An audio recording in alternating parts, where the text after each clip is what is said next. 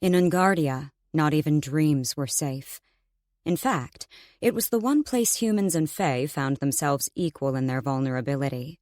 To fall asleep was to risk their minds falling to the mercy of the invading Nightwalkers, to be unaware of their chilling presence. Such creatures, or anyone blessed with magic abilities, were born of the immortally supreme Fae.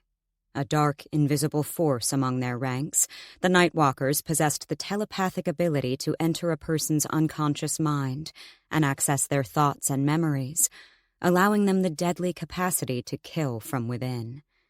To Nightwalkers, the mind was a playground of secrets and lies, and it was their eternal delight to release such thoughts from harmless containment and condemn their unwitting host. Everyone has skeletons in the closet, and those who claimed otherwise were usually the ones with the most to hide. Though rare, there were enough uniquely gifted Fae in Faythe's home kingdom of High Pharaoh that the humans in the impoverished outer town did not revolt against the king, or those living a life of luxury within the high inner city walls. The imperious Fae cast the humans out, as though they were no more than dogs with the dreary town dwellings as their kennels, where they lived in fear of their immortal superiors. Uprising for equality would be futile and fatal. It was unusual to see the Fae outside the wall for any reason other than work. There were no sights to behold in the old chipped brown buildings and uneven paths of the outer town, and nothing of interest in the very few amenities. The only regular sightings Faythe was used to were the Fae guard patrols, though she could never be sure if they stalked the streets to protect the humans or as a further measure to control them. The Fae saw Faythe's kind as only useful for work, to be exerted until they died undertaking the tasks that kept the city and towns running, cycling on through generations. To an immortal, human lifespans were no more than a slight shift in time. The inner city wasn't completely cut off to Faythe's kind, however. Some of them sought out work behind the fortification for better pay than anything they could get in the outer town. But humans needed unique or sought-after skills to be employed by the Fae. Faythe had no such skills. Her role was simply that of an assistant to a bustling bakery stall in the main town of Pharaohhold's Market Square. She spent her days making runs from the home where Marie's daughters baked delicious goods to the prime spot on the square, occasionally making personal deliveries too. The pay was miserable, but it was made up for by a couple of breads and pastries she would get to take home each evening. She had never desired to work within the inner city, nor did she envy those who were deemed worthy enough to. She would rather suffer her long, grueling days and petty coin than be constantly looked down upon and forced to work for a pompous, arrogant immortal. Faythe shuddered at the thought of immortality. Why anyone would want to live more than one lifetime in this sad, war-stricken world was beyond her comprehension. She supposed their opulent lifestyle offered more to be desired. Yet the Fae were an unforgiving, power-hungry people, and despite her fair share of sleeping rough on an empty belly, Faythe was glad she wasn't one of them. This workday was particularly busy. The merciless summer sun beat down, testing Faythe's strength by mid-afternoon. She was slick with sweat and panting, returning with her fourth run of pastries already. Grace says she's out of apples to make any more tarts today. Faythe set down the tray assortment, wiping her brow with the back of her sleeve. Marie huffed her disappointment. Apple tarts were her best seller, and Faythe's favorite. Well, we'll have to make do, I suppose. Marie was a natural with the customers, always cheerful and smiling, which was probably why Faythe was hardly ever asked to work the front. It wasn't that she was unapproachable or hopeless, but Faythe was an open book with her emotions, and that never fared well with clients who were less deserving of Marie's warmth. Marie was also a generous woman and often felt guilty about the small sum she could afford to pay. But Faythe understood. Money was tight for most people in the outer town. A lot of the small trades were stuck in a circular chain reaction. Workers were not able to be paid enough, and as a result, goods had to be sold at a far lower price than they deserved, since no one had much left to spend by the end of each week. "I have a couple of boxes ready for delivery," Marie shouted to the back over the clamor of the midday crowd. Pushing herself up off the crate she'd sat on for a few seconds, Faythe forced down a groan to collect them, her legs and feet starting to ache. Despite being in Marie's employment for 2 years, she never thought it got physically easier. "And be quick. Mrs. Green likes her pies still warm," Marie grumbled, trying to balance multiple tasks of packing and serving at once. With arms full, 4 deliveries to make, Faythe set off down the bustling streets. She knew the winding stone paths of Pharaohhold better than anyone. To prove her point, one evening, her closest friend Jackon had even challenged her to a game of hide-and-seek, blindfolded. Faythe had maneuvered every corner, turn, and discarded crate like a graceful alley cat, and with her other senses forced to be on high alert, it didn't take long to track him down. She considered herself too old for such games now, instead spending her free evenings sparring with Jackon in the square, when trading ceased for the day, leaving it a quiet, ambient space to let loose from their stresses. They could never afford real swords. Jackon worked on the town farm and would steal broom handles to split in 2 every time they whittled the ones they had into twigs. Faythe had been trying to put aside what she could to buy a real blade one day, tired of hearing the thump of wood in place of the singing steel she longed for. But by her calculations, it would take most of a year to save for even a basic model. After weaving her way through crowded streets and making her pleasant but swift stops, she still had 1 delivery left, the Greens' mill. Faythe added a slight skip to her step as she made her way there. It was always a comforting place for her, as her mother had labored for Mrs. Green many years ago. After her death, Faythe would always find solace within the old decrepit building she was dragged along to as a child. Her mother had to fight against Faythe's protests every morning to get her to come along. But it was there she met Reuben, the mill owner's son. The once shy and timid boy with curly blonde hair and dimples became a lively, playful spirit with Faythe's pestering for someone to play with. It wasn't long before she was more reluctant to leave than to go. Once a week, Faythe would look forward to this delivery. Mrs. Green had remained a regular customer of the market stall bakery for years, though Faythe knew it wasn't only the delicious pies that kept her ordering. It was a way for both of them to keep her mother's memory alive. She purposely made her previous stops a little quicker than usual, to have a few minutes spare to spend with Reuben and Mrs. Green. Rounding the corner to the mill, Faythe slowed her brisk pace when the large off-white structure came into view. She almost halted at the sight of a dark, looming figure emerging from the dainty front door. He was cloaked and hooded, an oddity considering the suffocating summer heat. But that wasn't what made Faythe stumble in her tracks. The figure was tall and broad, way too much so to be like any of the men in town. Any human men, at least. Faythe couldn't see this man's ears, to glance their delicate points that would confirm him as Fae, but his stature alone made her think he was of immortal nature. Faythe fought the urge to retreat as he glided toward her. She wanted to avert her eyes, to look at the ground and not pay any attention as he stormed forward. There was no other route to or from the mill without them crossing paths, yet her eyes were fixed, compelled to track him. Her heart became the only sound, pounding loud in her ears in anticipation of the foreboding danger. She'd grown up with an instilled fear of the Fae. Everyone had.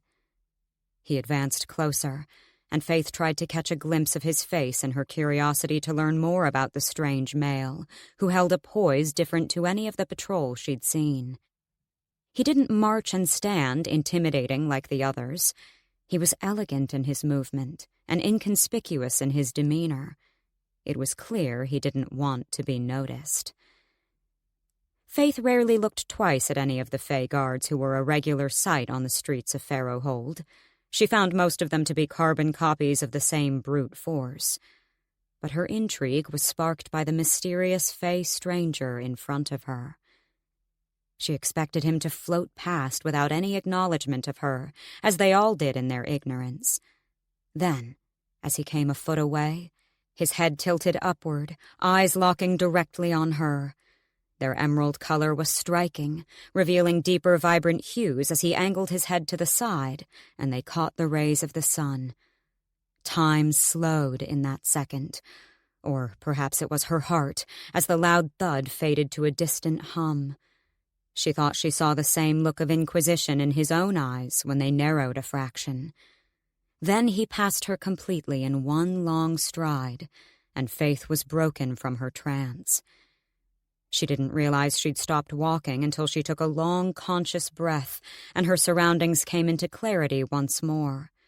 She dared a look back, but the streets behind were empty, and he'd disappeared like a ghost in the wind.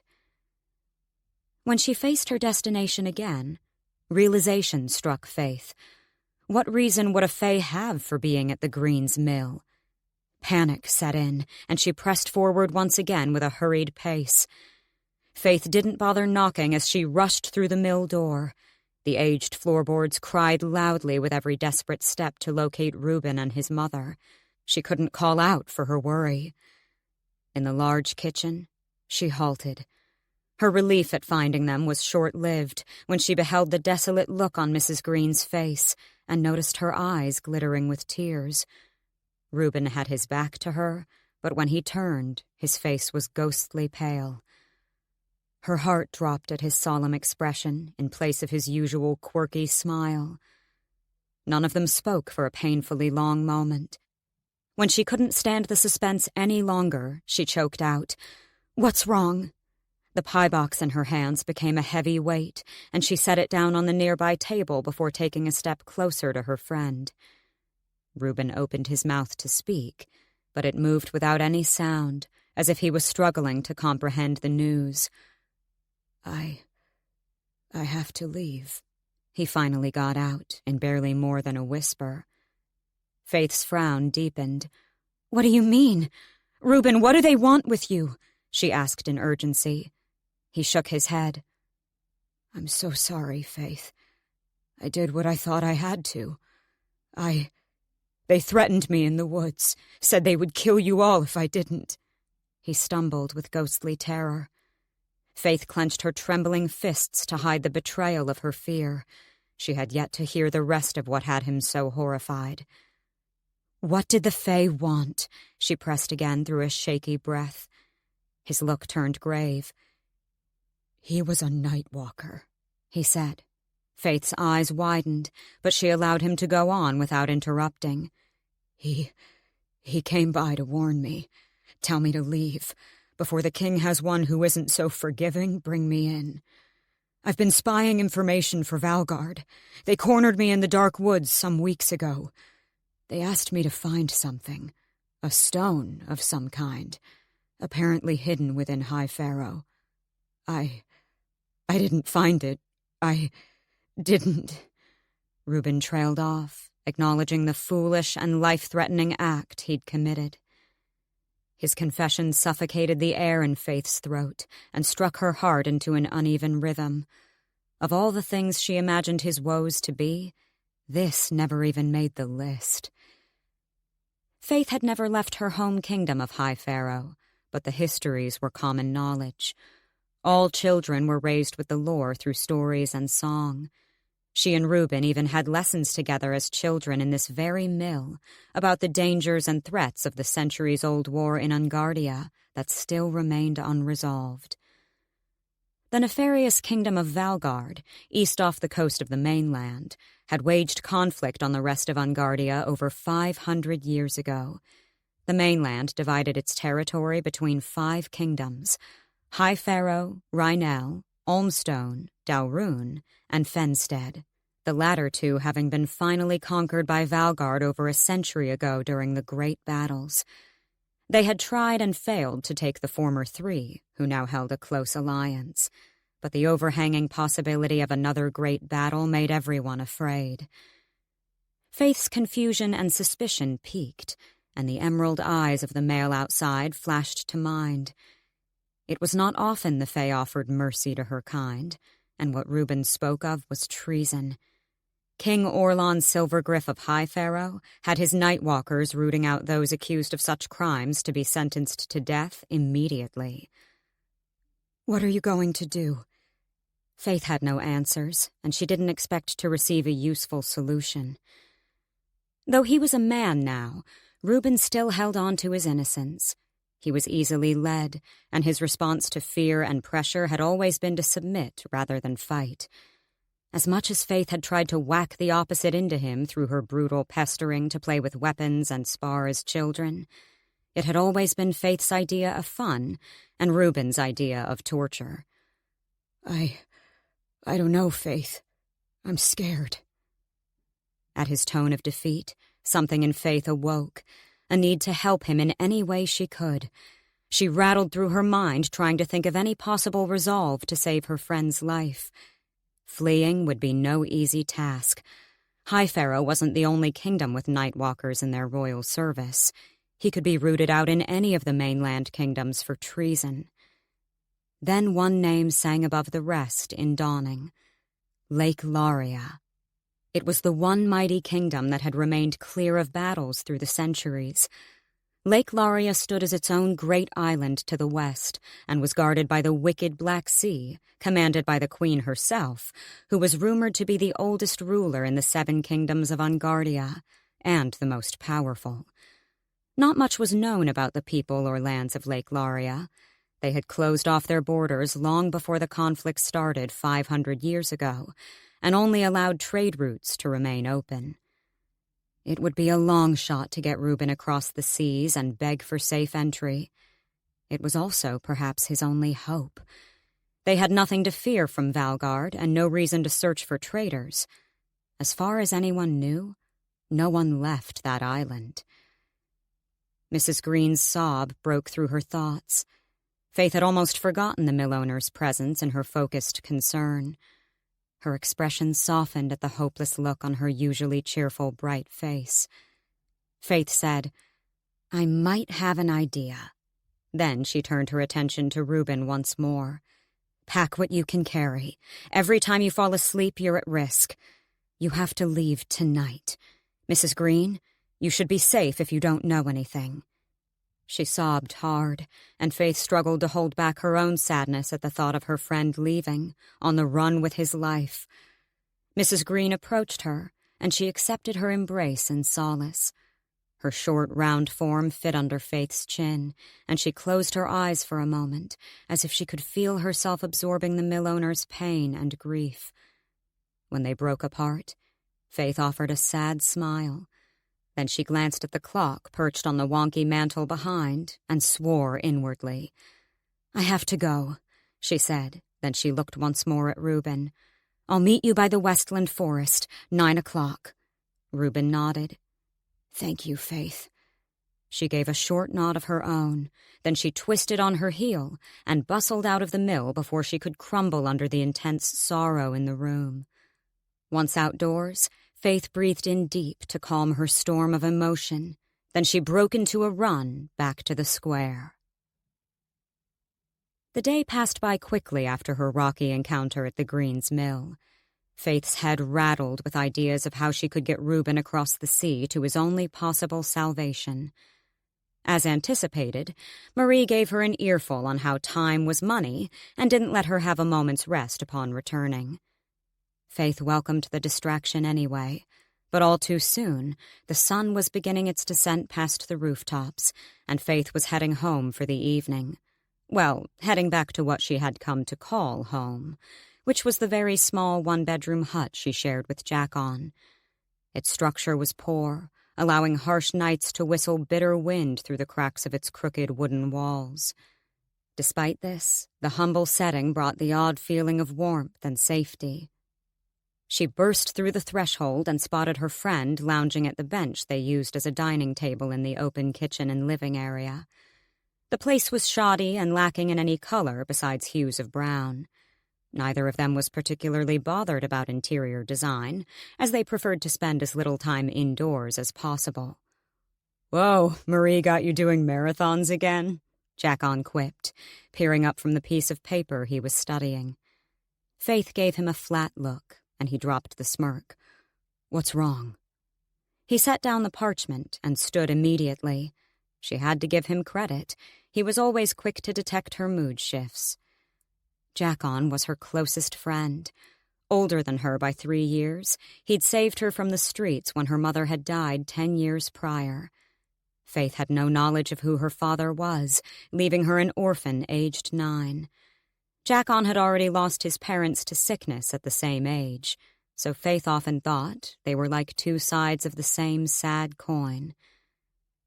"Nothing. I'm handling it." She already knew her friend wouldn't let it go that easily, but she tried anyway to save putting another neck on the line. "Do I have to force it from you?" His mouth set in a thin line, and she knew that cool, calculating look, had butted heads with it many times over the years from his unnecessary overprotectiveness. "You have to trust me on this one. The less minds that know, the better." He frowned deeply, catching on to exactly what she meant. "If you're at risk because of one of those bastards, you'd better tell me now," he growled. There was no arguing with Jack-On. They were both as stubborn as each other.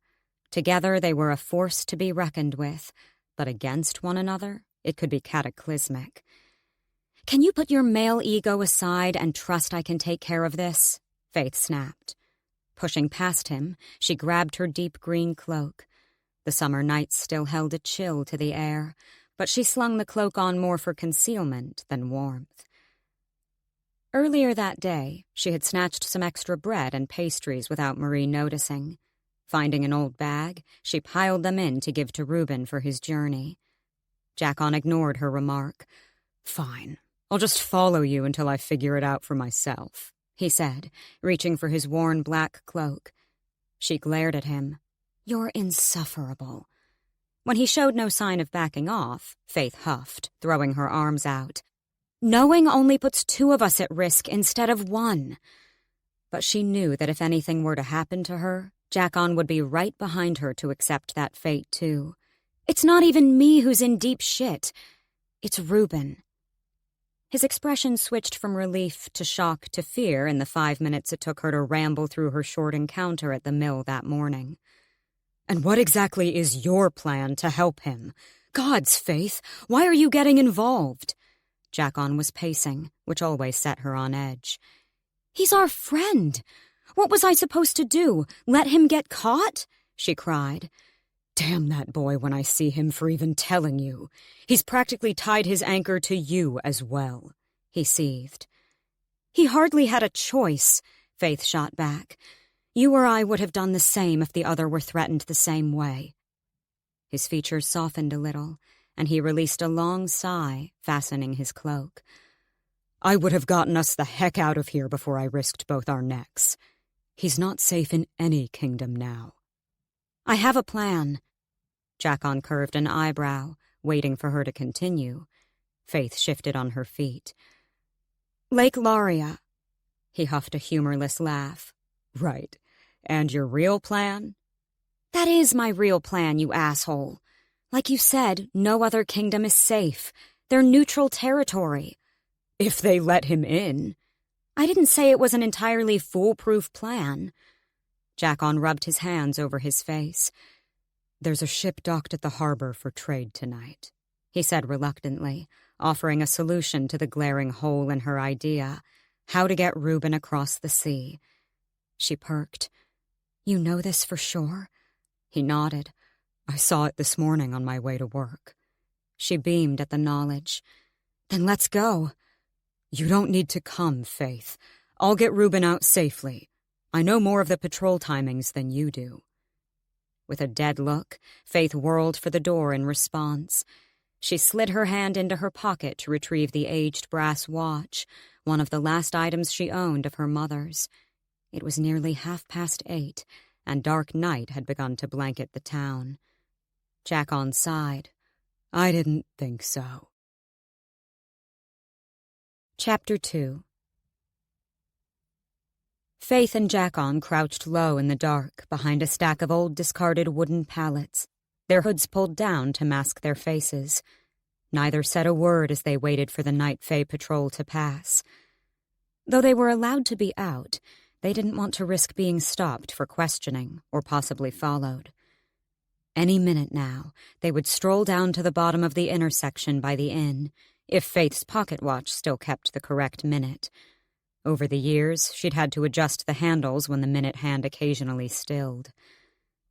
Right on time, they heard the sound of boots scuffling against gravel and faint voices, followed by the appearance of 4 tall, dark figures. Torches lined the sides of the buildings, casting intimidating shadows of their large forms.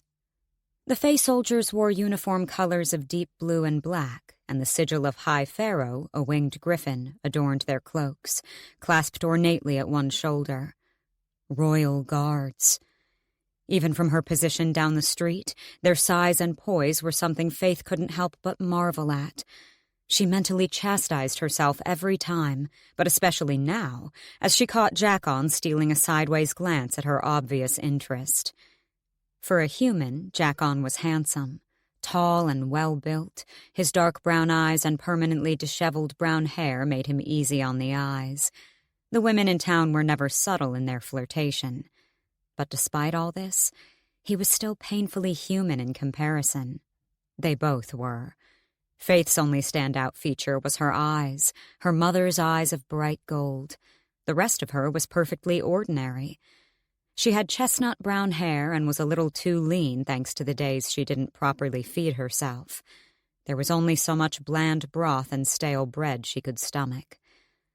The patrol stopped outside the inn.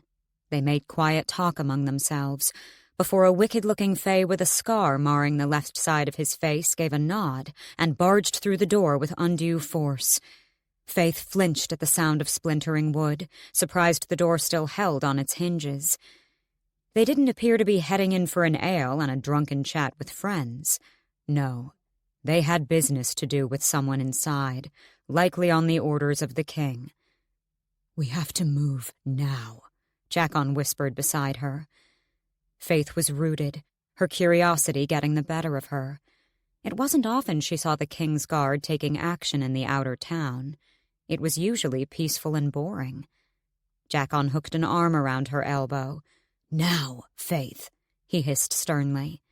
She launched into a tiptoed jog behind him, quick but quiet, keeping to the walls for shadow cover. Once around a corner of a street further up, she heard a loud commotion exiting the inn behind her and dared a look back.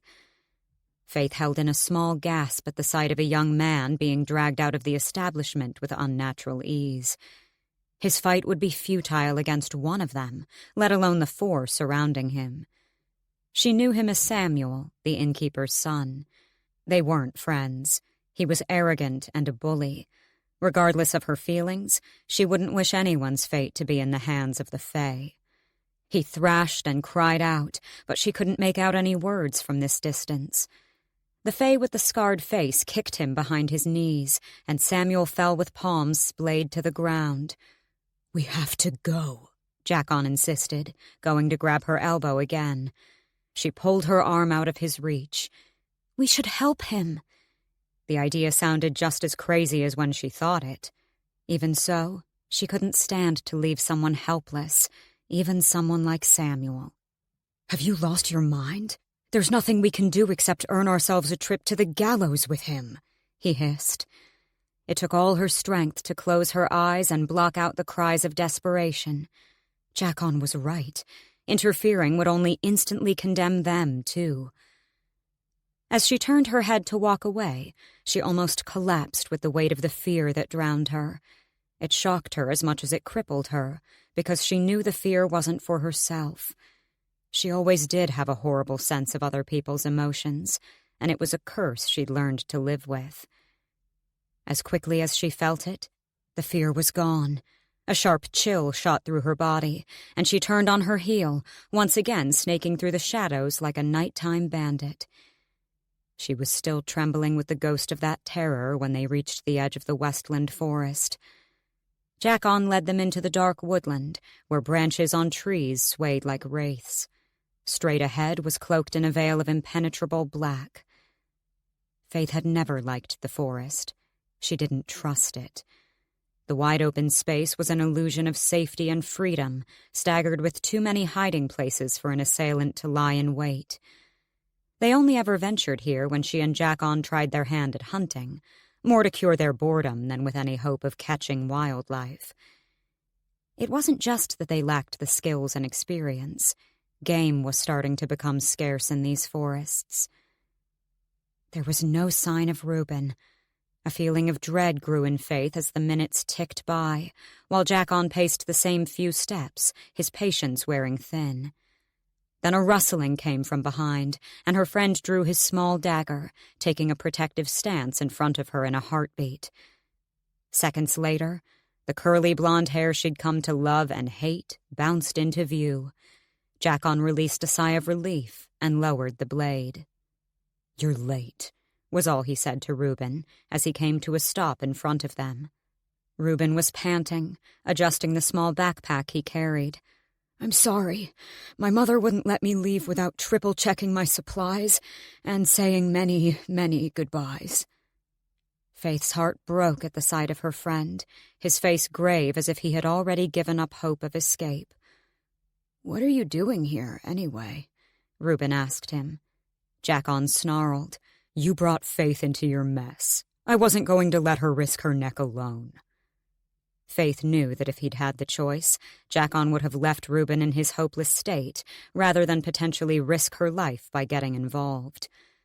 "We don't have time to waste on petty bickering. The night patrol will be changing shifts at the docks, soon," she said to cut the tension. They still had enough time, but she couldn't stand to look Reuben in the eye for long, not if it meant she had to feel the waves of fear and despair emanating from them. She fiddled with her watch in her pocket and brushed her fingers along the simple engraved symbol on the brass back, suddenly finding it very interesting. "What's the plan, then?" Reuben's voice brought her back to the gloomy forest. Her eyes met his. "Lake Lauria," she said, ignoring his wide-eyed look at its mention. "There's a supply ship leaving tonight." Reuben blanched. "That's not a plan. That's suicide." He turned to Jack-On. "Please tell me you have something else." Jack-On gave a silent shake of his head, and Reuben looked as if he might pass out where he stood. "It's the best chance you've got," Jack-On said. Even Faythe was surprised at the gentleness in his tone. "I can't. I won't." Realizing no number of soft words was going to get him to see sense, Faythe turned stern. "It's either stay here and be caught, or risk using that big mouth of yours to get safe entry into Lake Lauria." When he still looked reluctant to agree, Faythe rolled her eyes, and with a shake of her head, she brushed past him and made to abandon him to his own fate. She got all of a few steps before she heard, "Wait." His tone was weak. "Okay, I'll go if you think it's the best plan," he said in defeat. She straightened, suddenly anxious he would entrust his life with her impulsive idea. She didn't let it show. "Then we had better get moving." They used the cover of trees along the forest edge to get to the adjoining coastline. Once on the rocky shores of Faro Harbor, Faythe spotted the large cargo ship on the docks. Men were hauling crates on and off with haste. They didn't have much time. "What now?" she whispered to Jack-On. He gave a sly smile as he spotted what he was looking for. "Follow me," was all he said, darting out of cover. Faythe and Reuben followed suit, keeping low and ducking behind whatever bushes or pallets they could find along the way. 2 Fae males stood guard at the docks while the human men carried out the work, even though the Fae were stronger and faster. Typical, Faythe thought. Ducking behind a pile of crates and barrels, Jack-On let out a whistle cry. Faythe shot him an incredulous look until she recognized the sound, a very convincing bird call they often used to meet others in secret. She looked over the large barrel she was crouched behind, which was among various other containers yet to be loaded on board, and noticed a familiar, slender man with shoulder-length, rugged red hair glance toward them at the sound. Ferris Archer. What he lacked in muscle and height, he'd gained in wits and cunning. He had been a close friend of theirs for many years, though he had a reckless and impulsive disposition, and they usually got up to no good under his influence. After making a dramatic show of looking as if he might suddenly pass out to one of the Fay patrol, they jerked their heads toward the cargo, and Ferris made his way over. He thumped down on top of the barrel Faythe hid behind with an over-exaggerated sigh before twisting his head and peering down to give her a quick wink. "This better be good, Kill Knight," Ferris said under his breath, using Jackon's surname. He took a long swig from a water skin he'd picked up. Jackon wasted no time explaining. "We need your help to get Reuben on that ship to Lake Laria," he said plainly. Ferris choked on his water a little before regaining composure. "I don't think I heard you right."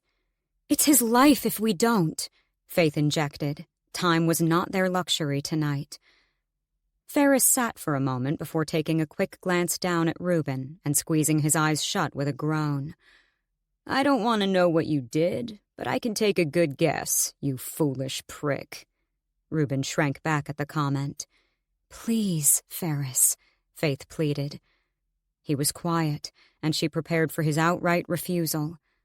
Then he stood, making a display of closing his water skin, and stretched his arms. "All these are to be boarded." He subtly gestured to the stacks around them. "The second to the last on the left is only half full of grain. You should fit, and I'll make sure I'm not one of the guys hauling your heavy ass on there." One of the patrol shouted to Ferris to get back to work. "How you get in there isn't my problem. We'll be hauling barrels for the next 15 minutes. Don't let any of the others see you if you value your head. They're all whistleblowers." With that, Ferris turned to face them for a final stretch, flashing Faythe another wink. He was a shameful flirt. Occasionally she would play along in amusement, but she'd never once desired any romantic or lustful relations with the red-haired deviant. She smiled her thanks for his help, and Ferris picked up a smaller crate beside them before making his way back to the docks. Faythe poked her head back over her hiding spot to scout. There were 2 Fay patrol and 6 men loading cargo. The Fay were lounging on the docks playing cards, not paying much attention at all. She supposed they didn't need to. Any foul play, and they'd be alert with swords drawn before any of the mortals could blink. 2 of the men were on the ship securing the consignments while the other 4 journeyed back and forth with containers. She looked to her left. The remaining 6 large barrels would take at least 2 or 3 of them to lift each one. Jackon seemed to arrive at the same idea as Faythe. They gave each other a slight nod, and it amazed Faythe how in tune with each other they were sometimes. "It'll be a very small window. We have to be quick and quiet." Jackon spoke coolly. "Take this." He pushed his dagger into her hand. "We can't risk the Fay hearing. We're too close for their ears." Faythe didn't like where his addition to the plan was going. He gave an arrogant smirk at her look of protest and said, "Don't worry, Faythe." He ruffled her hair, and she resisted the urge to bat his hand away and tackle him. "They're about to turn back to come for these. Be ready." Faythe didn't have time to object to his completely stupid and reckless idea before he ducked out from behind his barrel and rushed for the docks. She fought in irritation not to launch the blade at him, but then the quickly alerted Fay had her shrinking back. She couldn't hear, but she watched in silence as Jackon stopped in front of them and made some desperate gestures toward the path leading back into town. One of the Fay shouted over to the cargo loaders, while the other roughly grabbed Jackon by the arm. Faythe jolted, ready to jump out of position to intervene if his plan went badly. Reuben put a hand on her shoulder as if anticipating it, and she almost bit his fingers off, until she watched the patrol begin to walk in their direction, Jackon in tow. As they passed, he looked to her, a slight smile on the corner of his lips assuring her this was part of his impromptu idea. Faythe's tense shoulders loosened, just as the 4 men, Ferris included, returned from the ship to collect more supplies. "This is it," Faythe whispered as they approached. She glanced at Reuben, and her heart cracked for him at the fear on his face. "Listen to me, Reuben. You made a mistake, and that can't be undone. But now you need to focus. You have to live." She pulled him into an embrace, and he let out a breathless sound. "I'm sorry, Faythe, and thank you for all you've risked for me. All of you. I'd be dead otherwise. Look after my mother, will you?" he said hurriedly, aware the crew were almost within earshot. "I will," she whispered. "I really hope you make it, Reuben. I'll miss you." They released each other, and she brushed away a tear from his face before crouching low, staying still as a statue. All 4 of the men returned, shifting the end barrel before lifting it 2 to a side and shuffling off again. Without wasting a second, Faythe was on her feet, angling the dagger to pry open the lid of the container Ferris had indicated. He spoke the truth. When it came loose with a faint pop, it was barely half full. Reuben hauled himself up onto the barrel beside it, hesitating for a second before lowering himself into the opening. He shuffled around until he was half buried in sacks of grain, and the lid could be sealed. "It's not going to be a comfortable journey, but they say it only takes a couple of days to get there." Faythe passed him his backpack along with the food she'd gathered earlier. When she was satisfied he was as comfortable as he could get, and there were enough gaps in the wood for air, she grabbed the lid, but paused. He gave a weak smile. "I'll be okay," he said, but Faythe could hear the doubt in his voice and feel his overwhelming dread and panic. There was no time for her to get emotional. "Goodbye, Reuben." He gave her a thankful nod, and she threw the lid over him before he saw the tears forming in her eyes. When she was confident it was sealed, she spared just a second to rest her hand on the wood before she pushed off it. Checking the men were still occupied on the ship and the coast was clear, she left. Back at the edge of the forest, she couldn't help but pause to look back and watch them carry the last of the barrels onto the ship. When they finally got to Reuben, her face wrinkled in sadness at the thought of him in there, scared and alone. Ferris stayed true to his word and did not partake in carrying that particular load. Instead, he went for the final barrel she assumed was also half full, since he lifted it alone with ease. The Fay patrol returned looking particularly pissed off, and with Jack-On nowhere in sight, Faith's stomach dropped. She had to go find him now. With everything loaded, the Fay gave the men a nod to leave for the night before one of them went to haul up the ship's anchor. Stealing a last look, Faythe mumbled a quiet prayer to the spirits for Reuben's safe journey, not caring that her words would carry into chilled wisps of wind and offer no consolation in return. She turned and disappeared through the dark curtain of the forest. Chapter 3. Faythe was silent as she pressed her back to a cold stone wall in one of the alleyways in town. Cautiously, she dipped her head around a corner to check for the Fay patrol. She had no idea where Jack-On was, and she prayed the Fay hadn't taken him to a cell for whatever he'd attempted to distract them with. She was about to step out and dart across the intersection while the street was soundless and clear, when she heard a familiar bird call carry through the air above.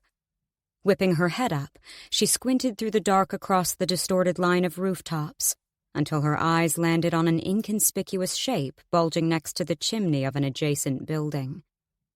Faythe didn't realize how tense she was until her whole body loosened at the sight.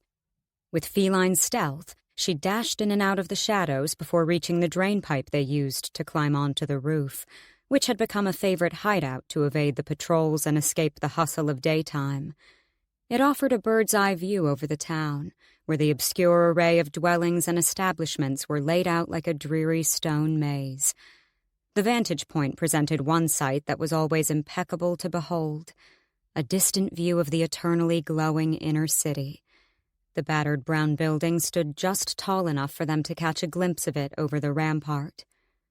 Faythe scaled the side of the wall, hauling herself up using the holes and sticking out bricks in the worn structure. Jackon was sitting lazily against the chimney shaft, and even in the shadows she could make out his playful smile. She crouched low and shot across the narrow flat of the rooftop. When she reached him, she gave him a whack across the arm. "Ow! What's that for?" he complained, though he kept his grin. "Don't be so reckless next time. They could have locked you up just because they felt like it." When he gave her a breathy laugh in response, she couldn't fight her own amusement and smiled. "Where did you lead them to, anyway?" He let out a huff. "I told them a fight had broken out at the inn. The place looked a little battered from those other Fay bastards earlier, so it was plausible," he grumbled. "But when they showed up and saw there was nothing left to be done, they gave me 2 months cargo load duty at the docks for wasting their time." Faythe couldn't help her chuckle at his dismay and lightly punched his arm again. "Serves you right." He pushed her back, then he brought her close to him in an embrace. She sat beside him, resting her head on his shoulder as he draped his arm around her. She was so tired from all the emotions of the night, she wanted to fall asleep right there under the stars. Sometimes she wished it could be more with Jackon. Faythe loved him more than anything, more than anyone, and it always pained her when she occasionally caught the longing in his eye, as if even after all this time, he still held hope she might one day feel that love intimately too. He'd kissed her once, years past, and she'd returned it, if only to be sure it wouldn't spark their friendship into something deeper. It simply confirmed her platonic feelings toward him and made her feel horribly guilty for trying.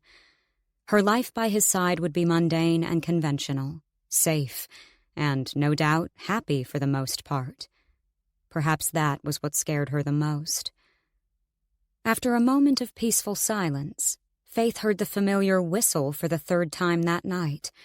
The pair frowned at each other before Jackon returned the bird call. There were only a handful she considered friends who knew about it. She warily peered over the side and spotted Ferris by his swagger. He was carefully making his way over when he spotted them above. It didn't take him long to scale the building and join them. He let out an exhausted sigh before lying flat on his back in front of them, tucking his hands behind his head. "You two have been busy tonight," he said in greeting. Neither of them replied. He continued, "Always knew it would be that kid who would end up in deep shit one day. I mean, you're all pretty stupid, but he the most." Faythe rolled her eyes. Ferris was the oldest at 25, which apparently made it acceptable for him to act like an arrogant asshole most of the time. "What do you want, Ferris?" Jackon asked, bored. Ferris rolled to the side, propping himself up on an elbow. "They came to me with the same offer, you know." Faythe frowned, ready to throw him off the roof, but he went on. "I told them to go burn in the netherworld." She didn't believe Ferris would have used such tame words to tell someone where to go if they displeased him. His wicked smirk confirmed as much.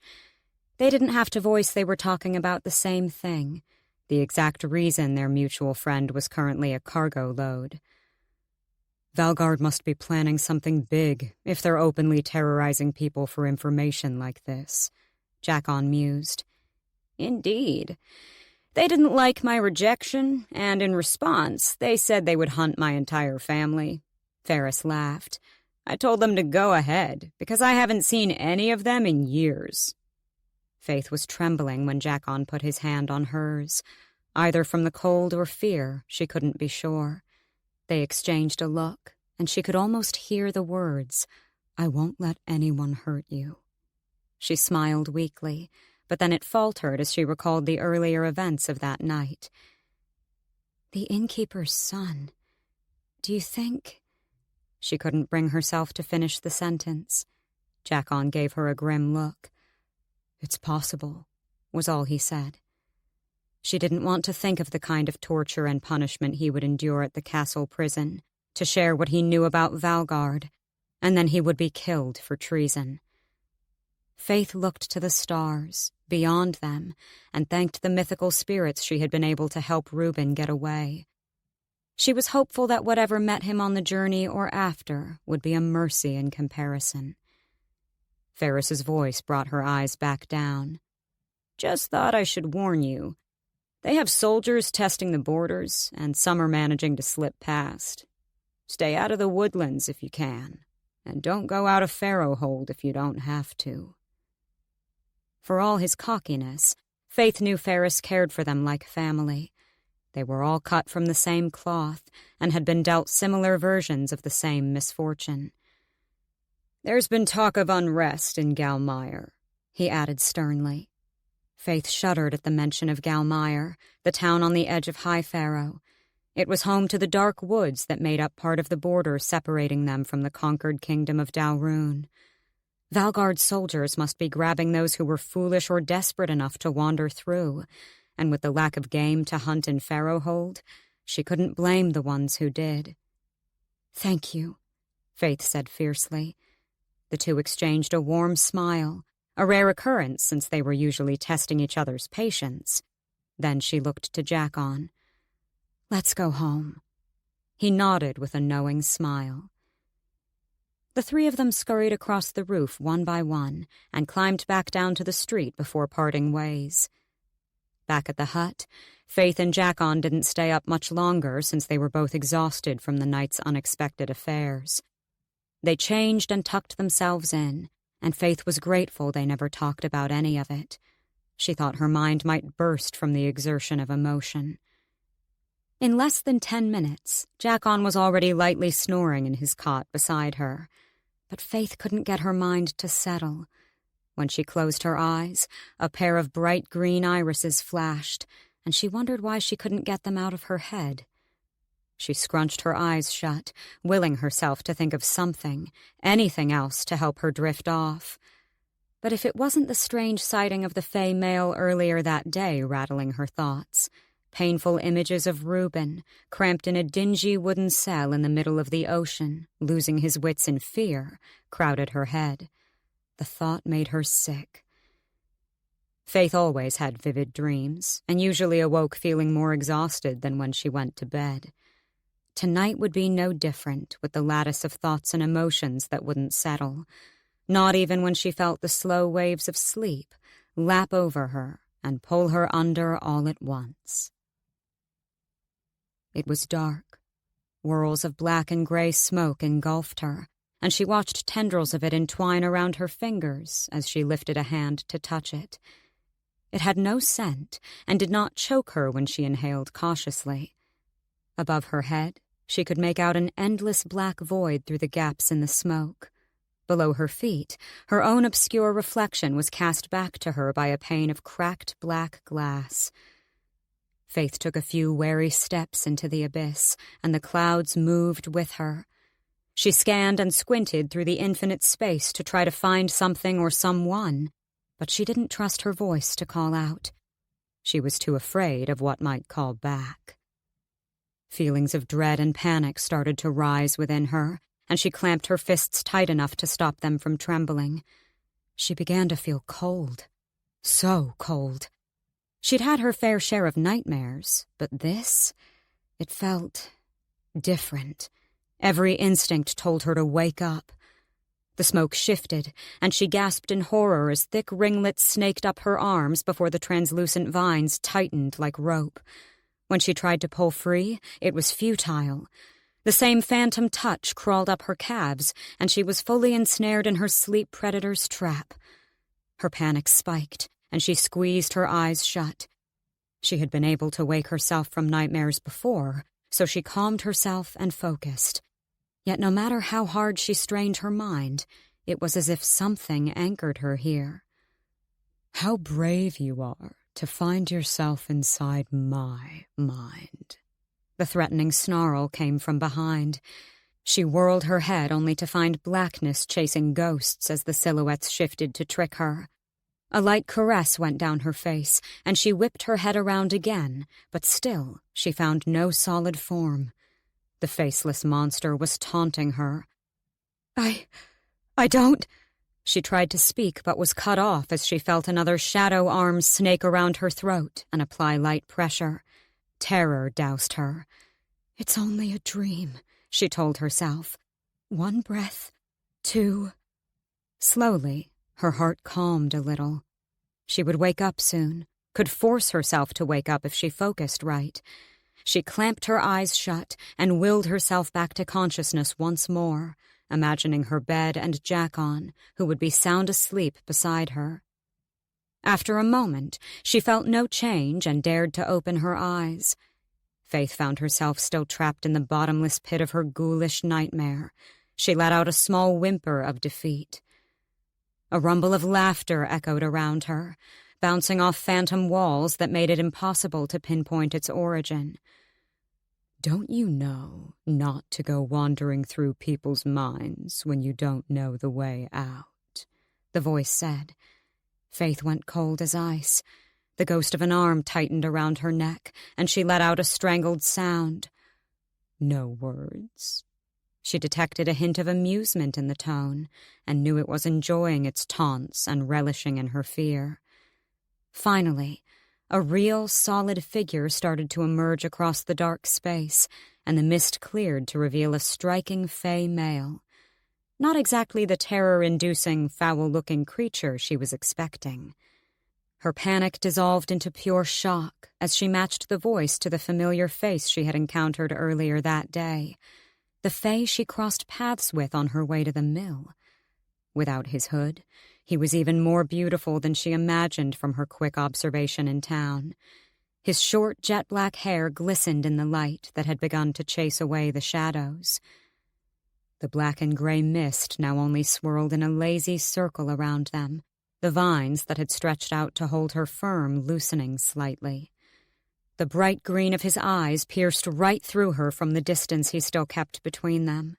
They narrowed, and his strong, angled jaw tilted as he observed her. Faythe took the opportunity to gauge the threat. His poise was elegant, yet commanding.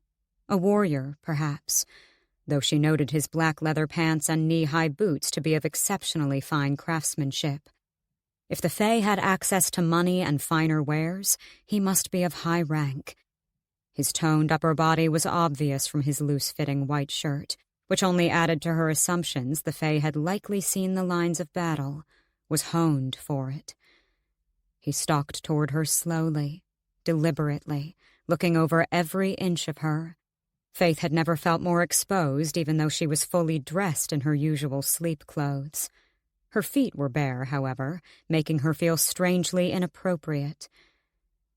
He stopped close enough beside her that she felt his warm breath across her neck as he angled his head down, still inspecting. Her heart raced at the proximity. He lifted a finger and traced it delicately over the curve of her ear, sending a jolt through her that made her whole body tremble at the contact. It felt so real. Faythe remained rooted to the spot. She knew she would be too frozen in fear to make any movement even without the arms of smoke still holding her. "Human," he mused. Her heart was a wild, erratic pounding in her chest, and she was sure he could hear it. She found her palms slick with sweat, and her mouth so hideously dry she wasn't sure she would get any words out. Finishing a full lap around her, eyes still fixed, his frown deepened when he came to a stop at an arm's reach in front of her. "Do you know where you are?" he asked. Faythe's lips parted slowly. "I'm dreaming," she whispered, more as a reassurance to herself than in answer to her sleep demon's question. His eyes narrowed, and a sly smile twitched at the corners of his mouth. He huffed a laugh. "I remember you," he said, his voice smooth and eloquent. "From the town today. Or yesterday, so to speak." He folded his arms, resting his chin on one hand as he pondered. "What is your name?" She debated keeping her mouth shut. She had to wake up at some point. This was only a dream. He couldn't really hurt her if she resisted. But that also meant anything she told him couldn't hurt her if he was just a figment of her imagination. She had nothing to lose if she played along in this cruel nightmare. "Faythe," she answered. "Faythe." He drawled the single syllable of her name as if it might offer some clue to his puzzle. He studied her for another painfully long moment. "Fascinating," he concluded. She wasn't sure what intrigued him exactly.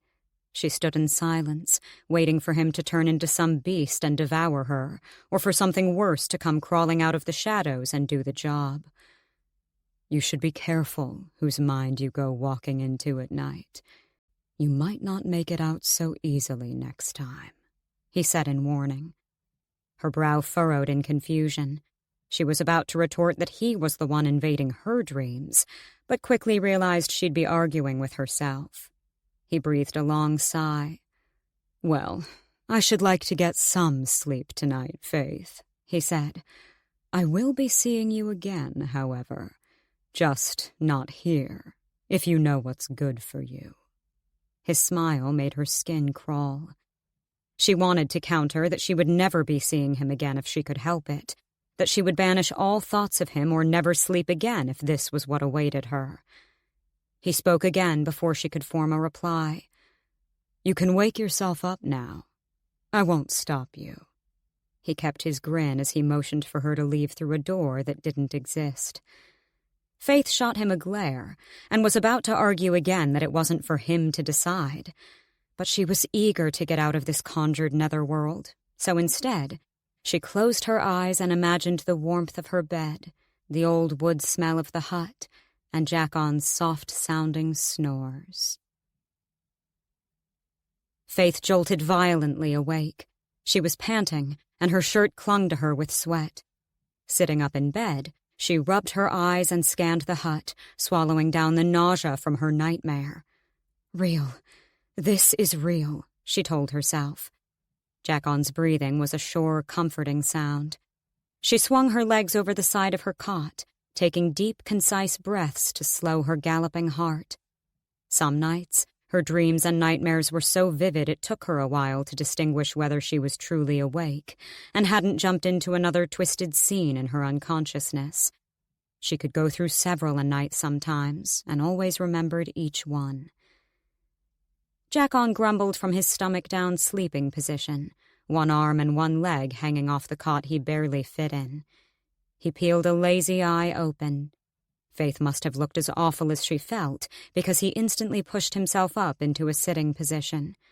After he scanned her over and determined there was no physical harm, he gave her a knowing look. Bad dream? He sighed, rubbing his eyes sleepily. She gave him a weak smile. Yeah, she breathed.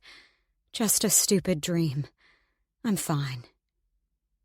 Glancing out the small square window behind him, Faythe spied the first rays of sunshine piercing through the lapis-colored sky, signaling a new break of dawn. She hoisted herself up and went into the closed-off section of the hut they'd made into a semi-functional washroom. She cupped her hands in a bucket of icy water and splashed her face, the coolness nipping her skin. She welcomed the feeling that jerked her awake. Real, she told herself again, and she proceeded to strip down and wash her whole body under the bitter ice water. When she stepped out of the washroom, clean and refreshed from her night terror, Jackon was already dressed for his shift on the farm. He wore his usual brown pants and over-the-knee umber boots with a faded white shirt rolled up to the elbows and braces strapped over his shoulders. In the midsummer season, there was no need for extra layers and cloaks during the day, especially with his type of labor. Faythe dressed in her own plain clothes, a simple short-sleeved purple tunic with a pair of black pants and worn black boots. They were both in need of some new clothes. She slung a simple belt over her waist to give herself some shape. Are we still going to the solstice bonfires tonight? She asked casually. Jackon grinned. Of course, it's your favorite holiday. Summer was the season of nurture and growth, before the foreshadowing autumn withered its efforts to brighten the dull land with colorful blooms. The days were long, which left the cool nights to be appreciated and welcomed. The solstice took place after dark on the hills at the edge of Pharaohhold, decorated by tall, blazing stakes built by the Fae. It was one of their king's very few acts of kindness. The celebration put everyone in the usually gloomy town in high spirits. The streets came to life with vendors and entertainers. People played music and danced upon the hills. Children laughed and ran free, and for one whole night, it seemed everyone could forget the threat of war and their impoverished lives and just enjoy the moment. Of course, the Fae had their own celebrations inside the wall, and Faythe could only imagine the grandeur. She beamed enthusiastically. "I'll meet you back here at 8, and then we'll go," Jackon said, matching her joy before leaving for his day of work. Faythe took a long breath, still smiling. Today, she would allow herself to forget her nightmares, the threat of Valgard, and her friend who would be well on his way to Lake Laria by now.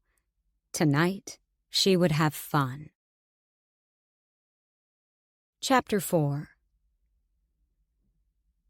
Faythe took her time lazily strolling back to the market. She'd made her deliveries as quickly as possible just so she could have these few minutes alone, to enjoy the heat on her face and watch as people adorned the walls with banners and decorations for the solstice celebrations.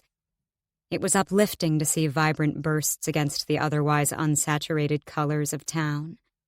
She could already feel the positivity and excitement in the atmosphere, and Faythe herself was in high spirits. But her break was over all too soon, as she rounded the last corner onto the market square and headed straight back for the bakery stall. Marie was talking to customers and selling her goods as usual. Faythe glanced at the selection of pastries, and her stomach growled. When Marie caught her longing gaze, she wordlessly nudged her head with a knowing look, inviting her to take one. Faythe smiled sheepishly, leaning in to snatch a chocolate tart before perching on a discarded crate to eat. She was halfway through the decadent dessert when she stopped mid-bite, nearly choking as her eyes caught a glimpse of an out-of-place hooded figure leaning casually against a wall under the shadow of a veranda. To anyone else, he looked like a simple foreign merchant, one who would likely deal in unsavory goods from the way he casually picked at his nails with his dagger, holding a demeanor that dared someone to approach. But he was staring right at her out of the corner of his eye, that damned emerald color piercing right through the blanket of darkness beneath his hood, even from across the square. Faythe looked around, praying there was someone or something else catching his attention, but no one even slightly acknowledged him. Bile rose in her throat at the quick passing thought that maybe she was still in another version of the same nightmare, but her instincts told her this was no dream. He could just be here on more business, like yesterday. She calmed herself. Of course, it was laughable to think she was memorable enough for him to recognize her from the quick glance he'd spared in her direction. She suddenly lost her appetite, despite not having eaten anything all day, and set the tart down. Her throat was dry as bone from the quick surge of fear and chocolate consumption. She turned to ask Marie, "Would you mind if I hop out for some water?" "Of course, dear, but be quick. We're running low on a few items. Be sure to stop by the house on your way back." When Faythe got up, she dared a glance back around, but he was gone, and she couldn't help but doubt if he'd ever been there at all. She released a long breath of relief and laughed quietly to herself. Perhaps her sleep-deprived mind was playing cruel tricks on her. She set off down the street, heading for the nearest water pump. When she got there, she gulped the water greedily before splashing her face to jolt herself awake. The cold licks of wind against her wet face were refreshing and necessary in the heat. A slight breathless sound escaped her lips. "Are you avoiding me, Faythe?" She spun around so fast and, out of instinct, threw her fist out in attack, but her assailant stepped gracefully out of reach, and she connected with only air. Faythe backed up a good distance as she looked over the Fae male looming too close for comfort. He had his hood down this time, his face an eerie, picture-perfect vision of what she'd conjured last night. His words finally registered in her, and she went cold despite the blaring sun. "How do you know my name?" she asked, sounding braver than she felt. His head tilted. "You told me, remember?" She wanted to wipe the amused smile off his face. You really have no idea what you are, do you? Cheerful voices sounded down the street behind her. Faythe turned to look, but he grabbed her by the elbow and swiftly pulled her around the corner and into a shadowed alley before she could bark a protest. He casually pulled his hood back up, but kept his face in full view. "I've done nothing wrong. What do you want from me?" she hissed. He chuckled, and she fought the urge to swing at him again. "I don't want anything from you, Faythe. I'm merely curious." He was enjoying this, like a lion playing with his dinner. "You can't lie to me. You made the mistake of coming into my head last night. So tell me, how does a human come to be a Nightwalker?" It took a moment for her to hear him right. Faythe, a Nightwalker. She laughed out loud, and his eyes narrowed at the outburst. The only way her mind could process the encounter with the Fae male was to think they had perhaps already caught on to her involvement in Reuben's escape, and he had been sent to bring her in. But until he made a formal accusation, she would maintain her innocence. She calmed her face. "Look, I don't know what orders you're on, but that's a ridiculous charge to try to get me arrested." She tucked her long brown hair behind her ear and pointed to herself. "Human. Remember?" She stated the obvious. He laughed back at her, a sound that was quickly becoming a trigger for her violent thoughts. He crossed his arms and leaned against the wall. "No one's trying to arrest you." He paused before adding, "Yet." She stilled, and he took in her look of panic, flashing an amused, wicked grin. Regaining her composure, Faythe straightened. "Well, if it isn't happening today, I have to get back to work." Not a lie, but a perfect excuse to get away and buy herself some time to plan her next move. She felt sick to her stomach. Would she end up in a barrel sailing off into the unknown, too? Jackon would be heartbroken, would likely go with her. She decided she couldn't tell him. She'd have to leave in the middle of the night, and... Her racing thoughts were cut off by his smooth voice. "If you're not playing me for a fool, you're in even more danger than I thought." He frowned, his face turning serious. Peeling himself from the wall, he took a step closer. "Listen to me very carefully," he said, and she resisted the urge to flinch back at his sudden stern tone. "If you don't know how to control it, there are far worse minds than mine you can end up in when you sleep. If you wander into the mind of another Nightwalker, they'll know about you. They can trap you in their heads and kill you from there." He paused for a moment, assessing her with a look that made every nerve cell tremble. A cold chill rattled down her spine. Her thoughts were a whirlwind as she tried to make sense of what he was saying. She wanted to laugh again, to believe it was all some twisted joke. But the urge to ridicule the idea died when she beheld the fierce look in his eyes. The Fae had no reason to imply such an impossible ability lived within her. It would confirm his insanity more than her guilt. He continued, "You're different, Faythe. Something the king doesn't take too kindly to. So until I've figured out exactly how you came to exist, I suggest you keep your head down. Don't engage with any of the Fae on patrol, as it seems when you do, you can't get them out of your head." His straight face twitched into a teasing smirk. Her cheeks flushed crimson. "Last night," she trailed off in disbelief. He nodded, and it was all the confirmation she needed to know he could recall every detail of her nightmare because he had been there. Or, at least, his mind had been there, if that was how it worked. He said, "There aren't many of us Nightwalkers. We can't enter a mind we've never seen the face of before. So you'd be wise to keep a low profile. Should be easy by the looks of you." Faythe didn't have it in her to react to the insult. She took a long breath to calm her racing heart. It wasn't possible, shouldn't be possible. And yet her mind was already filled with clarity on so many things. Her dreams. Oh, gods. "It's not true," she whispered, though the words tasted like a lie. The world tilted for a second, and she shook her head to clear the dizziness. Too many questions and no one to turn to for answers. How could she trust this Faye to keep her deadly secret and not turn her in at the first opportunity to earn favor with the king? She would be killed simply for being an uncharted threat. She couldn't even tell Jackon. It would be too much of a risk. Then a thought crossed her mind that made her heart drop. Did her mother know? For the first time since her mother had died, she felt completely and utterly scared and alone. The excited clamor of the town around her faded, and the sun dimmed dramatically. She had to calm herself. This was not the right place or company to break down in panic. A rough pair of hands gripped her shoulders tightly. They shook her once, then twice.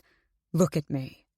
She wasn't sure if the words were spoken out loud, but they made her snap her eyes up to his, and the world came back into focus.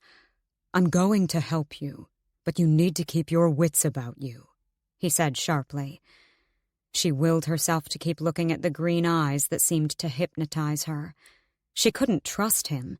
He was Faye and would betray her eventually. She was nothing to him. "Why?" He shrugged. "Maybe I like the challenge." So casual and friendly. It was not what she had come to expect of his kind, but when she took race out of the equation, he seemed perfectly normal. He released her shoulders, and she backed up a step, suddenly aware she would be expected back at the stall by now and hadn't even been to the bakehouse as Marie had asked. "I have to go," she said quickly. He gave her a knowing nod. "Don't tell anyone about this, Faythe. Not even your friend. I'll find you again soon." She didn't have time to ask how he knew about Jackon as he pulled his hood further over his face and turned to leave down the dark alley. Instead, she called, "What's your name?" He stopped, his body twisting back a fraction while he seemed to contemplate. "Nick," he answered at last, before swiftly disappearing through the shadows.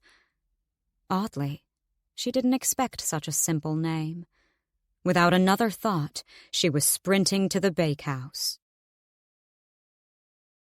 Chapter 5. Faythe barely heard Marie's daughters rant about how their baked goods had already started to spoil and go cold.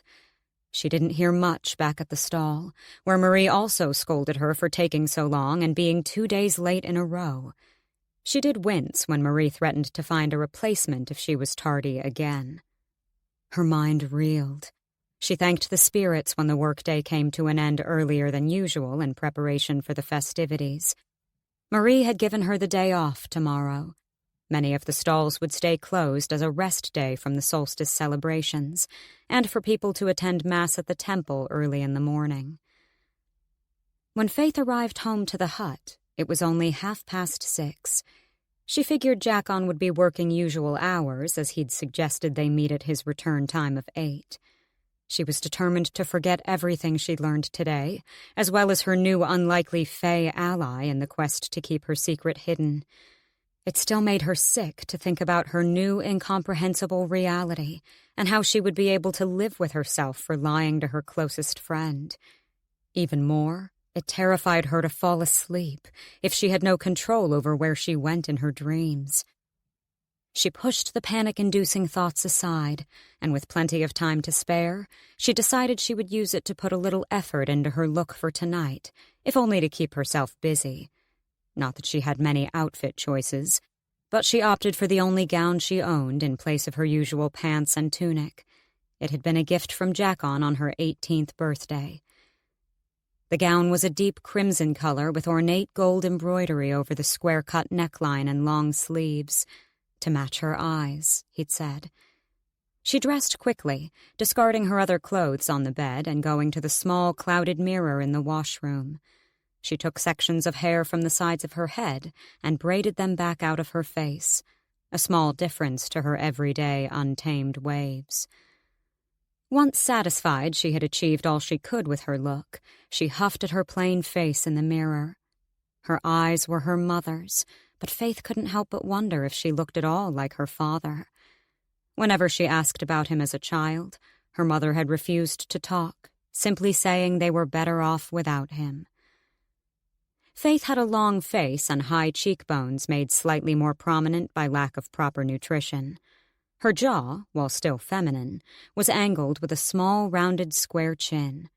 Her mother had a round and tapered face, making her look almost pixie-like. Faythe smiled at the memory. Even 10 years after her death, she would never forget the image of her mother's delicate beauty. With nothing else to occupy the painfully slow minutes, Faythe leaned casually on the old but hardly used wooden kitchen counter as she picked at an apple to keep her stomach at bay. She glanced at the watch in her dress pocket, tapping her foot impatiently for Jackon to get home. The spare time gave her mind free rein to run wild over the huge revelation that could change her life. Internally, she became numb to the overhanging notion she was capable of the notorious Fae ability, refusing to accept the impossible as fact or truth. She attempted to push the thought to the back of her mind for fear of crippling herself with panic and dread. No matter how hard she tried, a constant unsettling feeling remained in her stomach. Close to 8, the door swung open, and she thanked the spirits for Jackon's arrival at last to save her from her quickly spiraling emotions. He stopped just past the threshold and gawked at her for a moment, but then his lips curved up into a grin. "You look incredible," he said. Her cheeks flushed, and she mumbled an awkward thanks, smoothing down the skirts of her gown. Jackon kept his hands clasped behind his back, hiding something, and her face fell into a frown. When he noticed her stare, his grin widened. "I have a surprise for you," he said, bringing the object into view. She gasped, hands going over her mouth, when she beheld what her friend carried in both outstretched palms. A sword! He nodded at her to take it, walking forward slowly. "Happy summer solstice, Faythe," he said quietly, when he was close enough for her to accept the gift. Faythe stood in the same frozen position, hardly able to form words. "Jack, I can't. It must have cost so much money," she got out, feeling guilty he would spend it on her. "Don't worry about it. I saved what I could, and Dalton owed me a favor, so I got a good price," he said, mentioning Farrowhold's blacksmith on the other side of town. Faythe raised a hand to graze her fingertips over the large crystal-clear stone on the pommel. "The blacksmith kindly offered the stone with no charge, called it the Looking Glass, some ancient rock that's supposed to bring good fortune and all that." He huffed a laugh. Tears welled in her eyes as she continued to trace over the intricate woven pattern of the crossguard that expanded confidently like the wings of an eagle into downward-facing peaks. She had no thoughts on what the symbols meant along the rain guard, only that they were beautiful. "They had a rather artistic side," Jackon commented, also admiring the craftsmanship. "Take it." He pushed it into her hands. She held it between her own palms, and the light weight surprised her. Gripping the crisscrossed leather of the hilt, she pulled it free from its scabbard with a satisfying cry of sliced steel. She could only marvel wide-eyed as the full glory of the brightly polished blade glinted in the candlelight, revealing every impressive contour of the masterpiece as she raised it skyward, the metal a little darker in tone than she expected. "It's Niltane steel," he said, as if reading her thoughts. She gawked at him at the mention of the precious metal. It was a rare material and the most robust, only found in the mountains of the Niltane Isles, a small island off the south coast of Ungardia. Not much was known of the people or creatures who dwelled there, but they fell under the jurisdiction of the kingdom of Rhinell. "Where did you get this?" "Does it matter?" He grinned deviously. From his look, Faythe knew she didn't want to know the answer. "What about you?" she asked instead, still feeling guilty at such an outrageously generous gift when she had nothing to offer in return. He shrugged, nonchalant. "Swordplay is your thing. I do well with only my fists, anyway." He gave her a playful push. "You'll just have to be the one guarding our backs from now on." Faythe gave an excited squeal in acceptance, balancing the blade in each hand to get a feel for it. Jackon stepped back to let her use the space to swing it gently a few times. She couldn't find the words to describe how it felt, as if it had been made for her alone and no one else could wield it. The weight was perfect, with the hilt seeming to have all the right grips for her hand that made the control as easy as if it were an extension of her own arm. She made a mental note to stop by the blacksmith's and commend him for his expert craftsmanship. After finishing her admiration and disbelief, she sheathed the blade and unwrapped the belt from its scabbard to sling around her waist. "You're going to wear it tonight?" Jackon asked, pleased but wary. "Of course," she beamed. He smiled, more to himself, at the absolute joy on her face. "I'm just surprised you'd trust me with a real blade against you," she teased. "We'll see how long your fists hold up then." He barked a laugh and brushed past her. "I'll freshen up quick, and we can go enjoy the celebrations." Faythe grabbed his elbow.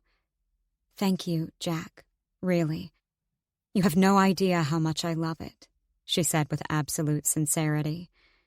He brushed away a stray bit of hair that never fit in her braid and gave her a knowing smile. "I do."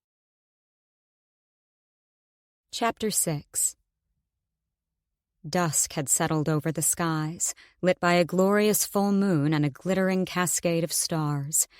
Faythe breathed in the scent of fire, entirely wholesome and welcoming as it coaxed her to find where dancing flames brought the aroma to life.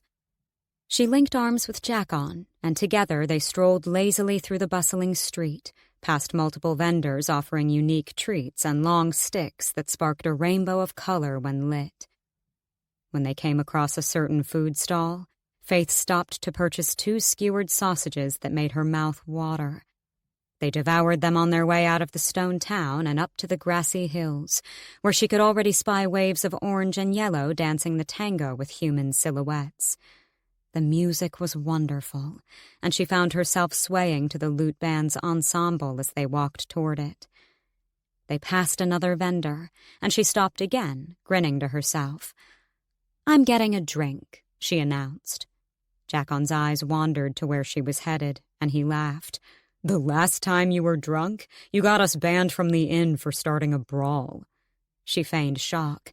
"They were cheating me at cards." "Actually, you were cheating them. You're a sloppy cheat when you're drunk," he countered. "I would never resort to such measures," she scoffed with a playful smirk, heading to the stall anyway.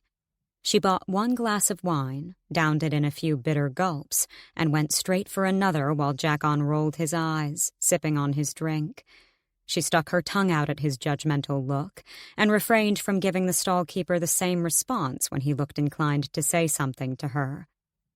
"Some of us still have to work tomorrow," Jackon said.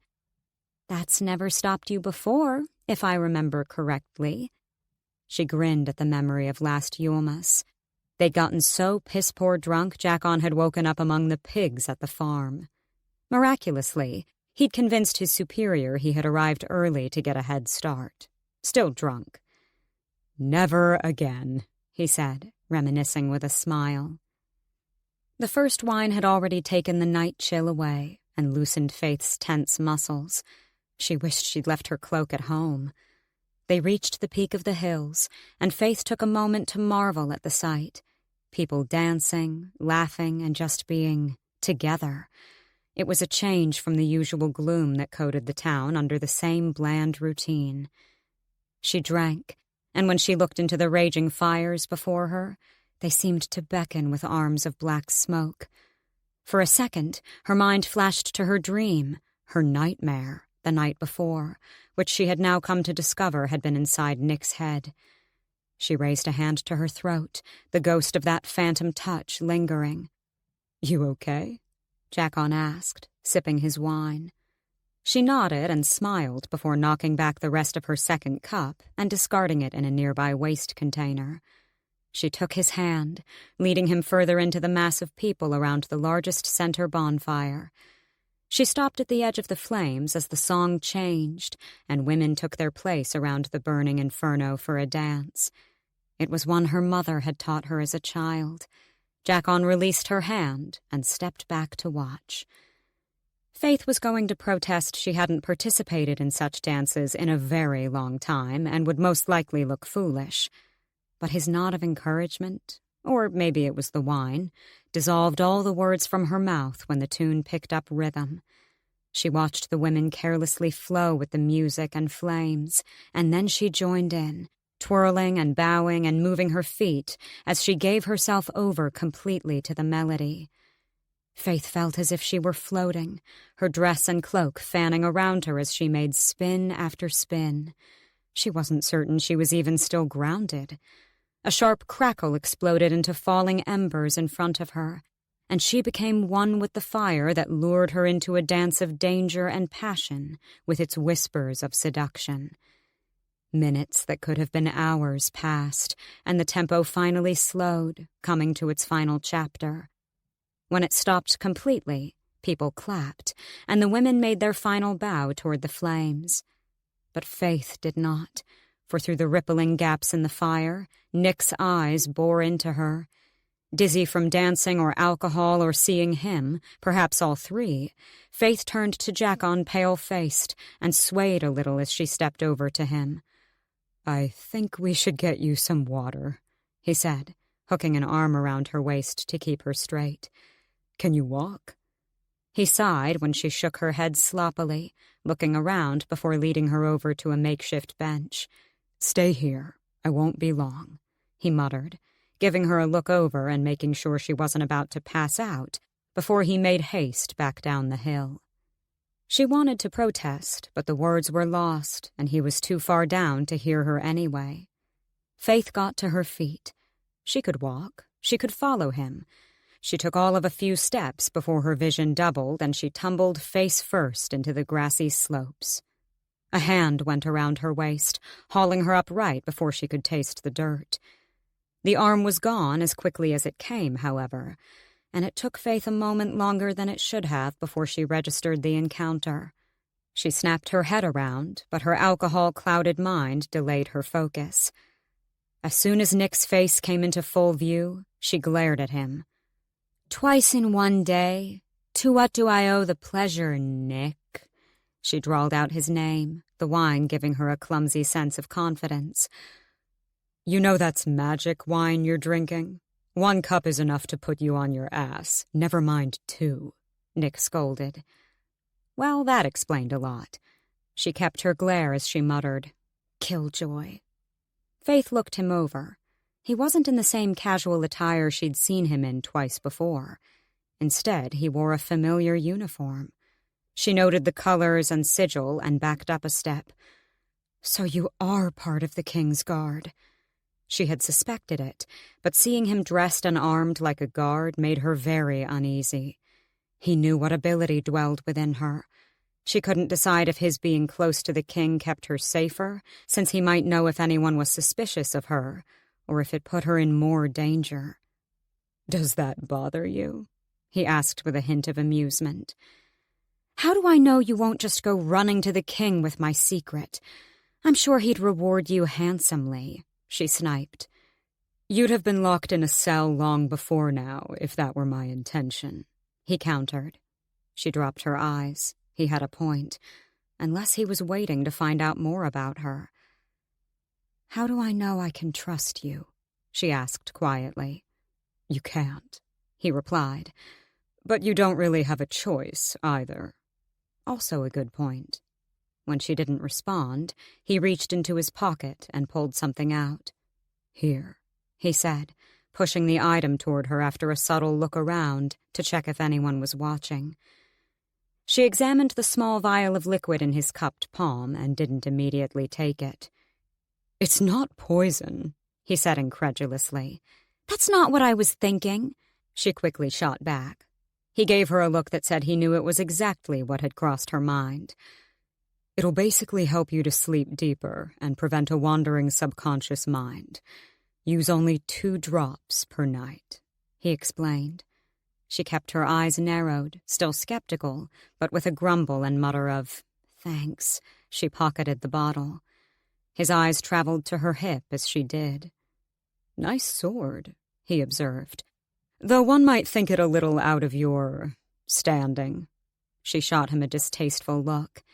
"It was a gift, and it's none of your damn business." His lips pulled up into an amused grin, and she held back the urge to whack him.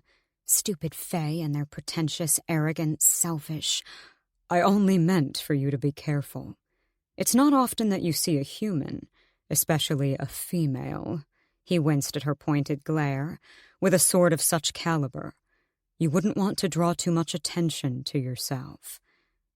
Unspoken meaning lingered between them. Don't give them a reason to look into you. She nodded her understanding at the silent words. "Enjoy the festivities, Faythe, and I hope you sleep well." With that, he turned and weaved through the crowd with swift grace until she lost him in a distant blur of revelers. Jackon crept up to her seconds later, and she jerked in fright, wondering if Nick had somehow known he was near and disappeared on cue. The world still spun, and when she looked into the fire, she saw animals aflame leaping and roaring, chanting for her to join them. A cold cup was pressed into her hands, and she drank greedily, desperate for her head to clear. "Let's get you home," Jackon said, sliding his arm around her waist and hooking her own around his shoulder to carry her. She didn't recall much of the journey back to the hut, besides blurred bodies and a loud clamor, as the solstice celebrations went on in full swing. In the hut, she threw herself onto her cot, her head somewhat cleared from the fresh air and constant top-ups of water Jackon kept supplying, but the walls still tilted slightly. Jackon removed her cloak and boots before standing over her. "Unless you want me to fully undress you, you'd better get up," he said. She giggled. "Yes, please."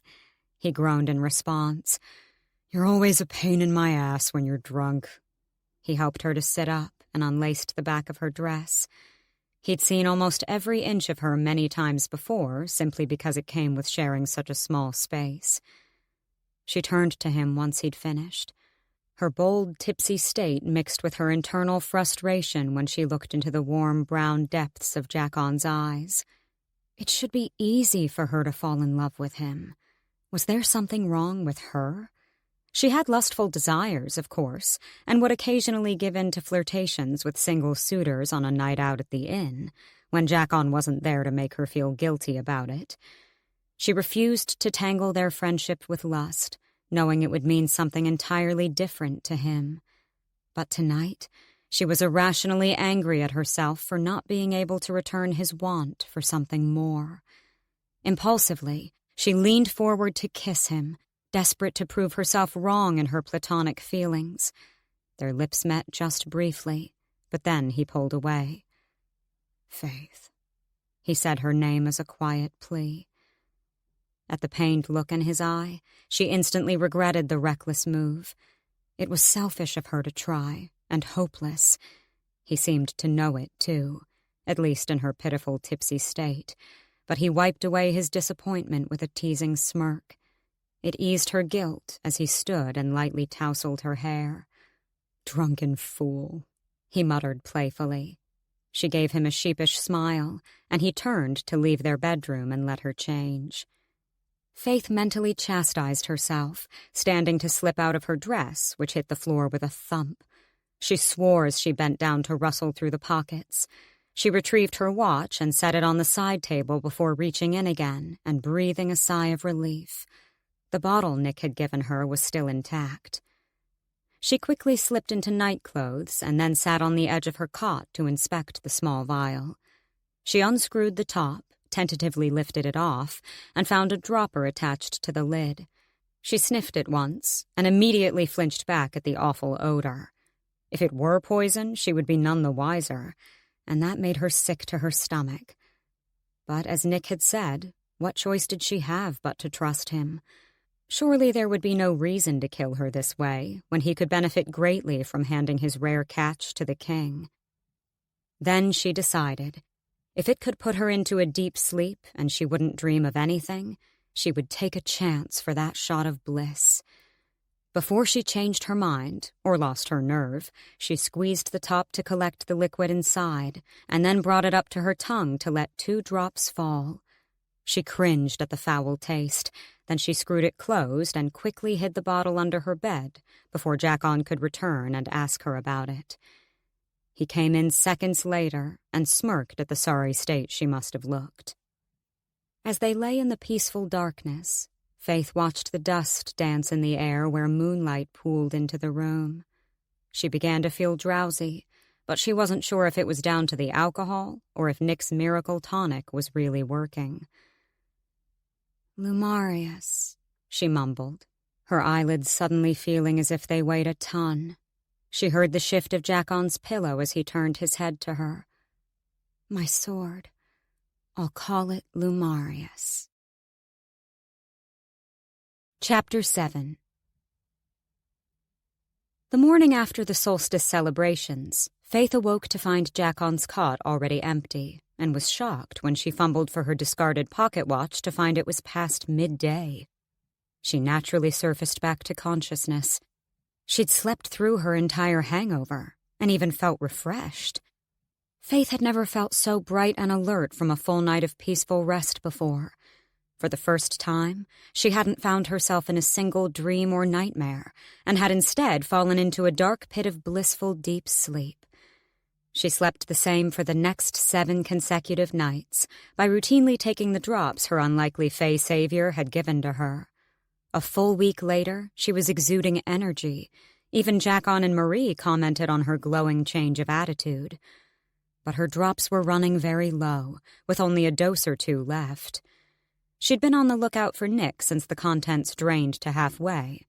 So far, there had been no sign of him in any of the day or night patrols, and she was starting to panic. Faythe needed the drops. They provided her only hope of protection against herself. She would take them every night for the rest of her life if she had to. After all, she couldn't risk accidentally wandering into anyone's mind, if that's what her ability meant, and better, no one could walk into hers. She had to ask Nick for more, or find out where she could buy the drops herself. When the workday finished, she headed back to the hut to find Jack-On had already returned. He was hunched over the table in the kitchen, devouring a bowl of stew and a slice of bread. He nodded for her to sit, the same waiting for her. "You cooked?" She raised an eyebrow, taking a seat opposite and tucking in. He chuckled. "Not exactly. Mrs. Bunsen had leftovers she insisted I take back with me." The farmer's wife was a kind woman, and would offer them food whenever she had extra that was going to spoil, usually in the form of cold pies and meats. The warm meal was a welcome treat. "I think I'll go to the square tonight, break in Lumarius a bit more," Faythe said after a few mouthfuls. Jack-On's shoulders slumped. "We've been every night since the solstice," he complained. They had, and while she'd enjoyed every minute of practicing with her new blade, Faythe had never told him the real reason she insisted on going every night. She wanted to see if she could spot Nick in the night patrols. She'd made them stay until midnight most nights, but still no sightings of him, to her dismay. "I'll go alone. I've chopped through all your sticks anyway," Faythe sniggered.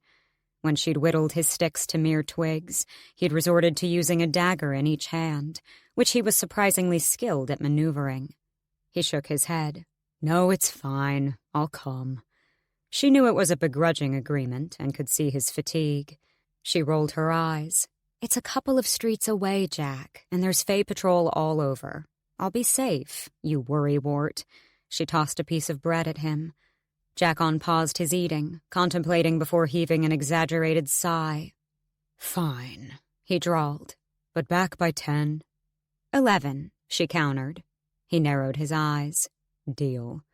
She smiled in triumph, eager to finish her meal and change to leave. Faythe dressed in black leather pants with a tucked-in loose white shirt and her same old black boots. After she braided her hair back, she looped her sword belt around her hips and swung her cloak on. Bidding Jack-On goodbye where he lay collapsed on his cot, she had no doubt he would fall asleep as soon as she was gone. Slipping into the night, Faythe embraced the calm of the quiet streets in contrast to the bustle of daytime. She passed 2 Fae patrol who didn't bat an eye as she walked her usual route. Most of them knew her face and likely where she was headed. Arriving at the square, she discarded her cloak on a side bench as she began to swing at and block her imaginary opponent, letting the world disappear around her to fall into her usual focused calm. Close to an hour later, she was slick with sweat, ducking and swirling and striking in a graceful dance of combat. She could almost hear the high clank of connecting steel where her blade met her phantom adversary. She paused, her breath sharp, when she heard voices, and peered down each street connected to the square to check if it was Fae soldiers. When a small group of drunk humans walked into the space and passed by, she didn't hide her sigh of disappointment. "Not hoping for anyone in particular, are you?" At the sound of Nick's voice, her heart leapt in relief.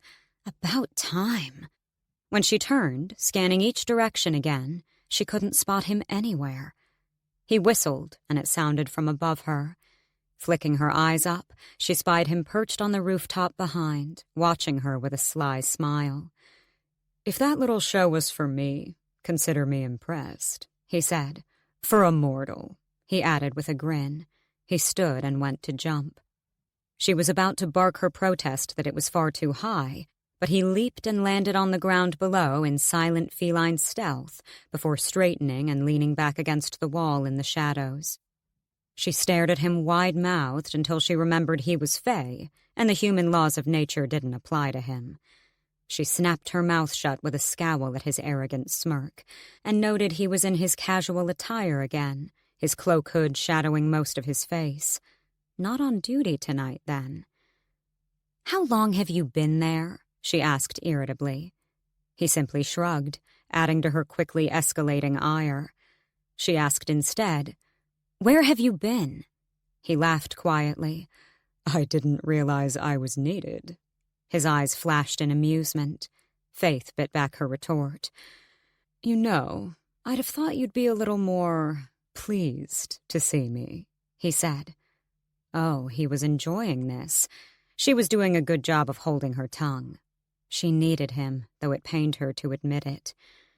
The scraping of boots and faint voices down the street to her left stole their attention. Nick pressed a finger to his lips and motioned for her to follow as he dipped into an unlit alley.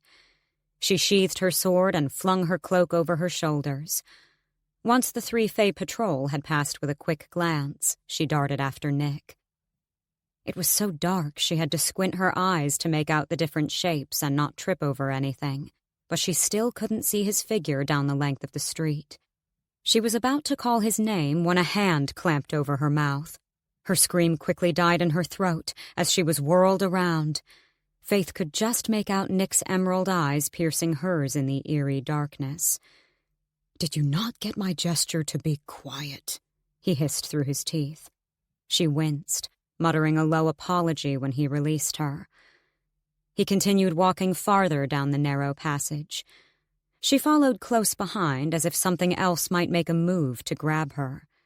They stopped at the end to check for bodies before scuttling over to the next dark street.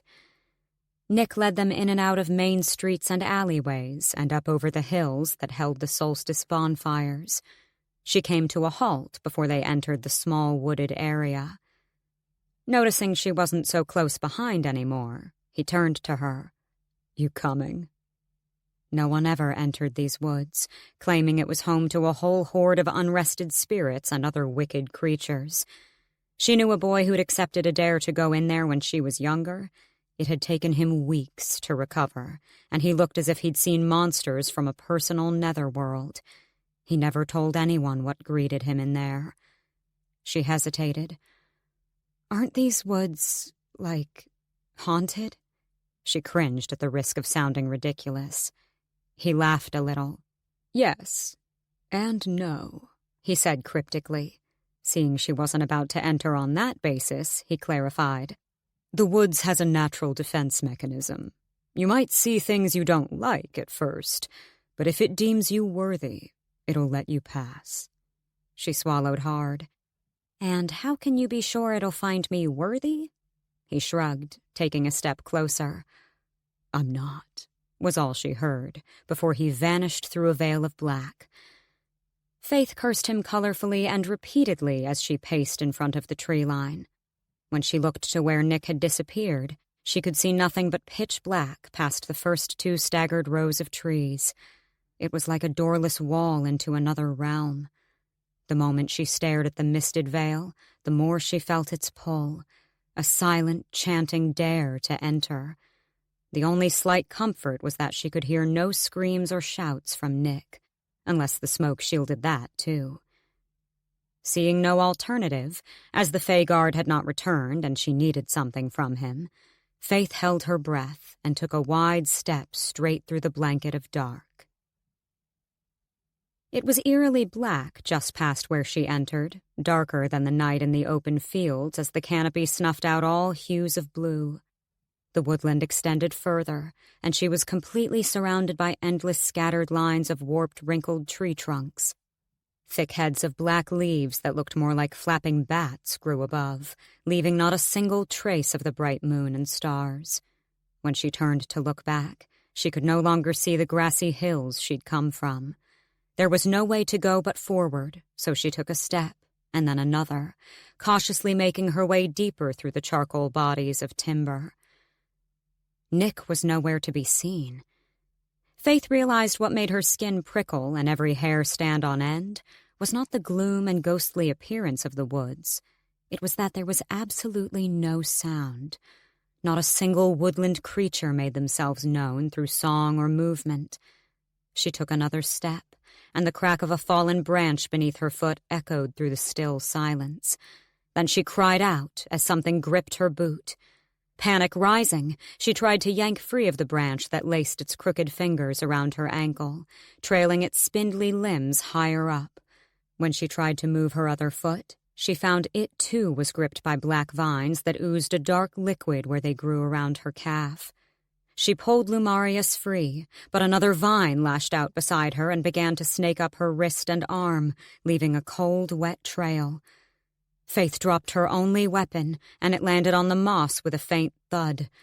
Another vine captured her limp left arm, leaving her completely bound and vulnerable. She was going to die. This was a trap, and she'd fallen right into it. She would have buckled with fear if she weren't being held up in a tangled web of obsidian roots. She snapped her eyes shut and focused on her erratic heartbeat. Then the vines stopped growing. "Faythe," the shadows whispered. She trembled and let out a shaky breath, clamping her eyes closed so hard it hurt. "Why won't you look at me, Faythe?" She tried to block out the sound, a female voice, but the words rang between the trees, piercing right through her ears to rattle in her mind. "Look at me," it cooed. She refused, hoping that whatever it was would kill her quickly and painlessly. Suddenly, a rumble shook through the woods, vibrating under her feet to tremble up and into her very bones. "Look at me." She snapped her eyes open with the command and let out a strangled sound at the sight. Those eyes, her eyes, but slightly darker in tone, and the rest of her appearance exactly as she remembered. Her mother. "My dearest Faythe." It was her voice, likely plucked straight from Faythe's head, but also not her voice, as if it was distorted by whatever had conjured the vision. "Tell me what you're afraid of, Faythe." Tears streamed down her face. She could only stare at her in pain. "She's not real," Faythe told herself. "A trick of the mind. A cruel, wicked trick of the mind." "What do you want?" she whispered back, her lip quivering. A new voice spoke, and her heart leapt, jack on. "I want to know your deepest fear." Twisting her head to see her friend standing beside her, she let out another sharp sob. His face was beaten and bloodied, and the sight splintered her heart. "Stop," she pleaded. "Say it." She hung her head and sobbed in defeat, trying to get his image out of her mind. A part of Faythe knew she deserved this, and she wanted to curl up and submit to the demon taunting her. Even if it meant her life, she deserved it. "You can't protect anyone," the ghost of Jackon mocked her. Then she realized the woods already knew exactly what her greatest fear was. The key was getting her to own it, to face it. From behind the wooden silhouettes, more figures emerged. They were cloaked, hooded, and faceless. She caught a glint of steel as they approached her mother and Jackon, floating like harbingers of death to the people she loved. Faythe strained against the bonds that held her. "Please!" she cried in frantic desperation. Each step seemed faster than the last until they all stopped, close enough to strike them. Her whole body shook violently while she watched in cold-blooded terror. They raised their swords in unison, poised to bring them down on the two people dearest to her. Faythe instantly snapped. Fear struck her mind like a bolt of lightning, awakening her. She twisted the oily black vines around her wrists and gripped them tight. Then she poured every ounce of strength she had through her arms, which contracted painfully against the rope-like restraints, and cried out with the force it took to break them. They tore from their roots, and she released a harsh breath when she felt her hands free. Faythe didn't waste a second, not a single breath, before swiping Lumarius from the ground and swiftly twisting to sever the bonds at her ankles. She lunged forward, feeling time slow as she watched the fall of the blade that would seal Jackon's fate. Gauging the distance, she thought she would be too late, but she stepped up and lifted her own blade above her friend's head. The cry of connecting steel resonated chillingly through the still forest, mere inches from his neck. "I'm not afraid. I'm terrified," she cried in anguish, pushing off the faceless monster's blade. It backed away from her, the copies of the ghost mirroring every flicker of its movement. It didn't position to attack her again, but Faythe advanced as it went on the defensive. "I'm terrified the people I love will die, and it'll be my fault." Their swords crossed over and over, and Faythe poured all her anger and grief into each swing to cut down the foe threatening those she loved. Overcome with a deep fear she could never protect them, she cried out loud while raising her sword for the killing blow. She could do it, whatever it took to keep them safe. Yet in her cowardice, she closed her eyes as she brought the blade down, knowing it would strike through the dark, faceless demon. As her blade came to a stop between her hands at her side, she felt nothing. She was panting hard, but dared open her eyes to face the creature she'd slain. To her shock, it was Jackon who now stood before her, his face once again perfect and unscathed. "Why are you so afraid, Faythe?" it asked in his voice. She trembled from her sobs, and her tone dropped low. "It's my fault she's dead," she confessed. The truth she'd buried so deep to forget tore open an old wound in her heart. "My mother. She was out looking for me that night. I didn't stay home like she begged me to. I left to go play in the forest even though she warned me to never go in there. It was dark, and I heard a scream, so I ran all the way home and I waited all night. But she never returned." Her voice cracked as the words tumbled from her. "I tell everyone she left, but I know. I know it was her scream that night. Whatever she warned me about in the forest came for her, and I lured her right to it. She screamed, and I ran." The tears stopped forming, and Faythe went completely numb at her self-conviction. She forced herself to turn around and faced the ghost of her mother. "I'm so sorry." Her eyes fell to the woodland floor as the surrounding darkness eased into a soft gray. A glowing figure approached and stopped in front of Faythe, gripping her chin with a ghostly lightness and guiding her face to look up. She stared directly at her own bright reflection, and her phantom self smiled softly back. "It is not your fault," it said. "There's so much you are yet to discover, heir of Marvellus. So much you are destined for."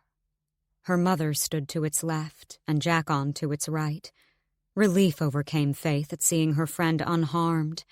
She was too late to protect her mother, but she would protect him, with her life if needed. "Stay true to yourself, Faythe. Aurealis will be your guide." They parted to reveal a bright veil of white instead of obsidian black. Faythe felt too hollow to take in anything the voice said, and too angry to try a response. With one last look at her mother's soft features, she lifted her chin and wiped her face, stalking for the blinding white exit. She didn't look back.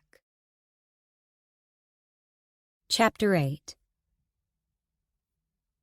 The woods opened up into a bright ethereal glade, a stark contrast to the nightmare from which she'd emerged.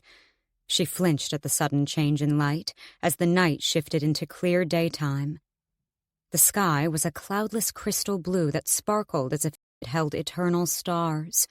The trees around the open space glittered, and there was a wide lake with a beautiful shimmering waterfall, the sound of its soft cascading water soothing her pain and grief. Colorful flowers decorated the perfect green grass, and Faythe breathed in pure, cool, clarifying air. It was like no place she had ever seen before, untarnished by man or fae. She spotted Nick leaning casually against a giant rock near the lake. "There you are," he exclaimed cheerfully, pushing off it and stalking toward her. His grin faltered as he got close enough to take in the sight. Faythe had examined herself already. There was no trace of the black liquid from the vines or dirt from the ground, but she imagined her face was pale and grim. "You're an asshole," she hissed, not having the energy to shout. He folded his arms. "What did you see?" She pushed past him, stalking to the water. "It doesn't matter," she said flatly. He caught up to her in a few steps and was silent for a moment before he spoke. "If you ever want to talk about it, just say the word." There was no taunting or teasing in his tone. Faythe gave an appreciative nod that he wasn't pressing the matter further. She wasn't sure she could revisit those events so soon, and it wasn't something she wanted to share with a fae male who was still little more than a stranger. "Why did you bring me here?" "I wanted to show you this," he said, gesturing around them. "Plus, it's away from prying eyes and ears." He smiled, a warm, genuine smile she thought really suited him in place of his usual cocky, sly looks. Faythe stared into the lake that rippled with iridescent waves. "Not many people make it into these woods. I thought it'd be the perfect spot for you to train," he said, trying to pick the right word. She knew then that he wasn't talking about swordplay. "I don't need to train," she said quickly. "I just need more of those drops. They work." The words came out a little more desperate than she intended. "Too well, it seems. Even I couldn't get into your head," he marveled. She recoiled in horror. "You were trying to get into my head?" "Only seems fair, don't you think?" He gave a knowing smile. Faythe clicked her tongue and shot him a glare. Right. She'd unintentionally invaded his mind, unwittingly exposed herself, and led them into this whole mess. She silently cursed herself and him and the damned spirits, or whoever else she could blame for giving her the ability in the first place. She didn't want it, not even in the slightest. It only meant danger and trouble for Faythe and anyone associated with her. Nick continued. "I had to be sure they worked, and the dosage didn't harm you." She spluttered at the last part, but he ignored her. "A fae would typically need 4 drops to stifle the ability. Half of that seemed like a fair guess to prescribe to you." He grinned, amused at her look of utter disbelief. "And if it was too much?" she dared to ask. He gave her one of those insufferable casual shrugs. "It wasn't," was all he said. She stared wide-eyed as he strolled over to the edge of the broad lake, hands stuffed into his pockets. She didn't need him to confirm what she suspected would be the outcome of taking too much tonic at once. She swallowed hard, caught between a mixture of anger he could have killed her and gratitude because she likely would have taken the risk regardless. Of course, who would ever suspect a human might need a potion originally concocted for a fae body? He didn't ask her to join him as he settled on the grass, stretching his legs out in front and using his arms to prop himself up from behind. Faythe lowered herself down beside him anyway, sitting cross-legged. I can't give you more of the tonic. It was only a temporary solution. She whipped her head toward him. I need it, Nick. Please. He cut off her desperate begging. It's not something you can buy at the market, Faythe. It's rare and only really used as a weapon against our kind. The king has it in his personal collection of serums to snuff out all kinds of abilities. It was a last resort to give you that, and a risk. If taken for too long or in too high a dosage, the mind shuts down, convincing the body you're dead. The heart stops. She didn't speak. It wasn't from fear that one drop too much could have spelled the end for her. Instead, her heart sank at her broken hope of being rid of the curse. In a smaller dosage, it can also be used to stifle your ability, but still allow another Nightwalker to enter your mind. You'd be helpless to throw them out, he added quietly. She let out a long sigh of defeat. At seeing her solemn expression, Nick sat upright and faced her. You just need to learn how to control it, he said positively. If you do, you hold the keys to your own mind. You can choose not to use your ability and be aware if you find unwelcome guests in your head. You can hide things from them without knowing. If you master it, no one will find out what you are. It was a small flicker of hope. Faythe turned her head to look at him and found his eyes already fixed on her. She tore her gaze away, cheeks heating. What are you? I don't know what I am, she said quietly. There was a long pause in which neither of them spoke. She looked deeper into the lake and gasped as she noticed the tiny orbs of light dancing below the surface. Getting to her knees, she reached a hand in to touch them, but they darted away from her fingers. Eucalypts, Nick said in answer to her curiosity. They're rumored to heal any wound or illness, though I've never been able to bottle them. He frowned into the lake. Faythe looked at the Fey warrior and found herself forgetting what he was. Different, superior even, a member of the king's guard. And yet he was so ordinary. It surprised her. In fact, she even felt guilty for believing they were all the same, imperious and uncaring of human lives. Yet here he was, helping her when he had no reason to, and they were barely more than strangers. He met her gaze. Why do you bother? She asked quietly. He knew what she meant. Despite what you may think of my kind, we're not all heartless. It was you who told Reuben to flee. He curved an eyebrow in surprise. I did, and he wasn't the only one. Some I couldn't get to in time. The king has ordered all of his Nightwalkers to root out those in the towns who are associating with Valgard. Is he killing them? The humans? She knew the answer already, but it was confirmed by the grim look on Nick's face. Her stomach fell as if she were finding out for the first time. Her mind flashed to the innkeeper's son, dragged onto the streets the night she and Jackon got Reuben out on time. They'd left him to that fate, and even though she knew there was no helping him, it didn't ease her guilt. It's not their fault. They're being left defenseless, she said. Life's not easy for a lot of us in the outer town. He nodded his understanding. We're at war, Faythe, and have been for centuries. One small piece of information could mean all the difference.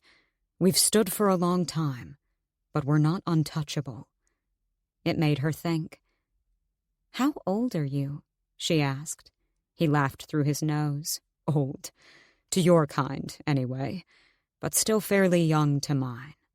She rolled her eyes. He was avoiding a direct answer. He looked to be no older than 25 in human years. You look at least 17, he observed. Faythe scoffed. I'm 19, I'll have you know. She glared, but a playful smile twitched at the corners of her mouth. She figured her lack of shape and womanly development from going many days without a proper meal made her look young for her age. She was actually coming up on 20. He barked a laugh. I'm close to 3 centuries old, he finally admitted. Not around when the First War started, but the great battles. He paused. and she noted the dark look flash across his face at the recollection. He inhaled deeply. "Let's just say, I really pray to the spirits we don't see carnage like that again." Faythe gaped at him. A cold chill settled over her bones at the thought of the horrors and bloodshed he must have seen during that dark time, long before she was born. The age that saw too many mighty kingdoms fall. But if he fought and had seen his companions slaughtered, watched the streets be painted crimson with innocent blood, it seemed his spirit never broke. She could admire him for that courage and bravery alone. Nick's age shouldn't have surprised her. He was immortal, after all. But it made her feel strangely very young and inferior. She was sitting next to a male who had already lived more than thrice a mortal lifespan. Before she could ask any further questions, he bounded to his feet and walked a few paces back to the large clearing with the brightest green grass she'd ever seen. Faythe watched him, but made no move to follow. Nick withdrew his sword. "Up," he said, motioning her to stand with the point of his blade. "Sword out." She hesitated for a second, continuing to watch him remove his cloak and discard it next to the trees. Feeling a little self-conscious, she rose, copying his movements until she stood facing him. She suddenly felt very vulnerable under the sly gaze of the lion stalking its prey. "I don't know if swordplay is going to help with my problem," she said warily. He chuckled. "No, but we could sit and talk all night, or we could have fun while we do it." He gave her a predator's smile. She swallowed hard, knowing she was about to thoroughly get her ass handed to her. While she was confident in her combat abilities against her human friends, she wasn't foolish enough to think she was any sort of match against a fae. "Got a name?" Nick nodded his head at the blade tightly gripped in her right hand. "Lumarius," she said. He made a sound of approval. "The key," he translated. Jackon had never asked her if it meant anything. She didn't suppose it mattered, but she had chosen the word of the old language from a book her mother often read to her as a child. "Well," Nick said wickedly, "let's see how she sings." Then he swung rapidly and without warning. He missed taking her arm off by a split second as she brought her sword up with both hands, the force vibrating through her bones and translating to the sharp cry of connecting steel that echoed through the clearing. She looked at him incredulously, but didn't have time to shout her complaints as she was forced to go on the defensive when he moved again. They parried back and forth for a short while, and she panted, using every inch of focus to keep up, while he hardly looked winded at all. She could tell he was holding back for her sake, which only made her anger rise in determination. She pushed harder, faster, ducking and swinging, but she was severely outmatched. Nick disarmed her, sending Lumarius flying from her grip, and had his blade to her throat in 2 maneuvers. "Good," he grinned, lowering his sword and motioning for her to retrieve hers. "But you leave your entire right side exposed when you deflect like that." She snatched her blade up with a frustrated groan. "Tell me how to control the Nightwalking." She winced at the word. Faythe struck first, and Nick blocked with immortal ease. "When we sleep, we don't automatically walk into someone else's mind. It's a choice." He counterattacked, and she ducked left. "I don't choose to enter anyone's head," she breathed, again on the defensive from his flashes of steel. "You do. You just don't know it." He spun around her so fast she barely registered when they switched sides, still tracking each other. "There's a moment when your subconscious first wakes that you are completely in your own head." Left, right, left, she blocked his onslaught of attacks. "You can either focus on a target and arrive at the doors to their unconscious mind, or..."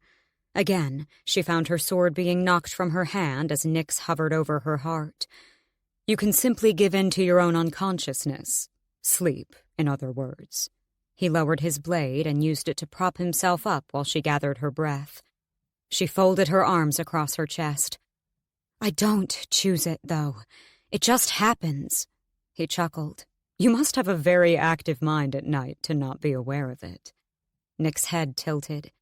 Do you find it's usually people and events that have happened that day? Faythe tried to think back. Her dreams were always of people she'd see in town. Now she knew they weren't just dreams, but she was in their minds. It made her feel strangely guilty for trespassing on private thoughts and memories. I suppose, she mumbled. My guess would be that you let your emotions run too high. Whatever or whoever has affected you, good or bad, is likely what influences where you go at night. After a short pause, he grinned wildly at her. I must have made quite the impression. Her cheeks flamed. She wanted to hiss a retort, but words failed her. Instead, she swiped Lumarius from the grass and twisted it in her wrist a couple of times, as it was already starting to ache against the force of his blows. Arrogant prick, she muttered. In a flash, steel met steel, so close to her face she felt the phantom kiss of the razor's edge across her cheek.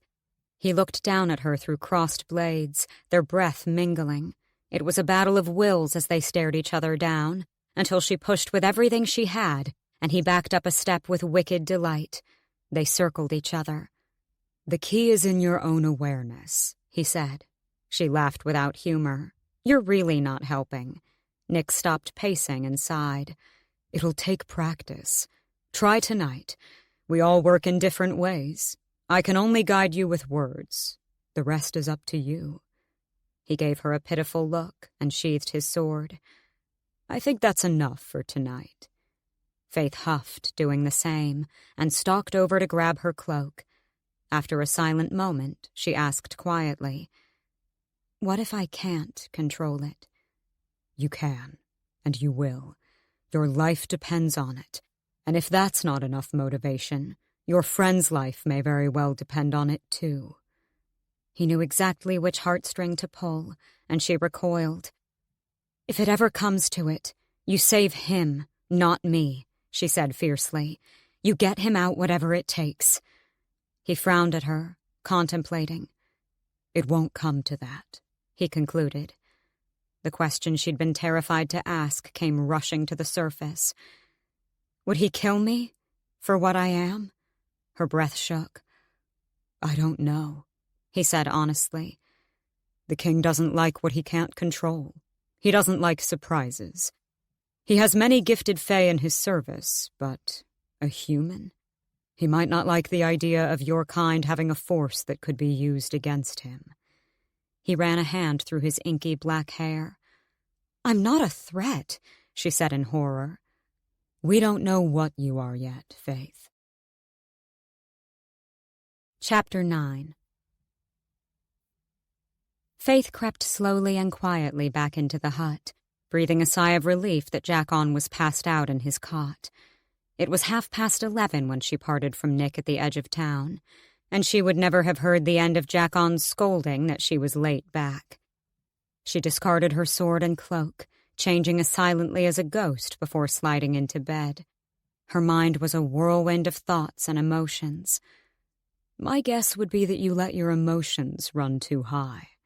Nick's words replayed in her thoughts, and she clamped her eyes shut, willing herself to calm her mind from spiraling right into whoever's it landed on when she finally found rest. Still, she was terrified to sleep. She tossed and turned for hours. Every time she felt her eyelids droop, she shook herself awake, not confident Nick's advice would register, when she slipped into that space of subconsciousness, as he'd called it. Faythe turned on her side and looked at Jackon, asleep like the dead and snoring peacefully. She silently cursed him in her state of grumpy restlessness for being able to sleep without any worries. Her eyelids fell shut. She could rest her eyes for a moment. That was all she needed, just for a few minutes. Jackon strolled down the street, greeting everyone as he passed. No one paid Faythe any attention as she trailed behind him. She vaguely recognized the far east side of Pharaohhold and wondered what they were doing here, since there wasn't much of interest in this end of town. She heard the loud clang of metal before she spied the blacksmiths near the end of the street. Did her sword need adjusting? She racked her brain while the sounds got closer, but couldn't remember when they had discussed it or planned a trip here. Spotting them outside the open compound, the person inside stopped their hammering and set their tools aside. They wore a long apron and a welding mask.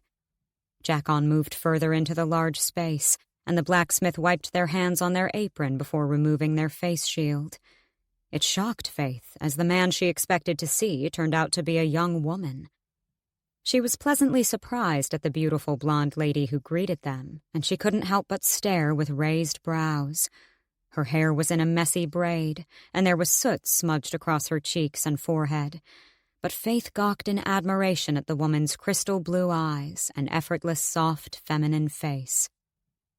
"She's my best work," the woman told Jackon with a wide grin.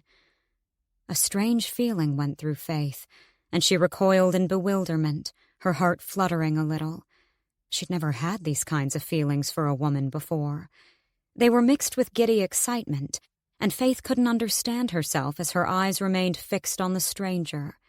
Jackon grinned at her, and she retreated further into the workshop, behind a curtain, coming back with something under a black sheet.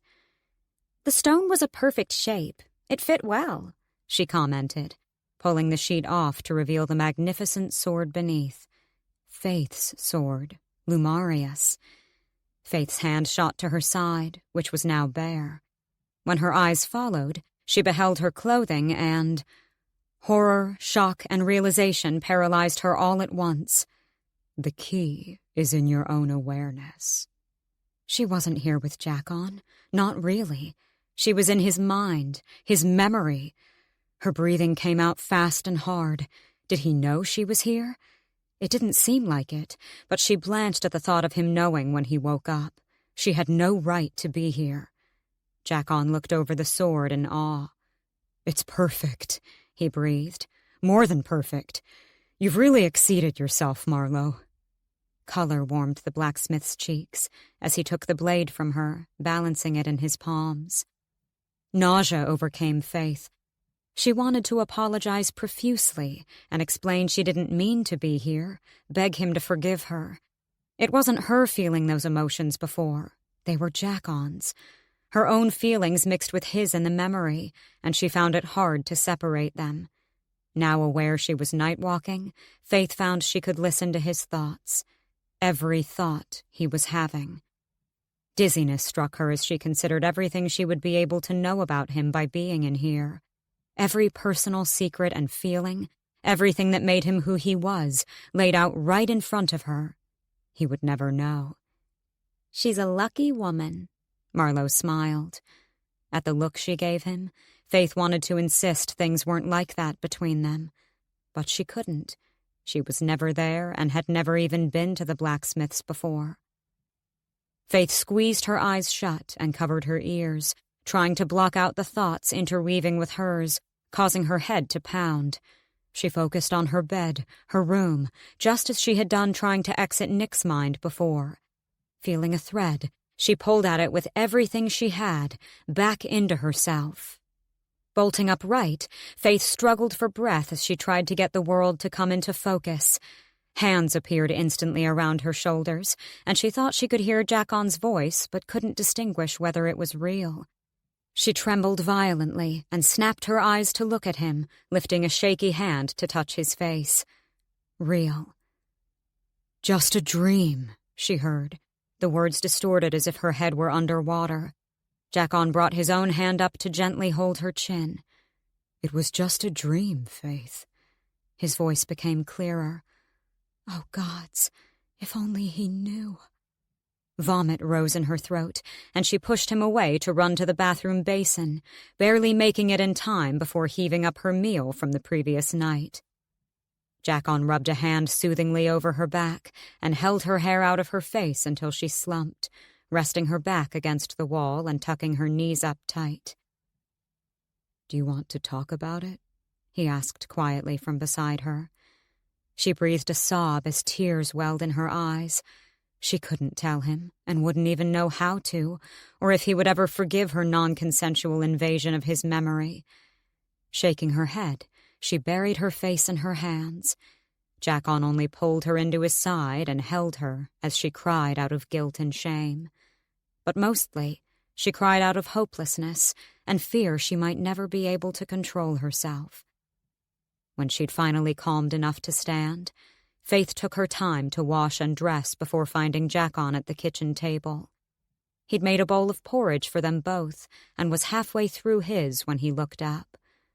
"Feeling better?" he asked softly. She gave him a weak smile and sat down. "Yeah, I'm fine," she said, her voice hoarse. She had no appetite, but she forced herself to eat, so she didn't risk fainting from having nothing left in her system. "Maybe you should ask Marie for the day off. You look like a ghost." She shook her head. "No, I'm fine, honestly. I'm on thin ice with her now anyway." When Jackon lifted an eyebrow in question, she clarified, "Too many leisurely strolls between deliveries." It wasn't a complete lie. He rolled his eyes with a light chuckle. "If you're sure. Don't want you passing out in one of her pies. You'd certainly get the sack." Faythe mustered a smile and pushed her breakfast around to distract herself from the drop in her stomach she felt every time she looked at him. He was completely oblivious to what she was and what she was capable of. Jackon finished his porridge and bid her goodbye after checking several times that she wasn't about to combust. Faythe left the hut shortly after, needing the fresh air before the workday started. The morning was just warming up, and she welcomed the slight chill breeze as she strolled slowly over the dusty cobbled streets, deciding to take the long route to the square since she had time to spare.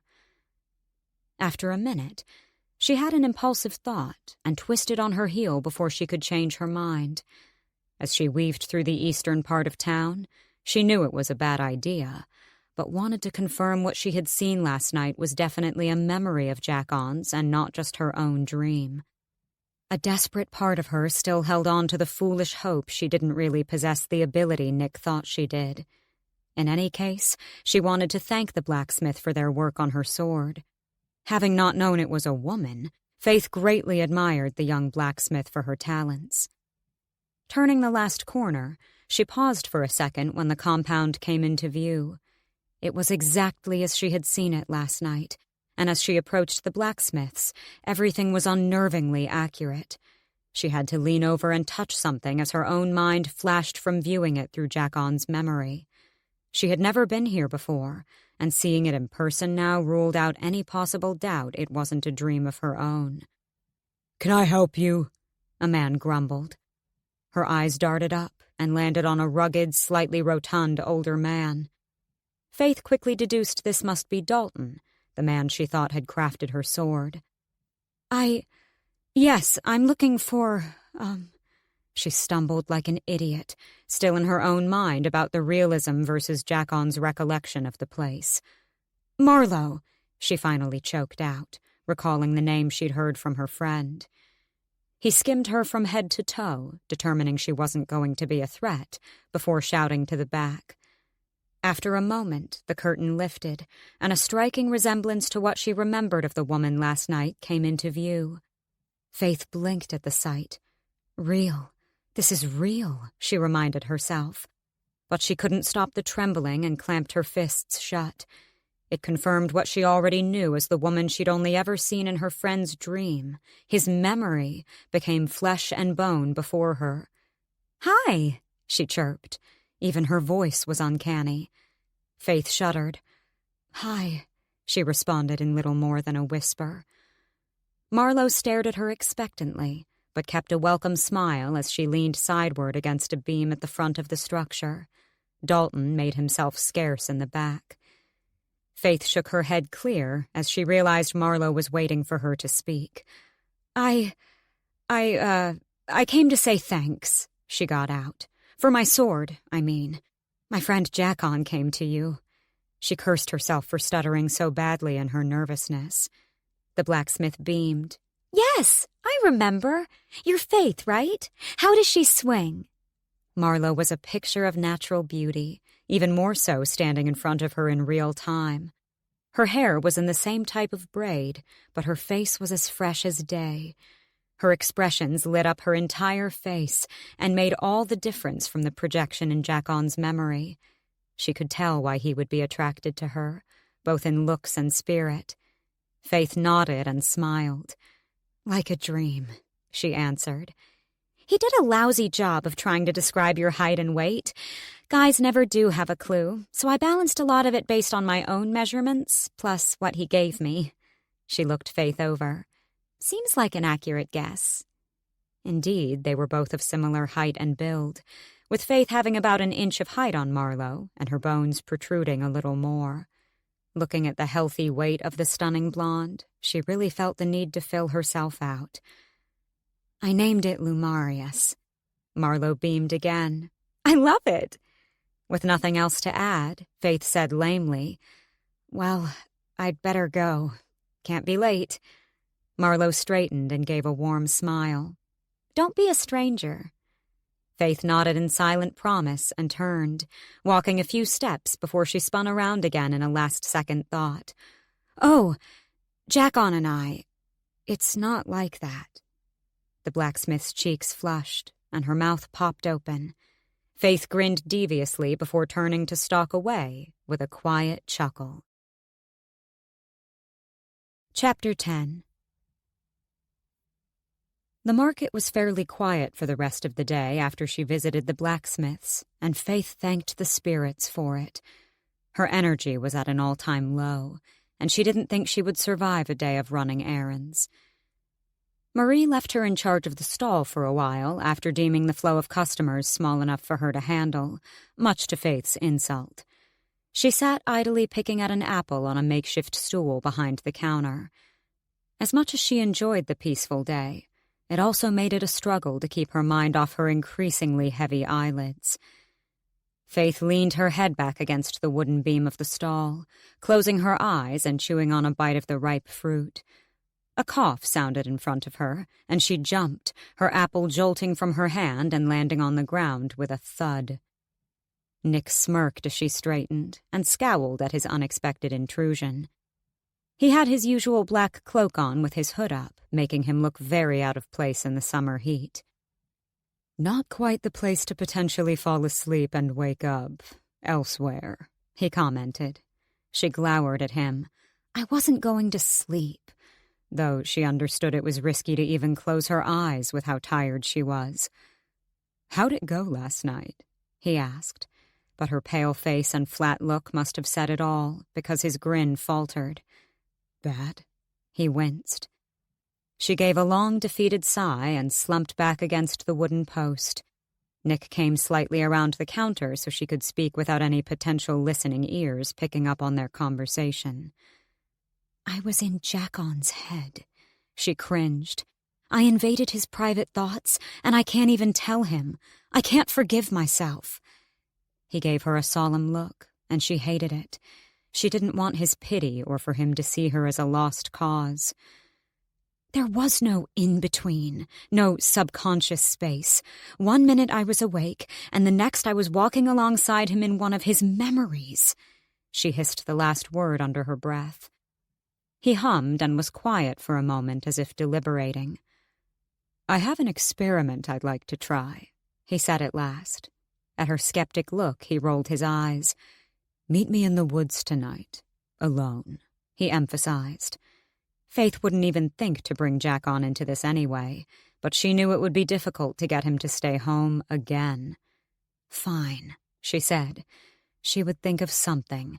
She had no other choice but to trust Nick, and quite frankly, she was desperate enough to try anything he could throw at her.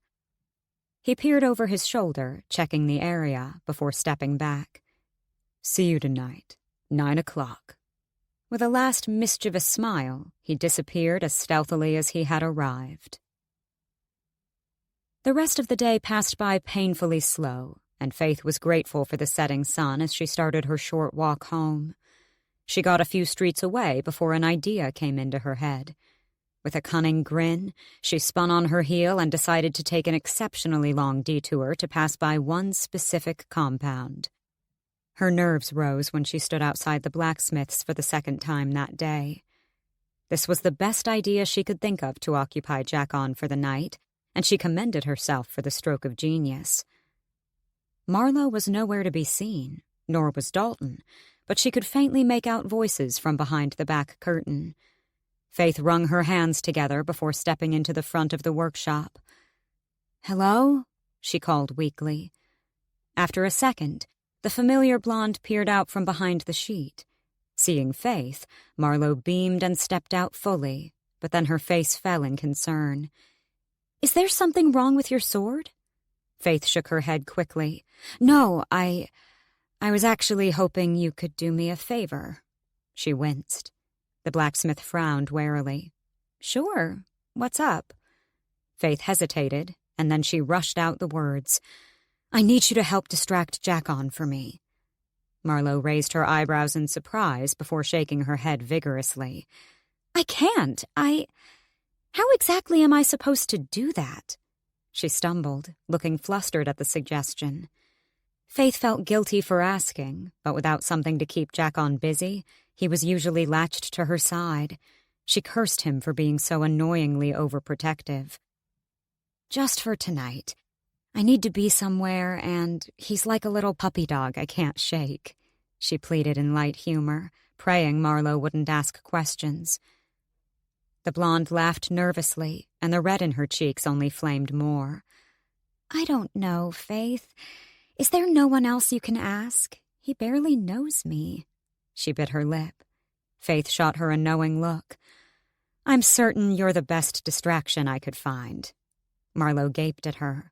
"He doesn't like me like that," she hissed in embarrassment. Faythe chuckled. "Trust me, he does." She didn't need to know exactly how Faythe had come to the knowledge. When Marlowe didn't respond, her grin widened. "So, is that a yes?" She stood chewing her lip, contemplating. "Give me 5 minutes. I need to wash," she grumbled, gesturing to her soot-covered face and hands. Faythe gave a squeal of excitement before ushering her to be quick. Jackon would be expecting her to be home by now. She perched on a stool inside the workshop, fiddling with the various hammers and spanners, and marveling at the intricate tools scattered about that she wouldn't have the first clue how to use. Close to 10 minutes passed before Marlowe emerged again, clean-faced, with her hair now unbound in lazy waves running past her breasts. Again, Faythe found herself struck with envy at her effortless beauty. She'd changed into a light blue cotton gown that matched her eyes and had her deep blue cloak folded over her arm when she shouted through the sheet a quick goodbye to Dalton, who Faythe discovered was her father even though they looked nothing alike. Marlowe was a picture of nerves and uncertainty as Faythe stood beaming at her. She hooked her arm through hers in silent encouragement, and to prevent her from voicing the protests on her face. Then, together, they took off down the street. When they stood outside the hut a quick 10 minutes later, Marlowe paused, fidgeting with her skirts. "Come on, he doesn't bite," Faythe said with a hint of suggestion. Crimson flooded Marlowe's cheeks as she glared at Faythe. "You owe me," she hissed under her breath. Faythe swung the door open with a cunning smile and sauntered in, immediately spotting Jackon in the open kitchen, seated at the table. At the sight of Faythe, he smiled, but then it dropped, and he fumbled to his feet when he spied Marlowe behind her. "I hope you don't mind," Faythe said innocently. "I swung by the blacksmith's to pay my thanks, and we got to chatting." She gestured to Marlowe, still standing shyly by the door. "You failed to tell me my sword was crafted by such a skilled and pretty female." She was teasing, but a part of her felt guilty for using Jackon's attraction to Marlowe, which she only knew about from feeling it in his memory. An even bigger part of her thought it was worth it for the floundering look on his face. Neither of them spoke, so Faythe continued. "She didn't have any plans for tonight, so I asked her to join us for dinner. You don't mind, Jack, do you?" She was enjoying this. "What do you think you're doing?" She maintained her air of innocence at Jackon's pointed look and the silent words she heard. He choked out, "Of course not. But, we don't really have anything here, so—" "We'll have to go out, then," Faythe interjected cheerfully. "I'll just quickly freshen up, and we can go to Harbor Hall. Keep our guest occupied, will you?" she said to Jack-On before retreating to the back bedroom to change out of her workday clothes. Faythe dressed in her usual training attire, as she had the night before, and secured Lumarius at her hip. Then she threw her cloak on so Jack-On wouldn't ask why she was armed, when they were only headed to the restaurant on the harbor for food. She wasn't sure if swordplay would be a part of Nick's experiment, or if she could even muster the energy to lift her blade, but she thought it best to be prepared. When she emerged again, she paused at the sight of Jack-On and Marlowe chatting at the table. They appeared relaxed in each other's company, and he had a gleam in his eye she'd only seen a handful of times when he looked at her in that way. She had never been able to return it, not in the way he hoped, yet Marlowe did. Faythe smiled at them as a warm feeling settled in her. Jack-On deserved to be happy with someone. "Ready to go?" she chirped, not wanting to break their conversation, but she had less than an hour before she was due to meet Nick. They nodded simultaneously and stood, heading for the door. Faythe followed after them, and the trio took off down the pleasantly calm streets toward the harbor. It was a 10-minute walk, which they spent getting to know their new female friend a little more. Faythe found Marlowe's energy wonderfully contagious as she chatted in depth about her creations and blacksmithing experiments, among other things. She was 2 years older than Faythe and had found intrigue in her father's craft since she was a young girl. Her mother had passed from the same sickness that swept the town and took Jack-On's parents 13 years ago. It was one tragedy the duo had in common, and even though Faythe had lost her mother by different means, she still connected with them on their level of grief. When the blacksmith wasn't working, the beauty seemed to never stop using her brain. She had a deep passion for reading and knowledge, and Faythe perked at the mention of her interest in swordplay, too. She was excited to get into the sparring ring with her sometime. They approached the beautifully lit harbor hall overlooking the sea, one of the prime spots in Farrowhold's outer town. Faythe and Jack-On had only been a handful of times, usually on occasions such as birthdays when they'd saved a few extra coin, but they had been careful with their spending recently, and she knew they could afford to eat a nice meal tonight. Pushing through the small white wooden doors, Faythe was immediately hit with the delicious scent of fresh seafood and breathed in deeply. It was moderately busy in the large ambient space, mostly filled with couples seated in the intimate booths.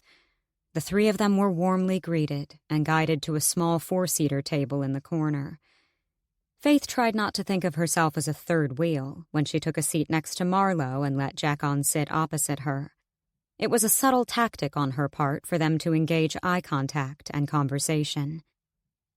Faythe tried her best to stay engrossed in idle chatter with her friends, but her head was elsewhere, and she bounced her knee in an anxious tick while checking her pocket watch every 10 minutes. Marlowe seemed to notice and kept shooting her knowing looks. The food came, and it took Faythe's mind off the time for a while, as she savored the delights of hot and cold seafood fresh from that day. But when they'd finished and the clock closed in on 9, she cleared her throat and made a show of trying to cover her wide yawn. "I think I'm going to head back. I'm really tired," she said. Not a full lie. She certainly was exhausted, and Jack-On would realize exactly why thanks to her epic display that morning.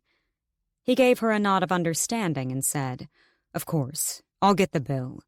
"Don't let me ruin your night," she cut in a little too quickly, shooting Marlowe a glance for help. "I mean, it's still really early, after all." She recovered. Marlowe chimed in casually. "They have great desserts here." She smiled sweetly at Jack-On. "If you'd like to stay?" Faythe had to give her credit. Even she could be tempted to stay with the look the blacksmith gave him. Natural flirt could be added to her new friend's list of fine traits. Jack-On's cheeks flushed, and he smiled back nervously.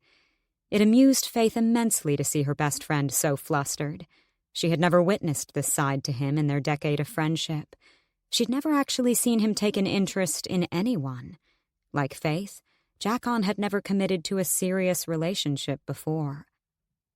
I would, but, Faythe," he stumbled.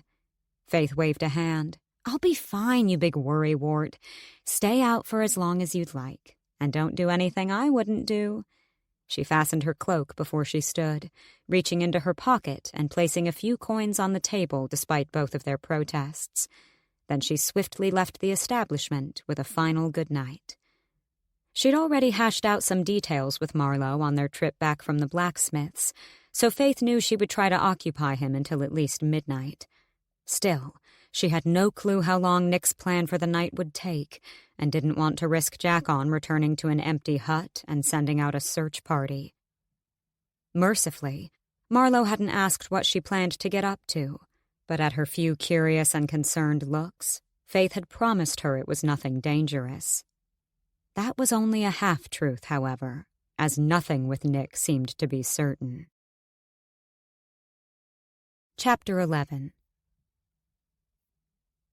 Faythe pulled her hood up as she left Harbor Hall and made haste down the streets.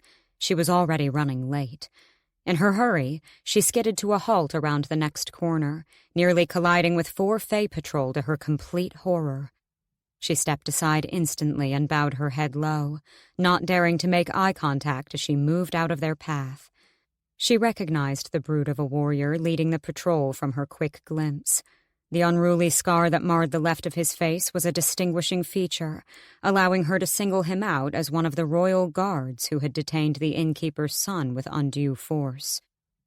Her breathing stilled as they halted beside her, instead of marching past like they usually did. She kept her eyes to the ground, playing the part of the scared human girl so they might continue on without questioning her. But one spoke. "Where are you off to in such a hurry?" A deep, rough voice, one that sent a spear of ice through her. "Home?" she said quietly, still not raising her head. She heard the scuff of gravel before large black boots came into view on the ground right in front of her. She swallowed hard, her heart skipping a beat. "You will look at me when you talk, girl," he warned. She didn't move. In a second, Faythe barely had time to blink when large, calloused fingers gripped her jaw, yanking her head up so fast she couldn't hide her wince of pain. The guard gave her a vicious grin. "Better," he said. She supposed he was handsome, beautiful even, despite the disfigurement. He had sharp facial features, with eyes of stark black and wavy brown hair that fell above his shoulders, half tied back in a small knot. Yet as she held his stare, his feral eyes only delivered a promise of violence and despair to anyone who crossed him. She couldn't mask her anger, forced to stare back in his vice-like grip. Everything in Faythe screamed at her to run. "What is your name?" he said in a playful calm. She debated not answering, but at the guarantee of pain, she hissed, "Faythe," while hoping her tone wouldn't land her in the same trouble as her silence. One of the others spoke quietly from behind. "She frequently trains in swordplay in the square, Captain. She's harmless." The captain held her for a moment longer, contemplating, before releasing her with a grunt. She wanted to thank the young Fae guard who spoke up for her. Faythe winced, her jaw throbbing faintly from his unnaturally tight hold. She knew it would bruise. Her eyes flicked to the hilt of Lumarius before they pierced into her golden ones again. "A mighty blade for such a lowly human girl." He chuckled mockingly, and her hands twitched at her sides in a flash of rage. "It was a gift," she said through her teeth. His eyes narrowed on hers for a moment, and she didn't balk. "Don't give them a reason to look into you." She dropped her eyes to the ground again in a silent bow of submission, as Nick's advice echoed through her. With a disgruntled sound, the captain stepped away. "On your way then, girl," he said, bored. Faythe didn't hesitate, twisting sharply and making off again in a brittle walk. She spied a dark alley, and once she turned the corner, she ran. She sprinted the rest of the way, taking the darkest streets and running all the way up the hills until the woods came into view. She spotted Nick immediately. He leaned idly against one of the trees. Relief calmed her storm of nerves. She didn't even realize she was shaking until she slowed her pace upon approach. "You're late," he said, and then he took in the sight. "What in the damned spirits happened?" Nick stormed up to her, scanning her body for signs of physical injury. "Who hurt you?" he snarled, catching her jaw, which still ached. "The patrol," she breathed hard, not knowing how to form the right sentence. "The captain," she added between pants, bracing her hands on her thighs as the exertion from the short journey caught up with her all at once. Nick swore. "I thought I told you to keep a low profile." Faythe stared at him, incredulous. "I was keeping a low profile," she snapped. "It's not my fault your kind are just savage, ruthless beasts who will take any opportunity to show dominance and belittle us humans." She shook out of anger more than fear now. His lips thinned as his eyes softened. "That's just Captain Varys." He ran a hand through his jet-black hair. "He's a wicked bastard and a sadist, but he's one of the king's most talented Nightwalkers. Don't ever underestimate him." His tone wasn't scolding, it was laced with concern. Her face blanched. It was just her luck a Nightwalker would find reason to stop her, when she needed to be invisible now more than ever. Reading her thoughts, Nick said, "You need to be able to understand your own abilities. Damn it, Faythe. It's a wonder no one's found out about you yet with your recklessness." She cringed and wanted to argue, but he continued. "If you learn to control your ability, you won't need to fear any of the others being in your head. You can block things you don't want them to see, and only give access to your completely ordinary life to keep them satisfied." Her head spun at the new information. Nick only motioned for her to follow as he stepped into the woods again. She hesitated. "Will I see things again?" she asked quietly. He shook his head and held out his hand. "No, you've already proven yourself." She looked at the offer of comfort in his outstretched palm, and then to his eyes as he smiled in encouragement. Maybe it made her foolish and naive, but she couldn't help but trust him. The feeling unnerved her. He knew of the one thing that could condemn her and had so far chosen to help instead of turning her in. She wasn't sure if that made him an ally, a friend, or if he was simply fueling his eternal curiosity. Whatever it was, she was grateful for it. Faythe slipped her hand into his, and he led the way through the dark veiled entrance. Afraid he would vanish and she would once again be alone, suffocated by dark mist and black vine webs, she didn't realize the strength of her grip until he chuckled down at their joined hands. They'd made it through the perfectly ordinary woodland and into the waterfall clearing, and her knuckles had turned pale from her vice-like grip. She released him immediately, cheeks flaming. Nick slung off his cloak and walked to the middle of the open space before laying it flat on the grass and sitting on it. Faythe watched with a frown and didn't immediately follow until he wordlessly gestured for her to do the same. "I take it this is part of your experiment," she said matter-of-fact, copying his actions. He grinned in response, before reaching into his pocket and producing 2 vials of liquid. "It's just a simple sleeping tonic," he said at her hopeful look. "It will put you under as you would fall asleep naturally, but your ability will still awaken your subconscious," he explained. "We're going for a nap?" He flicked her nose. "Smartass," he muttered, handing one of the bottles to her. "I'm going to try to catch you in that space between, before you launch yourself to God's know where." She looked at him wide-eyed. "You're going inside my head?" He gave her a devious smile. "What dirty little secrets do you have to hide? You look so horrified, Faythe." She whacked his arm with a glare, and he barked a laugh. "I'll have to take mine first. It'll be at least 5 minutes before it works. Once I'm out, you'll take yours. I'll be able to feel when you slip under, and, well..." He paused. "I'm not really sure if it'll work, but it seems worth a try." Worry creased her forehead. "And if it doesn't? What if I end up somewhere else?" "I should still be able to enter your mind. You'll feel me there, and I can hopefully coax you back, but..." another one of those pauses she'd come to dread. "Well, it's new territory. I don't know if your ability works the same as ours." Faythe nodded. She knew he was referring to the fact she was a human. Nick sighed. "We won't know until we test the theory." She supposed she had nothing to lose at this point. She had to get this under control, and if that meant letting Nick inside her head, she had to try. "Just know," he said, "I'm putting a lot of trust in you not attempting to kill me after I take this." He popped the cork off the top of his vial, lifted it to hers in cheers, then took the whole dosage before discarding it beside him. Faythe rolled her eyes and watched him lie back, his eyelids closing with a dramatic, relaxed sigh. She sat with her knees tucked up and studied the rise and fall of his chest for a couple of minutes. For a moment, she was struck by his vulnerability. A full-grown warrior Fey male lay perfectly at her mercy. Though he'd said it in humor, she felt a small burst of warmth that he really did trust her enough not to attempt anything. This would perhaps be her once-in-a-lifetime opportunity to do so, the only time she would come face-to-face with a Fae who was incapacitated enough for her to strike.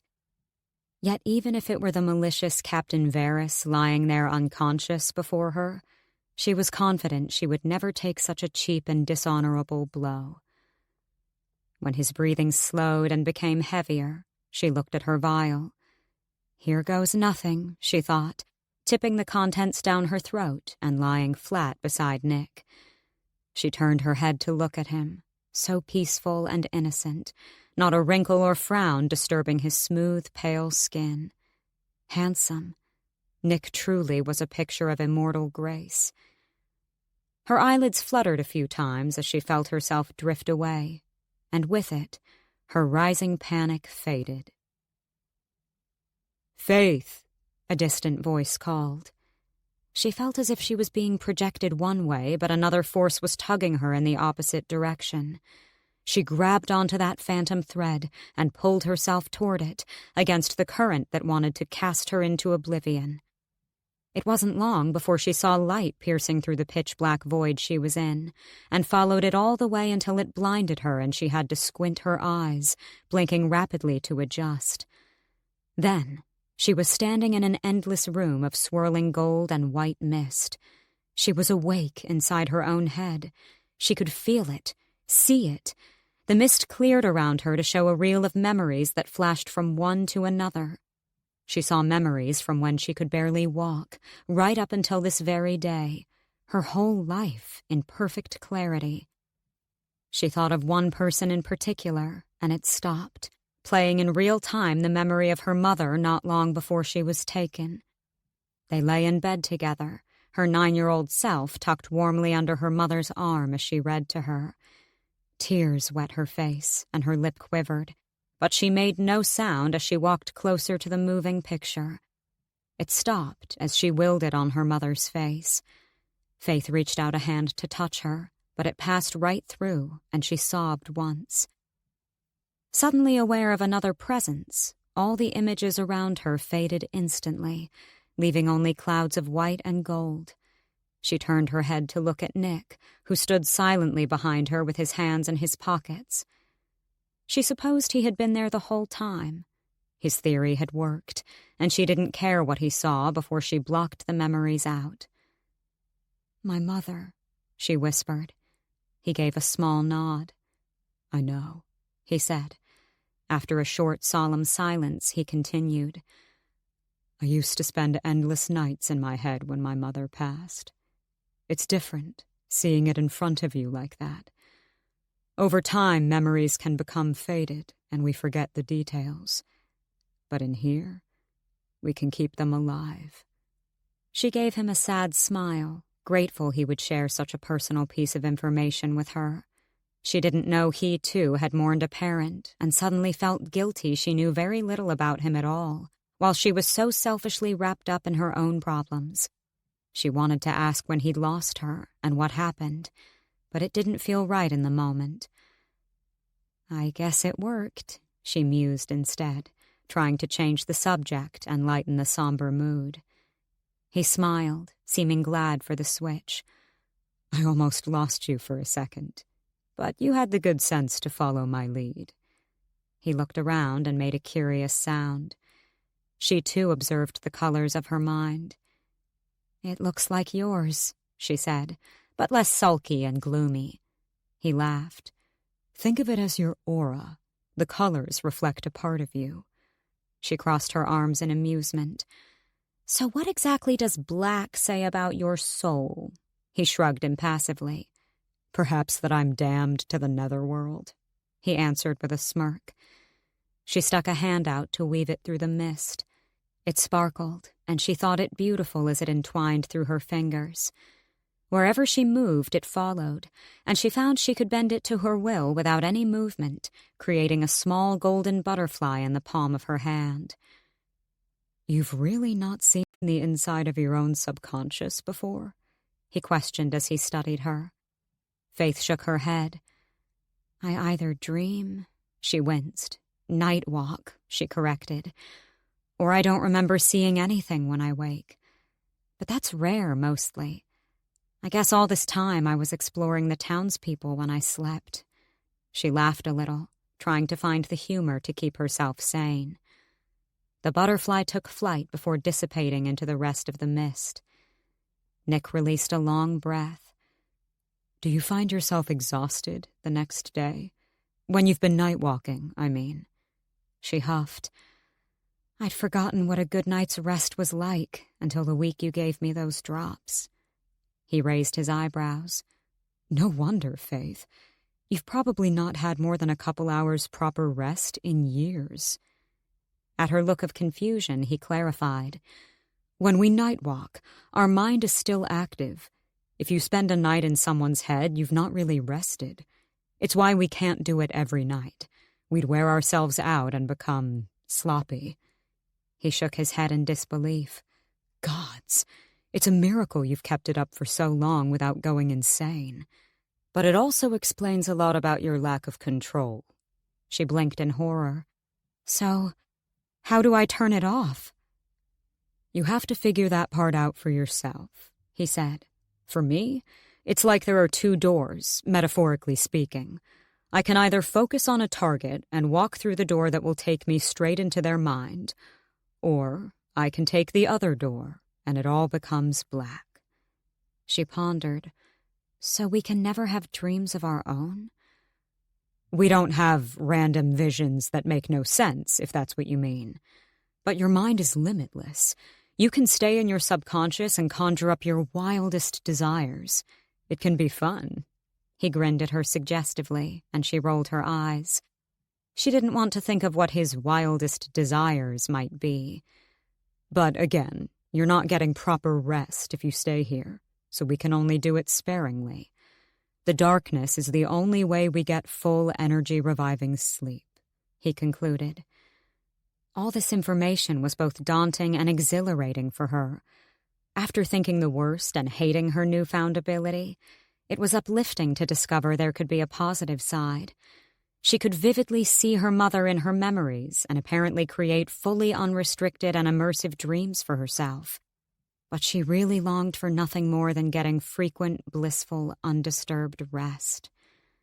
Doubling back to what Nick said, she swallowed nervously. What do you mean by become sloppy? He took a long inhale, and she could see he was deliberating whether to expand on it. This is the part you won't like, Faythe, he said carefully. You already know that our specific talent is often used as a weapon. We can find out everything about a person. We can plant feelings and ideas if we're strong enough, and we can also shatter their mind with a single thought. His look turned grave.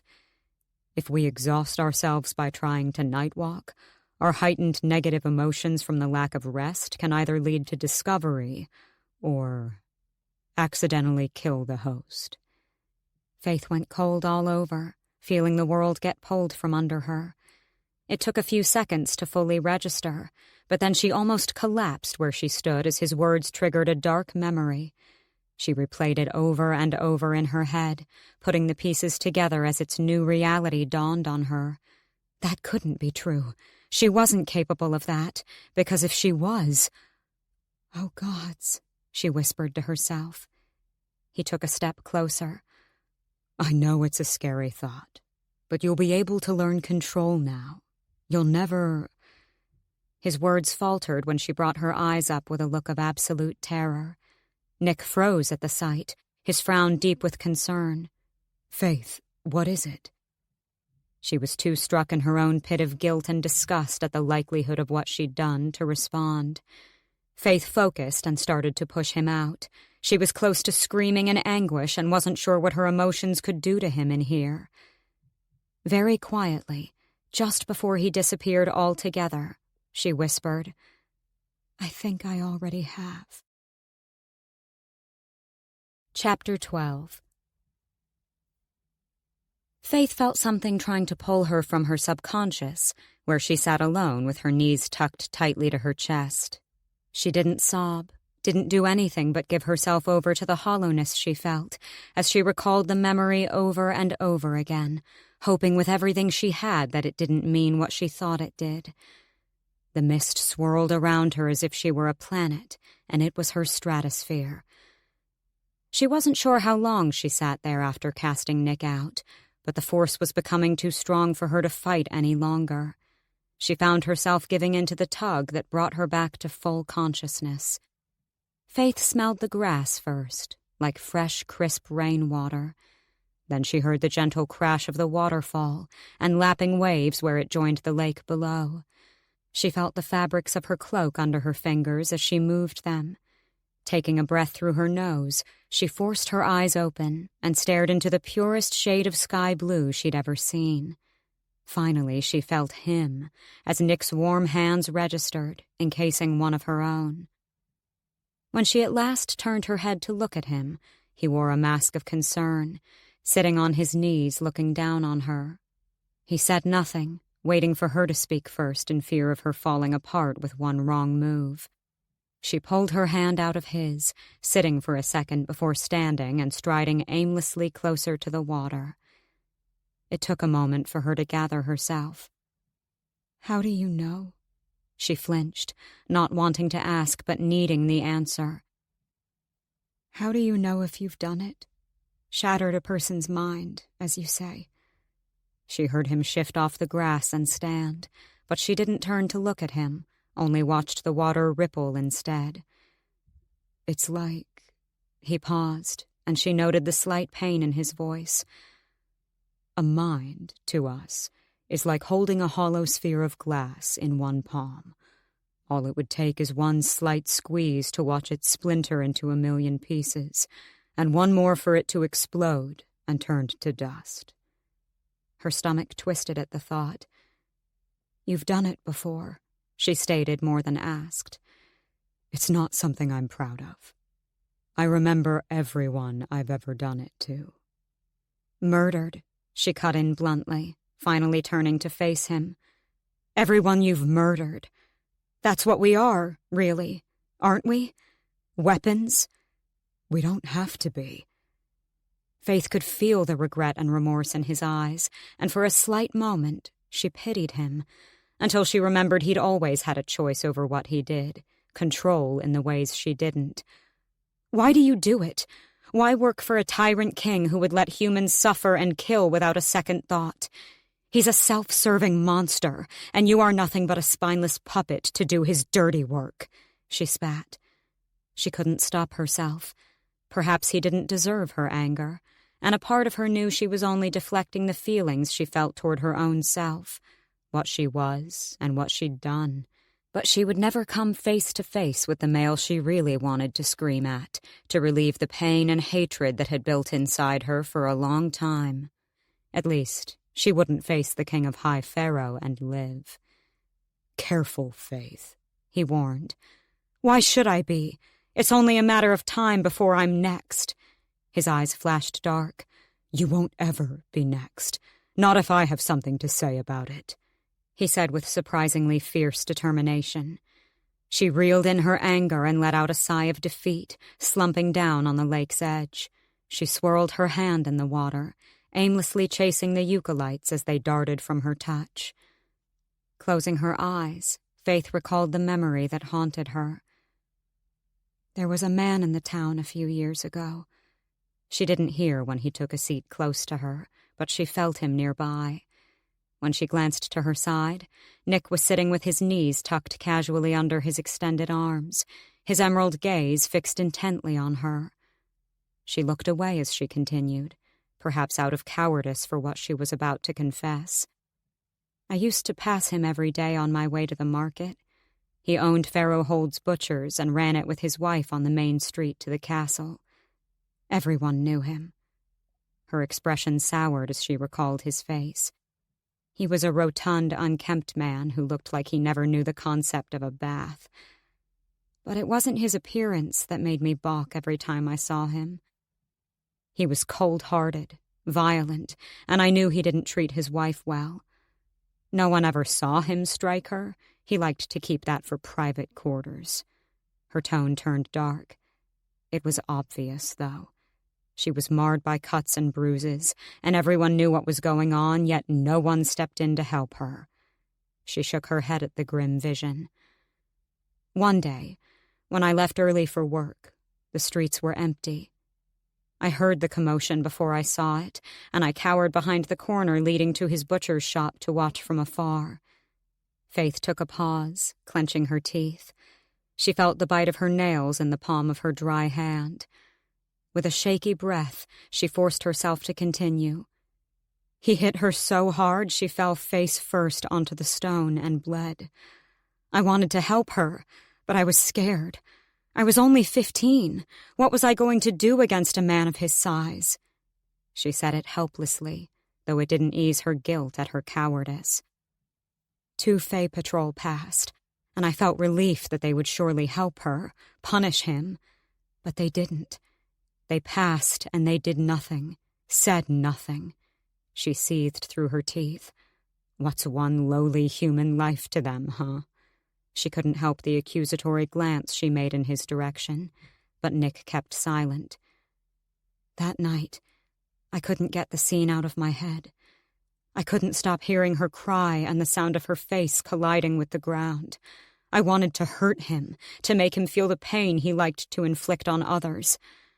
I'm not proud of thinking it, but that night I dreamed of it, though now I suppose it's safe to say I was night-walking in his head. A humorless laugh came from her. Even after all these years, I can still remember it, feel it so clearly. He had so much hatred for everything, and violence was the only way he knew to find release from the demons that plagued his thoughts. She shook her head in disbelief she hadn't realized sooner. The scene played out exactly as I saw it, except when he lifted his hand to strike her, I screamed as loud as I could. He looked me dead in the eye, and I felt his shock and horror for a split second before the scene obliterated and it was only darkness. I woke up straight away, paralyzed by a god's-awful feeling. It was so unlike any of my other dreams or nightmares. She looked into the water and found some of the eucalypts had latched themselves to her fingers as she continued her lazy swirls. That morning, I went to work as normal, and the day passed by without any surprises. It wasn't until later on that the whispers began circulating around town. He was dead. The butcher on Main Street. His name was Tom Crestler, and he was found dead in his bed that morning. No trace of any physical wound. They said he must have died from some kind of heart failure. Some of the skeptics even accused Nightwalkers, but those who knew him insisted he had done no wrong to the king to warrant his execution. She knew she didn't have to conclude the obvious, but still, she whispered, "I think I killed him." They were both silent for a long moment. Faythe couldn't bring herself to look at Nick to see his reaction. It made her no better than him in a sense, no better than any of the Fae Nightwalkers who were used to ending lives. A hollowness opened up inside her as she realized she didn't really know who she was anymore. She wanted desperately to go back to her life of ignorance, to just be a simple human girl who loved her friends, did the work she needed to stay fed, and enjoyed her spare time swinging a blade that would never see the lines of battle. All of that was gone now, and she tried to grasp her new reality. She was a weapon forged to be a masterful thief of thoughts and a silent assassin of minds. Nick's voice snapped her from the dark pit she was slowly falling into. "You don't know that for sure," he said quietly. She shook her head. It would be easy to turn a blind eye in ignorance, wouldn't it? But when the pieces fit so perfectly together, it's impossible to ignore the truth.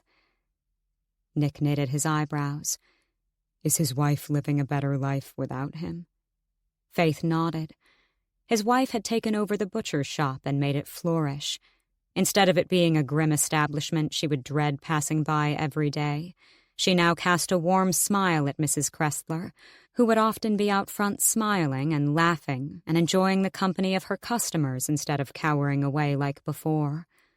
She hated that some part of her, a large part of her, had been glad when she heard the news of Mr. Kressler's passing, only so she knew his wife would be free of him. "Then, wouldn't you agree?" Nick said carefully. "He deserved the end he met, no matter how it came about." She knew he was only trying to lighten the burden, but it didn't help to clear the oily coat of disgust she felt at the heavy knowledge she'd been the one to give it to him. "He was still a man, still a life," she said. "What right did I have to take it?" They looked at each other, and she could see it, the understanding. Two soundless assassins of the same kind.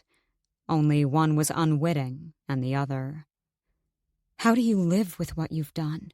she asked, still staring into the depths of his emerald eyes as if she could see right through them and into the black and gray smoke of his soul.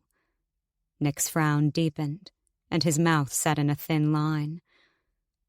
"I live with it by never forgetting. Some people I've killed deserved it. Murderers, traitors, rebels, while others were less deserving but still guilty of crimes against the crown. I have to follow orders I don't always agree with." His look left room for unspoken words. He was being careful with the information he disclosed. "I live with it by never forgetting any of them, by remembering who I am and what I've done, owning it, and never letting the dark part consume me." Faythe nodded in appreciation of his honesty. She would find a way to live with what she was, what she had done, and what she was capable of. She had to, if only to be able to control herself and make sure she never used her ability again. "Your face," he mumbled softly. In a knee-jerk reaction, she reached a hand up to touch her jaw. The pain and tenderness had gone completely. Her eyes shot to the lake, where the eucalypts had returned to dodging her touch. She withdrew her hand from the water, and as she stared at it, she was sure it was glowing. Yet one blink, and it was gone. "I guess the legends are true. They must like you." She imagined the purple and blue finger marks that had started to pepper her lower face would be completely gone too, and she looked back into the water in silent awe and thanks. When she caught the Fey guard's eye again, she couldn't stop her curiosity and figured it was a good opportunity to ask, while they were still deep in personal subjects, "What happened to your mother?" She knew it was the wrong move when his eyes darkened and his jaw twitched. He said nothing for a moment as he held her stare and then pushed himself to his feet. "I think there's been enough dark conversation for one night," he said emotionlessly. Part of her was annoyed he would evade talking about himself when she'd all but laid herself bare to him in the short weeks they'd known each other. But she also understood what she wanted to know was sensitive and something she wouldn't push. He didn't owe her anything either. In fact, she owed him for everything he'd risked by helping her. "Let's get you home," he said quietly. She stood and pulled out her pocket watch. It was 11:30. She prayed Marlowe had come up with enough reasons to keep busy and Jackon wasn't back at the hut already. In a few minutes, they were cloaked and ready. Neither of them spoke another word as Nick led the way out of the woodland. She would never get used to the magic that kept the woods in eternal daytime. As they emerged again onto the hills that held the starry night sky, she couldn't decide what she enjoyed more, the serenity of midnight lapis dazzled with bright constellations, or the exuberance of energy under a crystal blue blanket teeming with peaceful life. At the same spot they parted the time last, Faythe muttered a weak goodbye, and Nick strained as if he wanted to say something else. Quickly, he dropped it and offered his own farewell before silently misting into the dark. Faythe also kept to the shadows, her hood pulled up, as she made her way into the town to avoid any more run-ins with the Fae, especially Captain Varys. Her relief dropped like a weight at the sight of the empty hut. She discarded her cloak and sword clumsily and dressed quickly, slipping under the covers and pulling them up to her chin. Faythe lay in silence for a while before she heard Jackon creep in and dip into his own cot. She thought she heard him ask if she was awake, but she kept her eyes closed and breathing steady, facing away from him. Soon after, she felt herself slipping into that familiar oblivion, confident she would be able to find the space Nick had guided her to, and sleep. Really sleep. Chapter 13. Forced to tune in to the monotone voices of pompous Fae nobles, Nick's eyes strained against the weight of boredom. Regardless of his disinterest in the petty politics they squabbled over, he sat poised and attentive, but his mind was elsewhere. Nick had to keep his eyes off the captain of the guard stationed by the door across the hall. Every time he caught a glimpse of the wicked scar that had disfigured Varys during the great battles, it made his fists curl in anger at his brutal display of dominance over Faythe. It shouldn't bother him as much as it did, but imagining his cruel hand curled around her jaw made him want to tear the whole limb from the captain. Instead, Nick diverted his focus to the bleak faces of those in attendance at the council meeting. Most were creased in anger and distaste, as they took it in turns to parry their discontent across the table, in hope the king, sitting at the head, would take their woes into consideration. Nick knew it was all wasted breath. These meetings were a formality, a guise to keep the lords and other highly positioned Fae dormant for a while.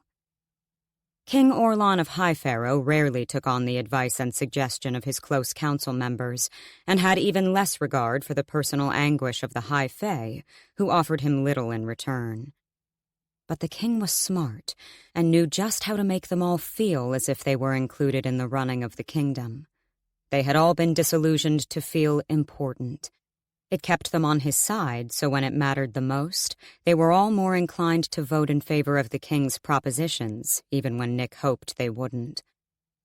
Orlon's voice boomed through the hall, silencing the nobles immediately, as he recited his conclusion for the grueling meeting. Finally, everyone stood, and idle chatter arose while the High Fae started to file out of the Grand Council chamber. Nick remained seated, as he always did, to hear the afterword from the king, his real verdict on the adjourned congregation. Nick couldn't stop his gaze from flashing to the captain one last time before he too filed out through the main doors. Varys turned to face them and bowed low, ever the submissive lapdog to the king. Except the captain liked to add his own flair of malevolence to the orders he was given. Nick blazed at the sight of him, relieved when Varys twisted sharply and marched from the hall. It curbed his impulse to challenge him. A thick silence fell when everyone, even the rest of the guard, had left the room, leaving only Nick and the king still seated.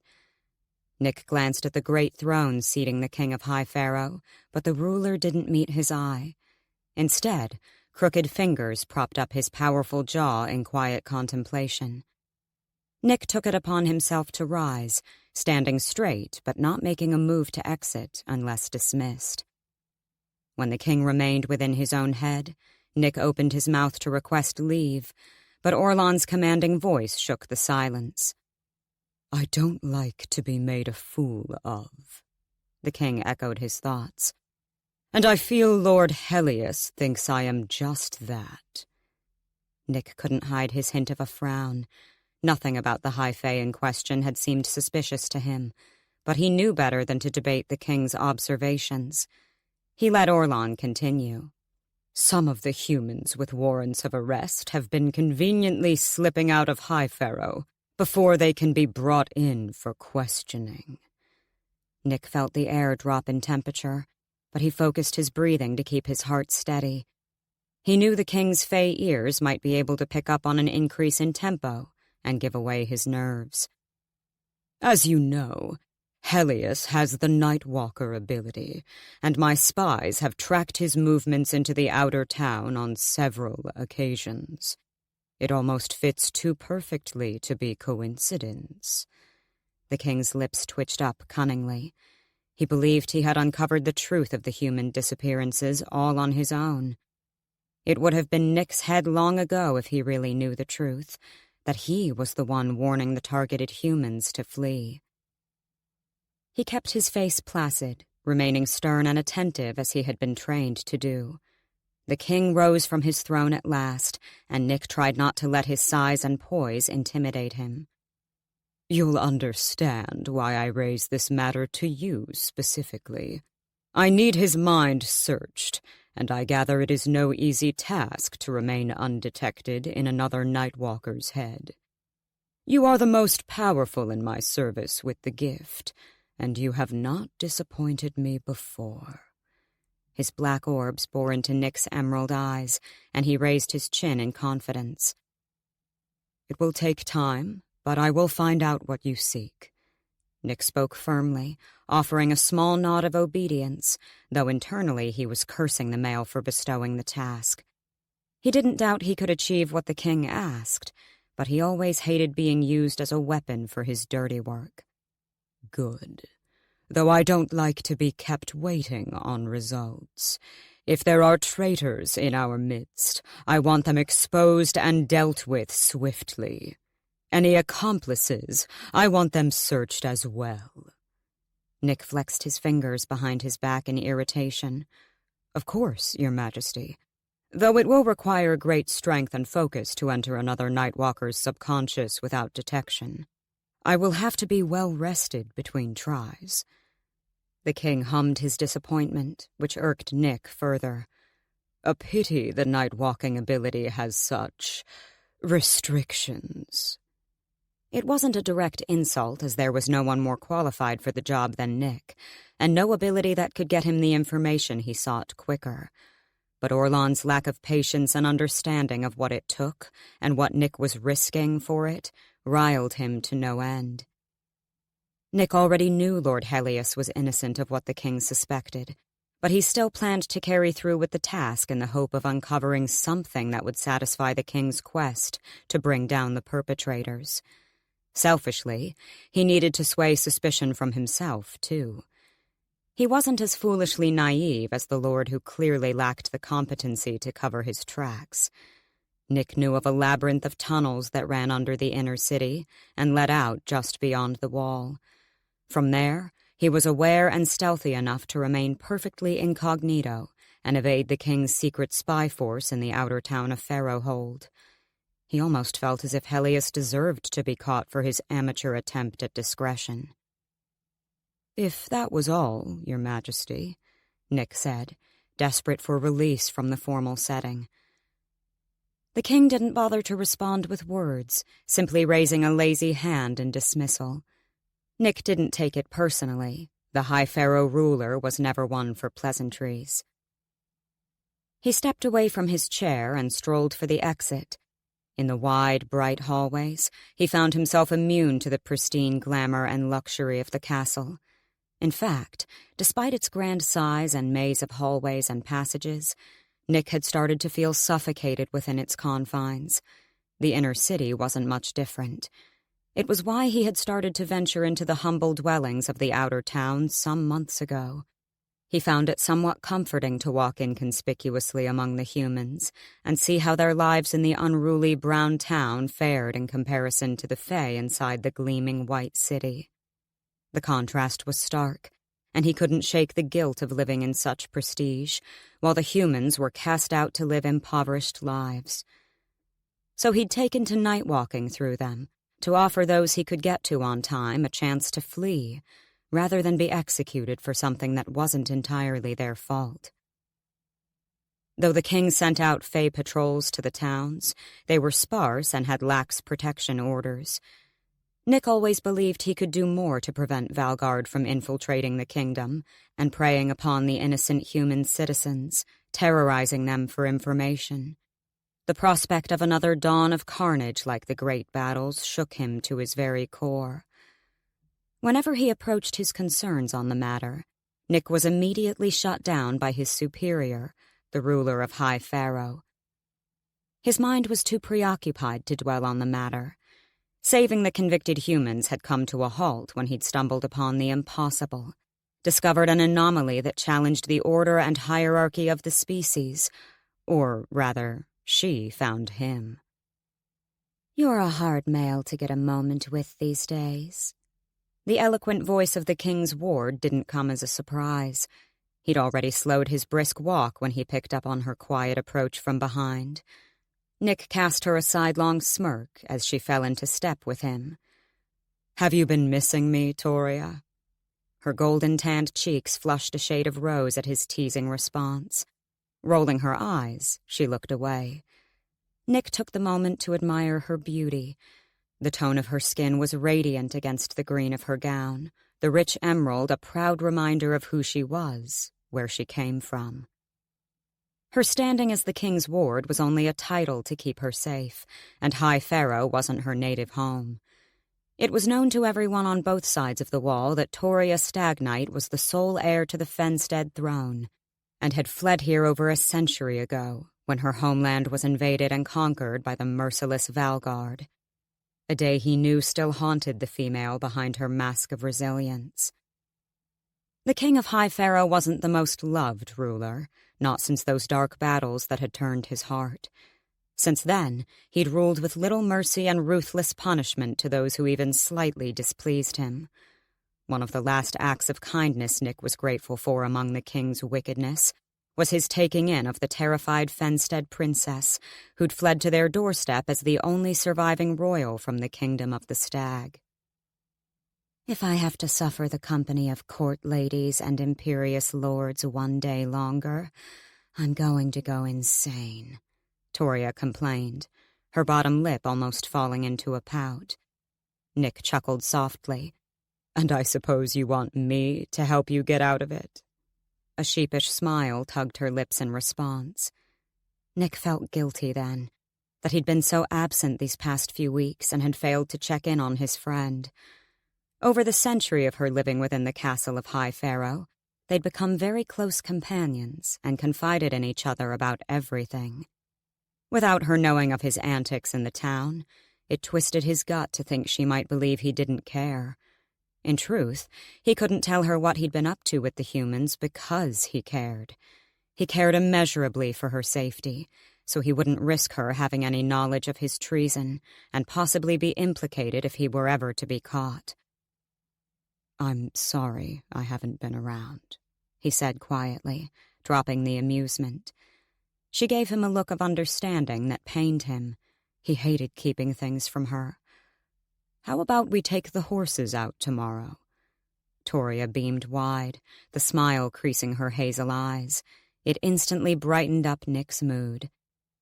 "You know I always beat you at horse racing," she jibed with a nudge of her elbow. "In my defense, I never know we're in competition until you announce you've won. With forewarning, I might get the chance to put in a little effort." The princess barked a laugh. "As if.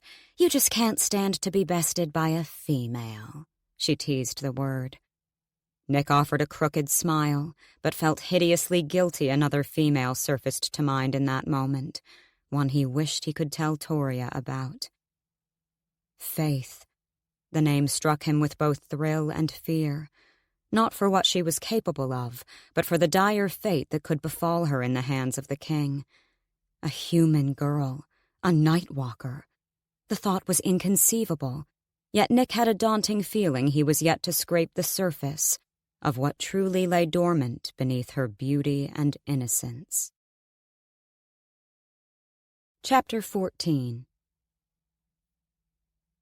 Faythe lay sprawled across the flat of a rooftop, basking under the intense heat of the midday sun. She finished the final bite of her apple and tossed the core, not bothering to check if there was anyone passing below. 2 weeks had passed since her last night in the woods with Nick. She'd only seen him when he invaded her subconscious on a couple of nights, to check she wasn't self-destructing or doing any more unwitting night-walking. But they never spoke of anything else, and his visits were quick before she pushed him out. It wasn't that she was upset or angry with him, but since she'd learned what she needed to do to prevent her mind from wandering at night, she didn't see reason to delay the inevitable.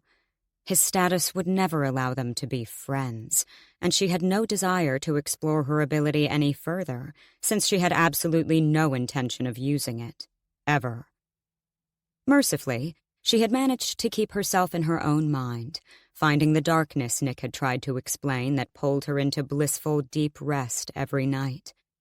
She hadn't lingered in her subconscious either, to explore what she could do with her own memories and imagination.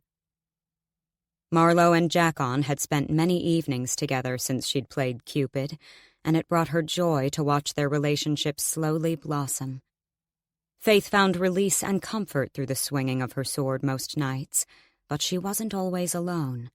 Occasionally, Ferris would happen to be passing by and offer to be her sparring partner, which usually meant a colorful vocabulary of curses on his part when she bested him time and time again, much to Faythe's amusement. She'd also spent a lot of time alone with Marlowe, finding immense joy in the company of a new female friend. It was a different kind of comfort she was missing with Jackon, being able to chat about topics he would have no interest in, such as clothes, the men Faythe found attractive in town, and other harmless gossip. It brightened up her days. Everything seemed normal, as if she didn't harbor a deadly secret none of her companions knew about. She dared to hope that would be the end of it, and she could continue to live her perfectly plain and ordinary life, as she had been before she knew anything of her ability. She had the day off today, but Jackon did not. She'd had a lie-in and taken extra time to laze around before deciding to get ready and make something of her day. She'd pottered about the streets, gushing over clothes and accessories she'd never be able to afford, at least not on her pitiful salary.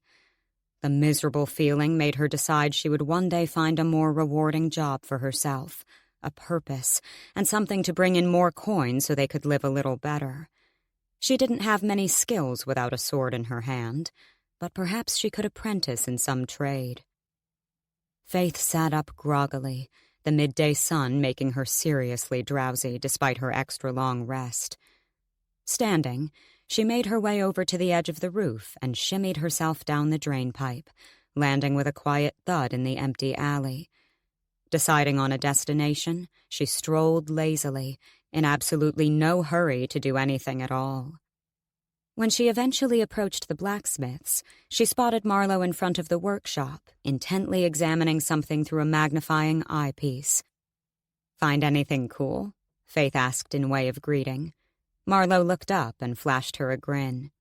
"Magestone," she said, holding up the iridescent black sliver of a rock. "They say it's the one material in the realm that can render a fae, well, mortal, I suppose. Diminish their strength, speed, abilities, and the like," she said casually. Faythe's interest piqued, and she walked over to examine the rock closer. Marlowe held it out to her, and she took it in her palm. It was surprisingly ice-cold. Faythe held in the urge to flinch at the contact, in stark contrast to her clammy hand. With a glance behind her, she said, "Should you really be flaunting this out in the open? If it's possible that's all true?" Marlowe waved a hand. "It's just legend now. No one's seen a significant quantity of magestone in a very long time.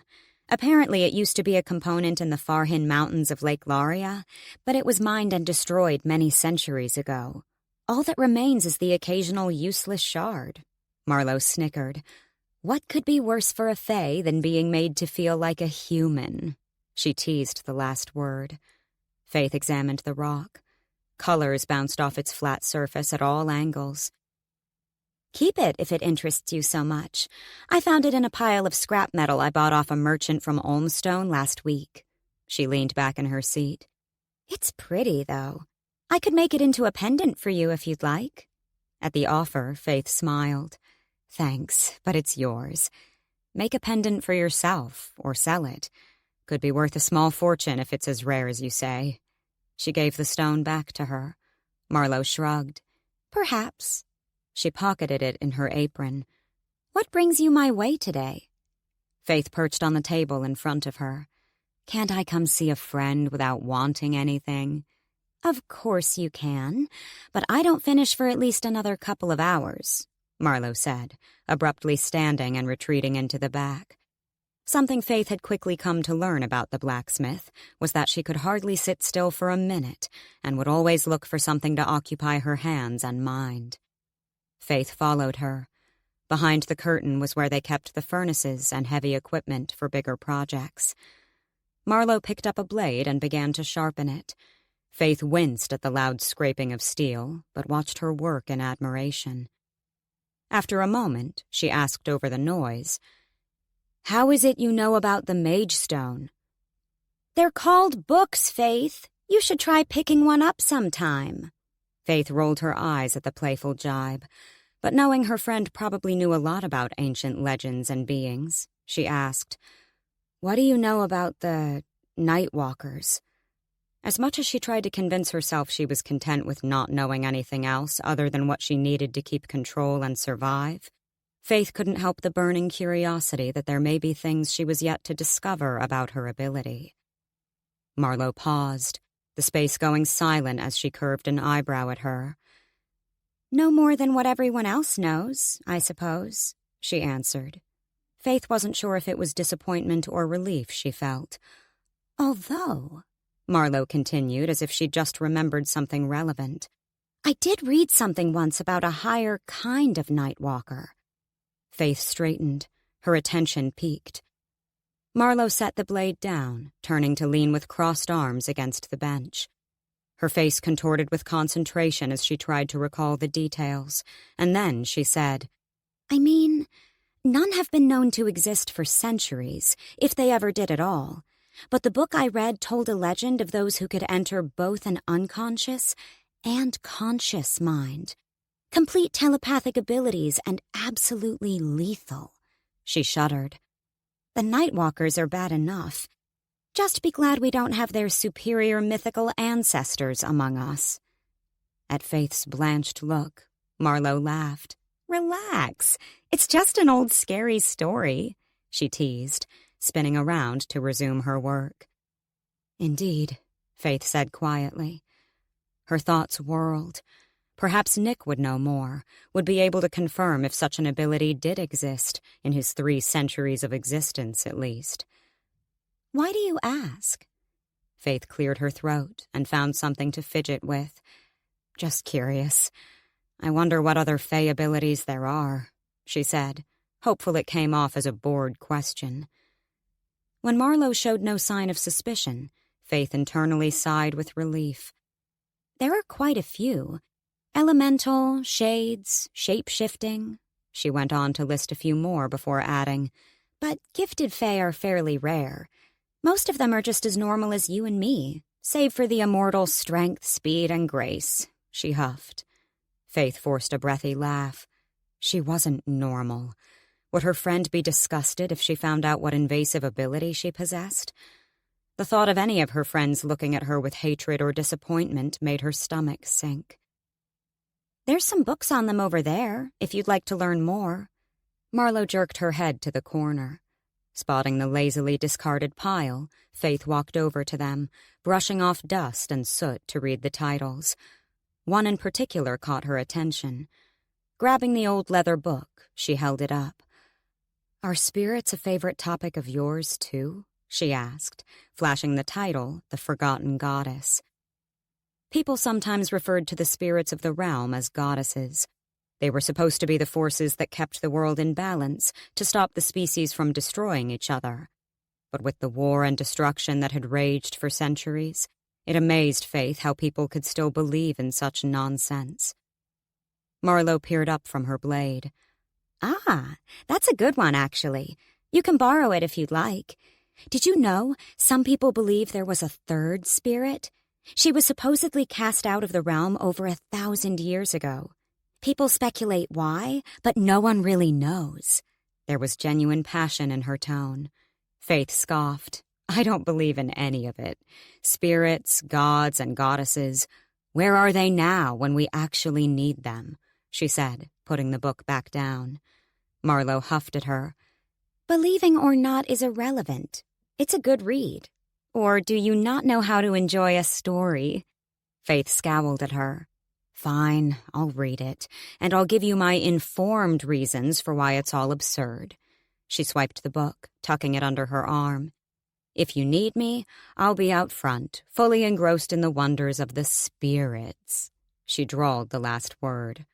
Don't mock them, Faythe. You never know which ones are listening, Marlowe sang as she passed. Faythe only rolled her eyes and pulled a seat out front to bask in the sun. At least she had something to pass the time while she waited for Marlowe to finish up for the day. About halfway through the book, Faythe cursed Marlowe for being right. It was captivating, to say the least, and she found she couldn't turn the pages fast enough. The feel of the aged, worn leather binding in her palms and the sweet, musky scent of old paper rekindled a lost passion for her favorite pastime. It had been years since she'd picked up a book, as it was something she had enjoyed with her mother, but reading now brought her comfort instead of sadness. Her excitement for new stories sparked again.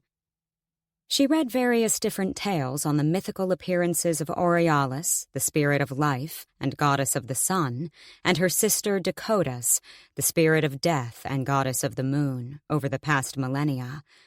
But it was the legends of the long-forgotten third spirit, Marvellis, the spirit of souls and goddess of the stars, that took precedence as the tales Faythe found the most interesting. One of her favorite theories about the lost spirit was a tale dating back nearly 1,000 years ago when she had vanished. The legend depicted she had fallen in love with a Fey warrior and, with her sister's help, relinquished her powers and titles to be bound in the same form as her lover.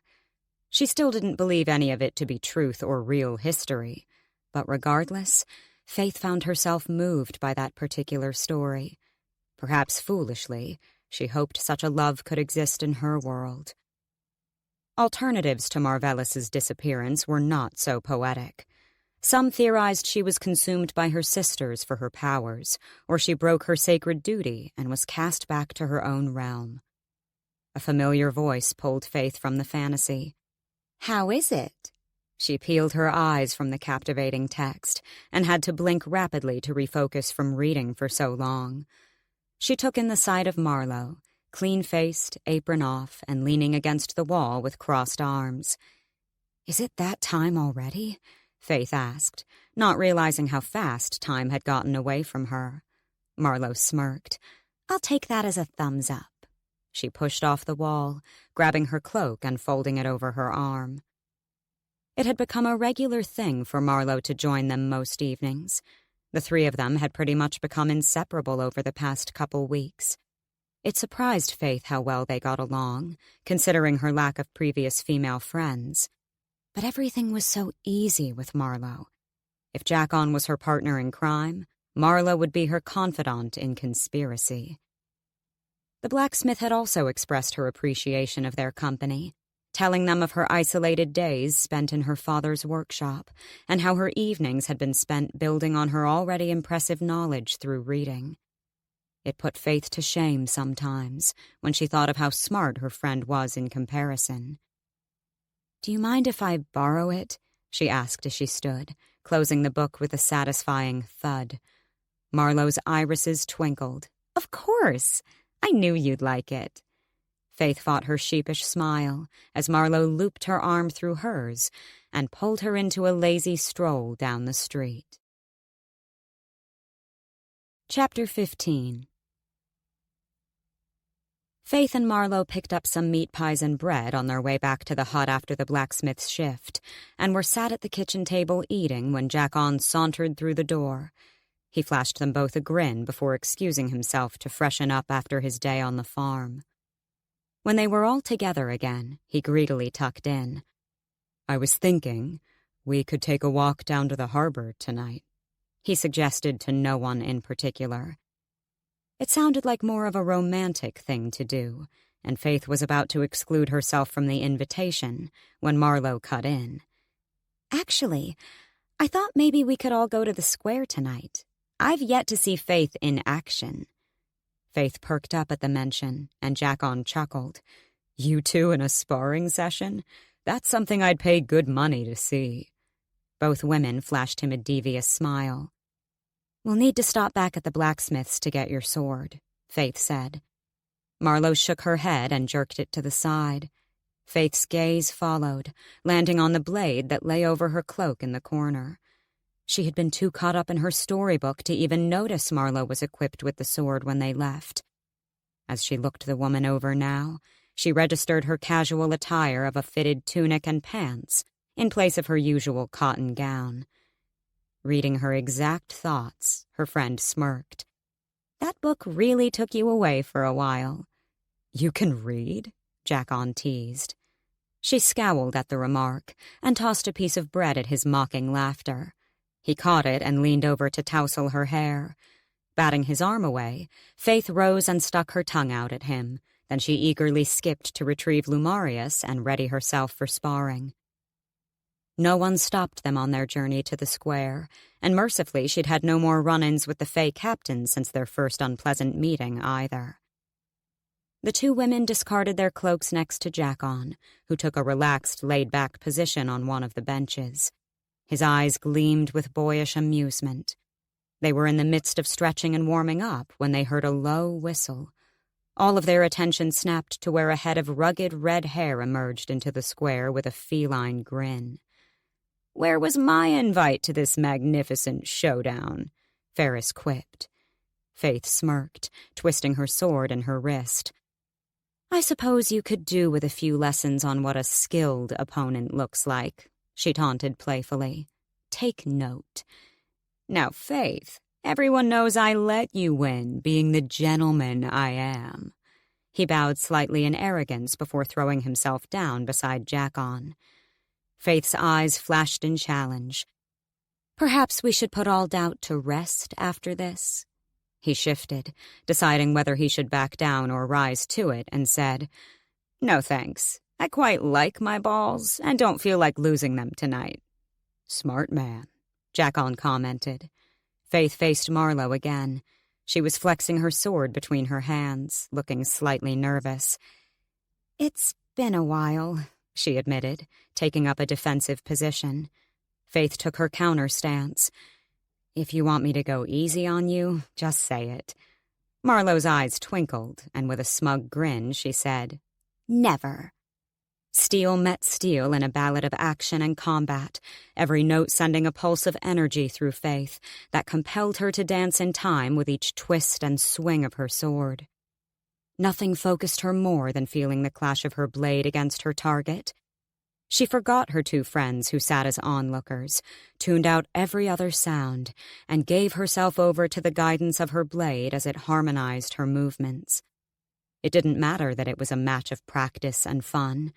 Every time she felt the cold leather hilt of her sword in her palms, it awakened Faythe's desire to fight, her need to protect, and her want to win.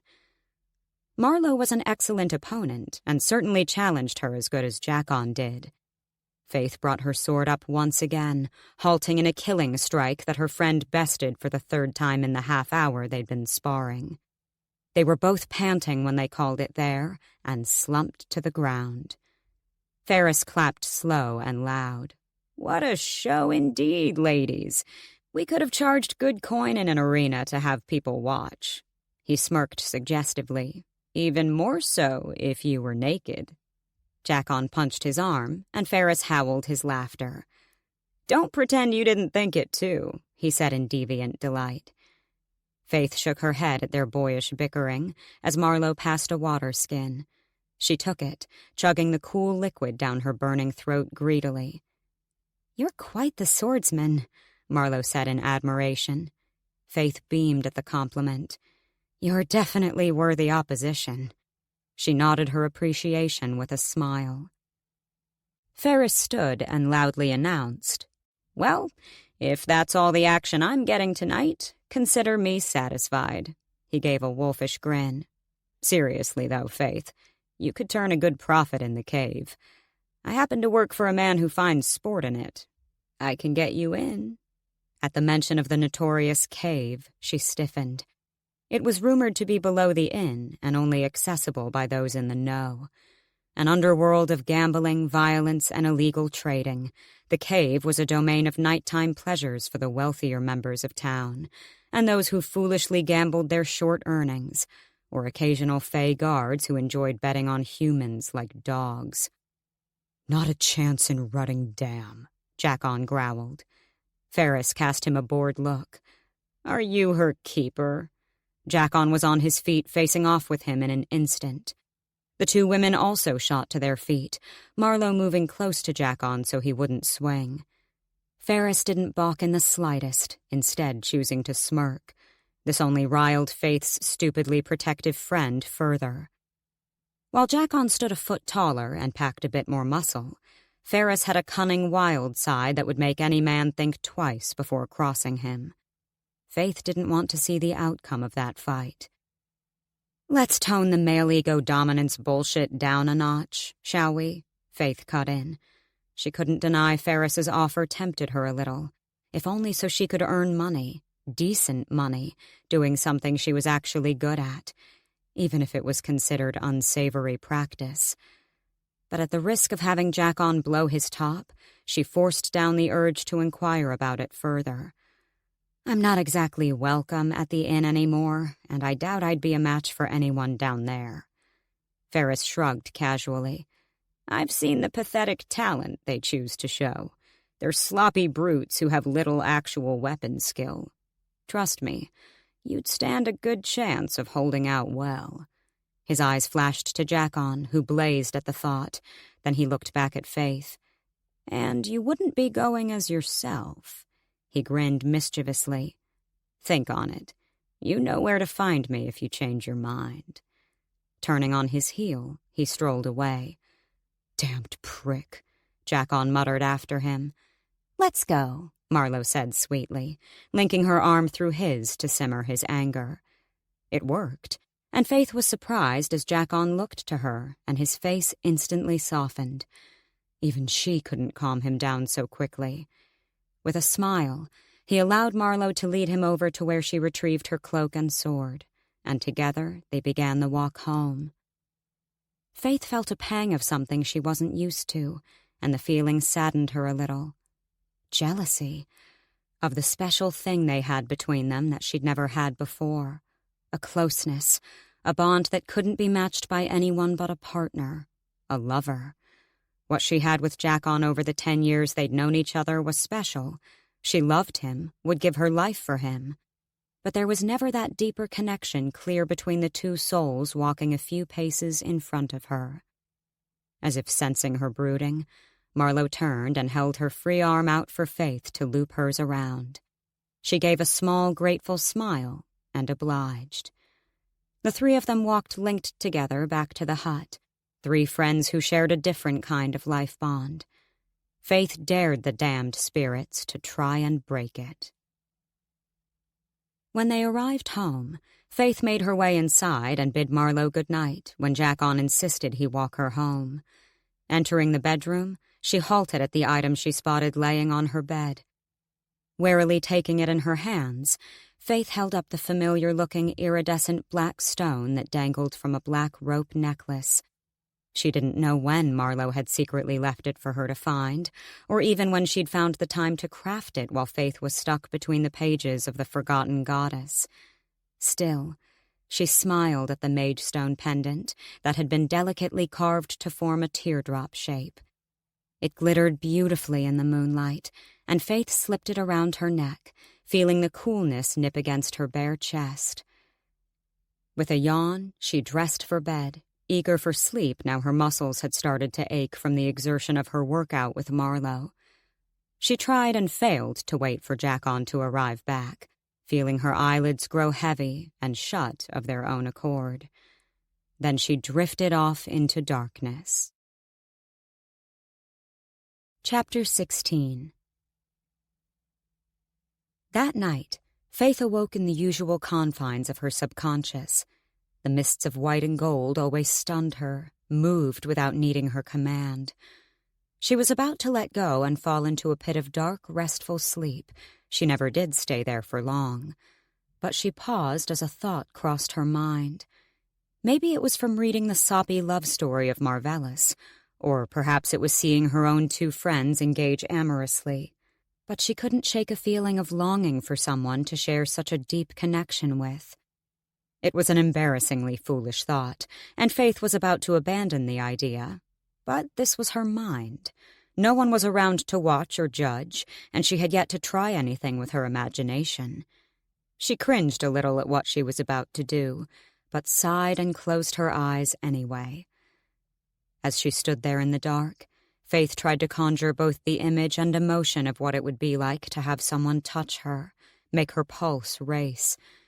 She wasn't a complete stranger to such feelings. There was no shortage of young, attractive men in town, and she'd occasionally given in to their innocent flirtations to satisfy her lust. But she wanted more than just sexual desire. A part of her felt silly as she waited for something to happen. She was about to banish the thought and give up when she felt it. A warm breath caressed the length of her neck. She sucked in a sharp breath as the feeling sent a cascade of tingles down her spine, and she tilted her head in response. A strong, muscular force materialized behind her, and then there were hands, trailing down her bare forearms, sending shock waves through her. It felt so real, Faythe leaned into the force. More. She wanted more. She could have sworn she heard a soft chuckle right before phantom teeth scraped along her neck in a teasing response. Her heart beat a wild frenzy as desire pooled at her core. Eyes of the brightest sapphire blue pierced through her closed lids, and she snapped them quickly open. The strong, powerful hands became real flesh as she watched them continue their tender strokes along her bare forearms. Blood throbbed in her veins, and Faythe wasn't sure she was even still breathing when she moved to twist out of his grip. Just as she was about to face the man with the intense, dark blue eyes, she recognized the invading force. When she fully turned, her imaginary seducer had vanished, leaving her staring into Nick's deep green eyes instead from a few meters away. She couldn't hide her look of disappointment, especially when her emotions still ran wild from the heated encounter. She wanted desperately to put a face to those sapphire orbs that pulled at something deep within. "What do you want?" she demanded. Nick smirked. "I see you're discovering exactly the kind of things you're capable of experiencing in here." Her cheeks caught fire. "Get out!" She pointed in no particular direction. His grin only widened. "You don't have to be embarrassed, Faythe. But if you long for release, you need only ask." His eyes danced with amusement. She gaped at him. "You're the last person I would go to for that." She cringed as she said it, her blood near boiling from the humiliation. "Ouch! And here I thought we were starting to become friends." He held a mocking hand to his heart. In a flare of anger, she began to push him out of her mind when he said, "Wait." She paused, giving him one sentence to convince her not to kick his ass. "I thought you could use some more lessons on how to use your ability," he said. "Meet me in the woods?" She folded her arms. "Like you said, I'm discovering for myself just fine, thanks." "That part, yes, but you haven't learned how to block others." He gestured to himself as an example. "Or how to control what they see so you don't get discovered. You also need to learn how to not get yourself discovered in someone else's head. Another Nightwalker or not, it can be deadly for you if you don't." "I don't plan to do any night walking ever again." He gave her a knowing look. "You should still know how. You never know when you might need to use your ability. We may be deadly weapons, but we can also be useful tools to help others."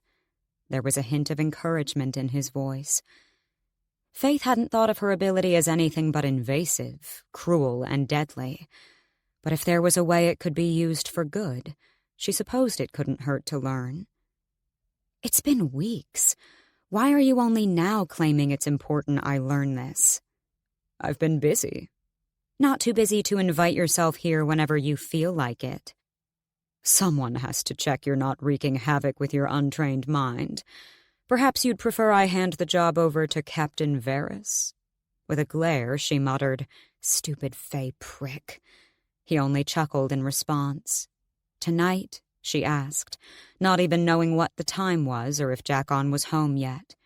Nick nodded. "Meet me there in 20 minutes. Then, with her reluctant agreement, he left, dissipating into swirls of gold mist and leaving a faint outline where he'd stood. Faythe swore to herself for conceding to his plan and forced her mind into full consciousness. Her eyes opened onto darkness. Moonlight poured in through the box window. Turning her head, she spotted Jackon sprawled out in his too small cot, snoring softly. Faythe pulled herself into a sitting position, swung her legs over the edge of the bed, and silently reached for her pocket watch on the side table between them. midnight. She mentally cursed at the late hour. She knew she wouldn't be returning to her warm bed in time to get much proper rest tonight. Barely daring to breathe, she maneuvered through the small space with feline stealth. Changing swiftly, she didn't bother to equip her sword as she swung on her cloak and left the hut. She muttered a silent prayer Jackon wouldn't wake to discover her absence. With her hood up, Faythe made herself a living shadow as she floated through the dark streets, keeping her ears on high alert for Fey patrol. She stopped at a corner leading onto Main Street, hearing a quiet clamor of voices and shuffling boots. When she peered around, her heart froze at the sight of the patrol, at the sight of Captain Varys in particular. They stopped outside the inn, and Faythe had a horrible sense of déjà vu. This was where she'd seen them dragging the innkeeper's son out onto the street weeks ago.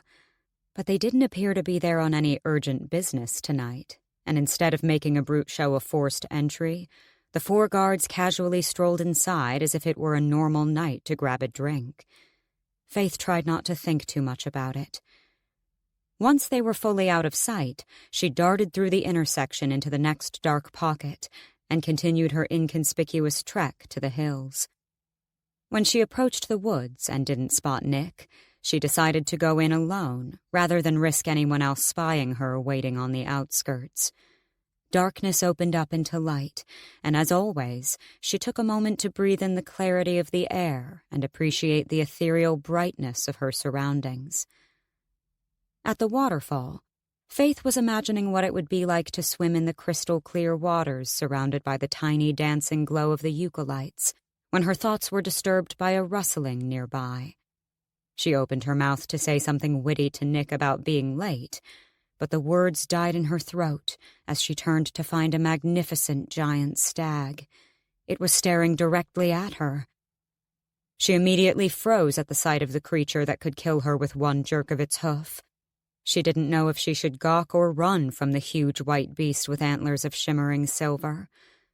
Faythe had seen stags in the forest before when she'd hunted with Jackon, but she'd never seen one of such grace and beauty. The animal in front of her was not of any mortal nature. No, it must exist by some form of magic, or at least be enhanced by it. Faythe knew the smart choice would be to run and hope she could reach the edge of the woods quicker than it could catch her. A risk, considering the length and might of its legs. She could easily be impaled on its antlers if it got close enough. Follow. Faythe jerked at the sound, but held the beast's stare. It was impossible, foolish even, to imagine she'd heard the animal talk to her. But it dragged its hoof on the ground with a huff, flaring its large nostrils, and flicked its head in time with the word. Then she realized it was not spoken out loud. Perhaps the woods took all logic and reason out of a person, or perhaps she was just more reckless than she realized. But she found herself walking toward the beast that could end her in a single blow. Stupidity or bravery, she wasn't sure. She stayed a cautious distance behind it as it turned, and then she followed it through the trees in a direction she hadn't ventured before. She had yet to explore any of the woods besides the waterfall clearing, and could only imagine what else was lurking around, good or evil. It made her shudder. She wasn't in any hurry to go investigating on her own. The Eugolites weren't the only life form that glowed here. She looked up to notice the aerial equivalent weaving around the branches of the tree canopy, creating a peaceful hum. Fireflies, she deduced, though it was strange to see them in the daylight. After a short walk, the trees opened up into another large clearing, this one brighter than the waterfall, which she didn't think was possible. It was as if the invisible sun that blanketed the woods in the daytime, through some ancient form of magic, was shooting a beam directly to this glade alone. A solitary feature stood in the middle, a grand stone temple that glittered a soft gray. Faythe followed the stag a little closer to the structure, and then halted. It turned its massive head to look back at her once, and, with another huff and a nod, gestured her over to the closed doors inside the portico. The beast stalked up the steps in a couple of powerful strides and disappeared right through the solid stone entrance in front of her eyes. Faythe blinked once, twice, and stood gaping where the creature had vanished. She suddenly went cold. Maybe she was still in her mind, and her own thoughts were mocking her. Or perhaps she was nightwalking. She quickly shook her head to dismiss that conclusion. While her subconscious was vivid and very convincing, she'd learned to distinguish the difference, feel what was truly real. Her instincts knew this was definitely no illusion of her own making. She approached the temple slowly and with caution, and then ascended the few steps past the colonnades to stand right in front of the massive stone doors. Raising a wary hand, she reached out to touch the rock. Solid. She pressed her whole palm to the door, then her other one, and gave a push. Nothing moved. She pushed harder, using all her strength, before giving up and stepping back with a grunt. Her eyes trailed the faded gold lines that made up a pattern across both doors. Faythe had to step back down the steps to get a view of the whole picture. She squinted and tilted her head a few times. It was a circle with 3 lines struck through it, overlapping its circumference. Simple and familiar. She racked her brain for a few seconds until... She gasped, and her hand darted into her pocket. She'd seen that symbol. It was the same as the engraving on the back of her mother's watch. Pulling it out, she flipped it over in her hand and stood with her mouth gaping. Her eyes darted from the stone door to the brass watch, back and forth, until she was certain they were exactly the same, not a line different. But her discovery raised far more questions than it answered. She was sure her gentle, innocent mother wouldn't have been in these woods. She would have no reason to be. So what did it mean? Faythe stormed up to the doors again and held out the watch. She tried pressing the engraved side to the stone and waving it in any possible way she could think of, achieving nothing but looking like she'd lost her mind. She groaned in frustration. Why did the stag bother to guide her here if she couldn't get inside? "There you are," Nick's voice bellowed from across the glade. Faythe jumped at the sudden noise and whirled to see him stalking over to her. He didn't look pleased. "I had to follow your scent," he grumbled. Then he paused, taking in the structure around them from below the steps. "How did you find this place?" "You've never been here before?" He shook his head. "I've been to these woods many times over the centuries, but I've never seen this." "I don't know how you could have missed it," she mumbled sarcastically. When he didn't respond, she asked, "Do you know what this means?" She gestured to the large symbol adorning the entrance. "You don't know the Mark of Aurealis?"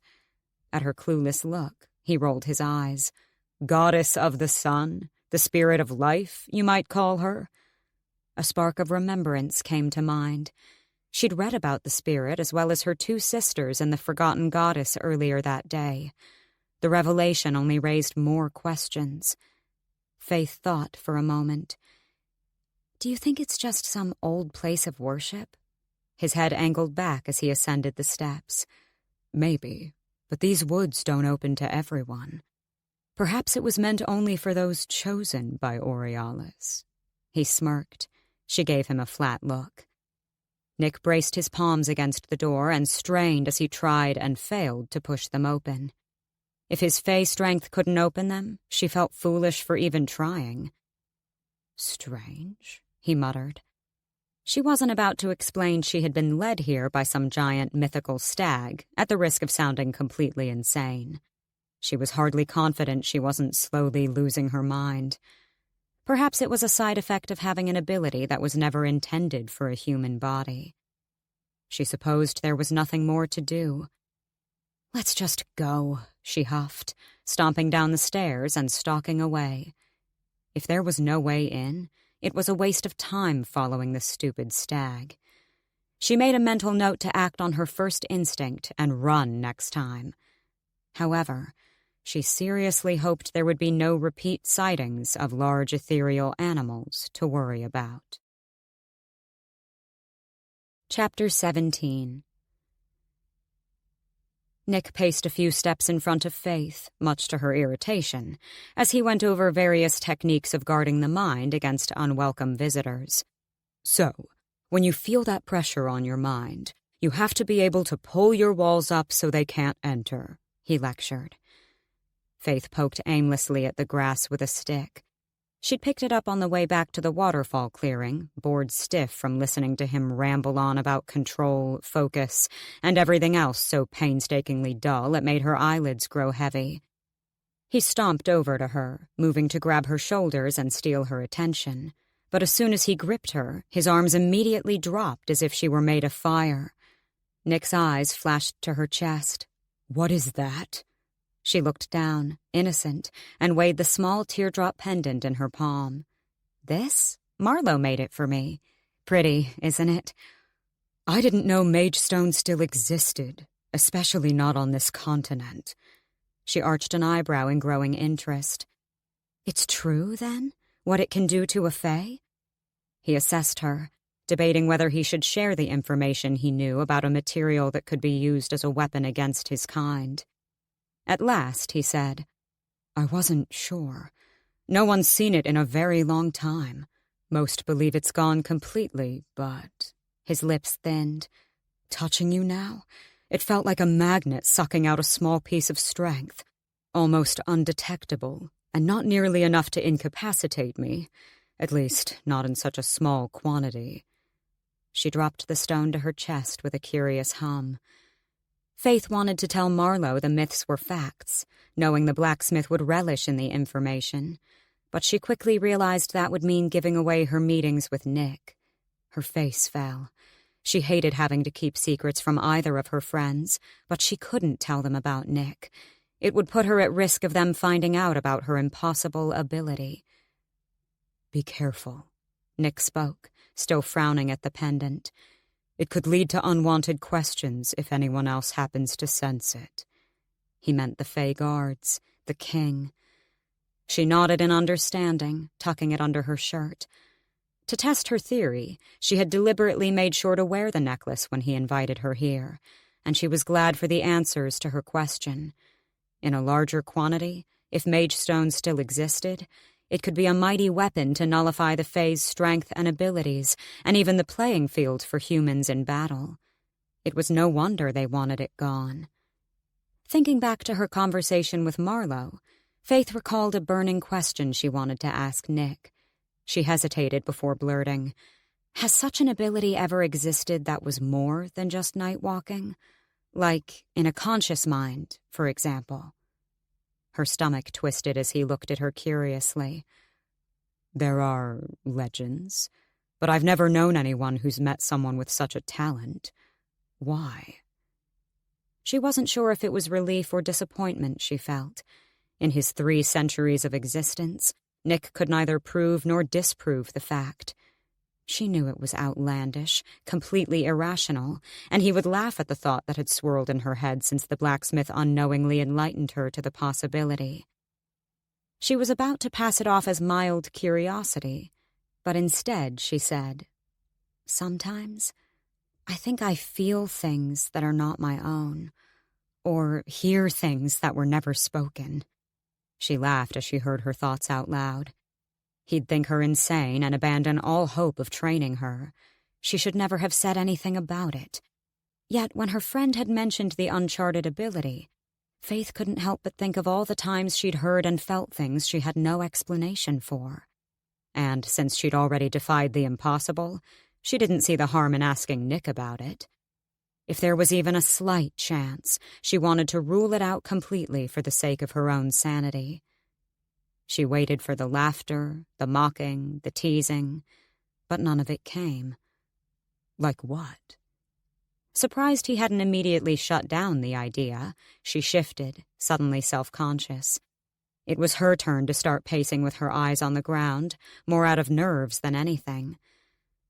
Mostly, it's just like a burst of emotion, or I hear words, phrases, when they've never moved their lips. I've always assumed I'm good at reading people, but what if it's more than that? She dared to look at him. I know, it's impossible, and probably just my own heightened emotions running away with my thoughts, but... No, I believe you, he cut in, folding his arms and maintaining the intensity of his stare. At her raised brow, he continued, I mean, I shouldn't. I should think you're absolutely losing it and convince you to take a vacation as soon as possible. He smirked. But I think you did it to me one time. Answered a question I never even asked. I thought nothing of it, of course. But if you're saying it's happened a lot before, by the gods, Faythe, your existence becomes more inconceivable by the day. He shook his head in disbelief. It might not be what I think it is, she said quickly. He ran a hand through his hair. There's one way to find out. He grinned in mock challenge. What am I thinking? She gave him a dead look. It doesn't work like that. I only hear and feel projections. Yes, when you haven't been trying. He tilted his head. Who knows what you could truly be capable of? A force like no one's known before. I don't want to be a force to be used against anyone. His face turned serious. You can't run from yourself. Stop being so afraid of your own abilities and face them, Faythe, or the things you're trying so hard to hide from may very well be your undoing. Why do you care, Nick? She said nastily. What are you even doing here? She was deflecting her anger at herself again, and he knew it, too. His face softened. Don't make your gifts a curse. They are what you make them, not the other way around. There's a reason you have them, so embrace it. Don't fight it. She knew he was right. She'd spent so long trying to convince herself she was still that same ordinary human girl, that she could lock up all this and try to forget she even had an ability. But the more she discovered about herself, the more she realized she would never be that girl again. The idea scared her to no end, but she would learn to embrace herself, every part of herself, and know that despite it all, and no matter what came of it, her heart would not be tarnished. It could just be very weak clairvoyance, she offered nervously. We can't be sure until you actually try to tap into it, instead of waiting to hear things you never intended to. Another time, she said. I think I might implode if I try anything tonight. He kept his gaze fixed on her, a smile tugging at the corners of his lips. What? She said, feeling her face flush. Nick shook his head and huffed a laugh. You're a goddamned miracle, Faythe. Chapter 18. After the rocky discovery of her possible extended ability, Faythe and Nick stayed a while longer in the woods. The Fae guard spent most of his time trying to explain how mental barriers worked and how to nightwalk without risk of discovery. It unnerved Faythe to think others could be aware, that Jackon could have been aware she was in his mind if she'd made a wrong move. Luckily, it wasn't common for the unwitting host to detect Nightwalkers, and this only tended to happen with unrested or less experienced walkers. Again, Nick expressed great disbelief she hadn't been found out by accident. Faythe was relieved more than anything. He had brought more sleep tonic, so they spent some time in her mind practicing the barriers.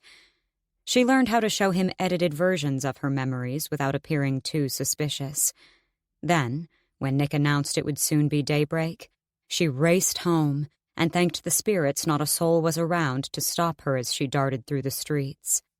Mercifully, Jackon was still sleeping when she arrived, so she changed into her clothes for the day and pretended she'd woken up earlier than usual.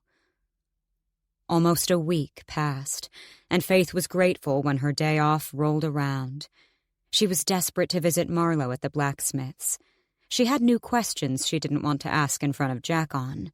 He had a tendency to pry, and it would only raise his suspicion. Marlowe, on the other hand, had a wonderful nature of answering questions without any cynicism. In fact, it was like she relished in the unusual topics Faythe brought to her. She was a pocket of knowledge and enthusiasm, which was what Faythe loved the most about her friend. She stopped by the market just as they were opening and picked up a few pastries from Marie's stall while the mid-morning sun streamed down. One of Marie's daughters, Grace, had filled in to do the deliveries at least one day a week to allow Faythe some time to herself. She was practically skipping down the streets when she rounded the corner to the blacksmith's. She couldn't see Marlowe, but she could hear the hammering of metal in the back. Peering through the curtain, she spied the blonde bent over another masterpiece of hers. "I come bearing food," Faythe exclaimed over the loud clanks. Marlowe startled before whipping around to spot Faythe. She relaxed, flashing her a grin, and replied in greeting, "Apple tarts, I hope." "Of course, I wouldn't get you anything else." Faythe set the paper bag on a nearby bench. Marlowe held up her creation, a fine steel blade, simple but elegant. "It's supposed to be a gift for Jackon since he doesn't have one. What do you think?" she asked, biting her lip. Faythe raised her eyebrows in wonder. "It's truly perfect, Marlowe. He's going to love it." At her enthusiasm, Marlowe relaxed and grinned widely. "It's not finished, but you said his birthday was coming up in a couple of weeks. I thought it could be a gift from both of us." She shrugged. Faythe's face fell. "I can't take any credit for that. You give it to him. I've got something in mind anyway." She smiled reassuringly. It was a lie. She had no idea what to get him, and now, seeing Marlowe's gift, she felt even more lowly. She could never compete with a gift so thoughtful and handmade.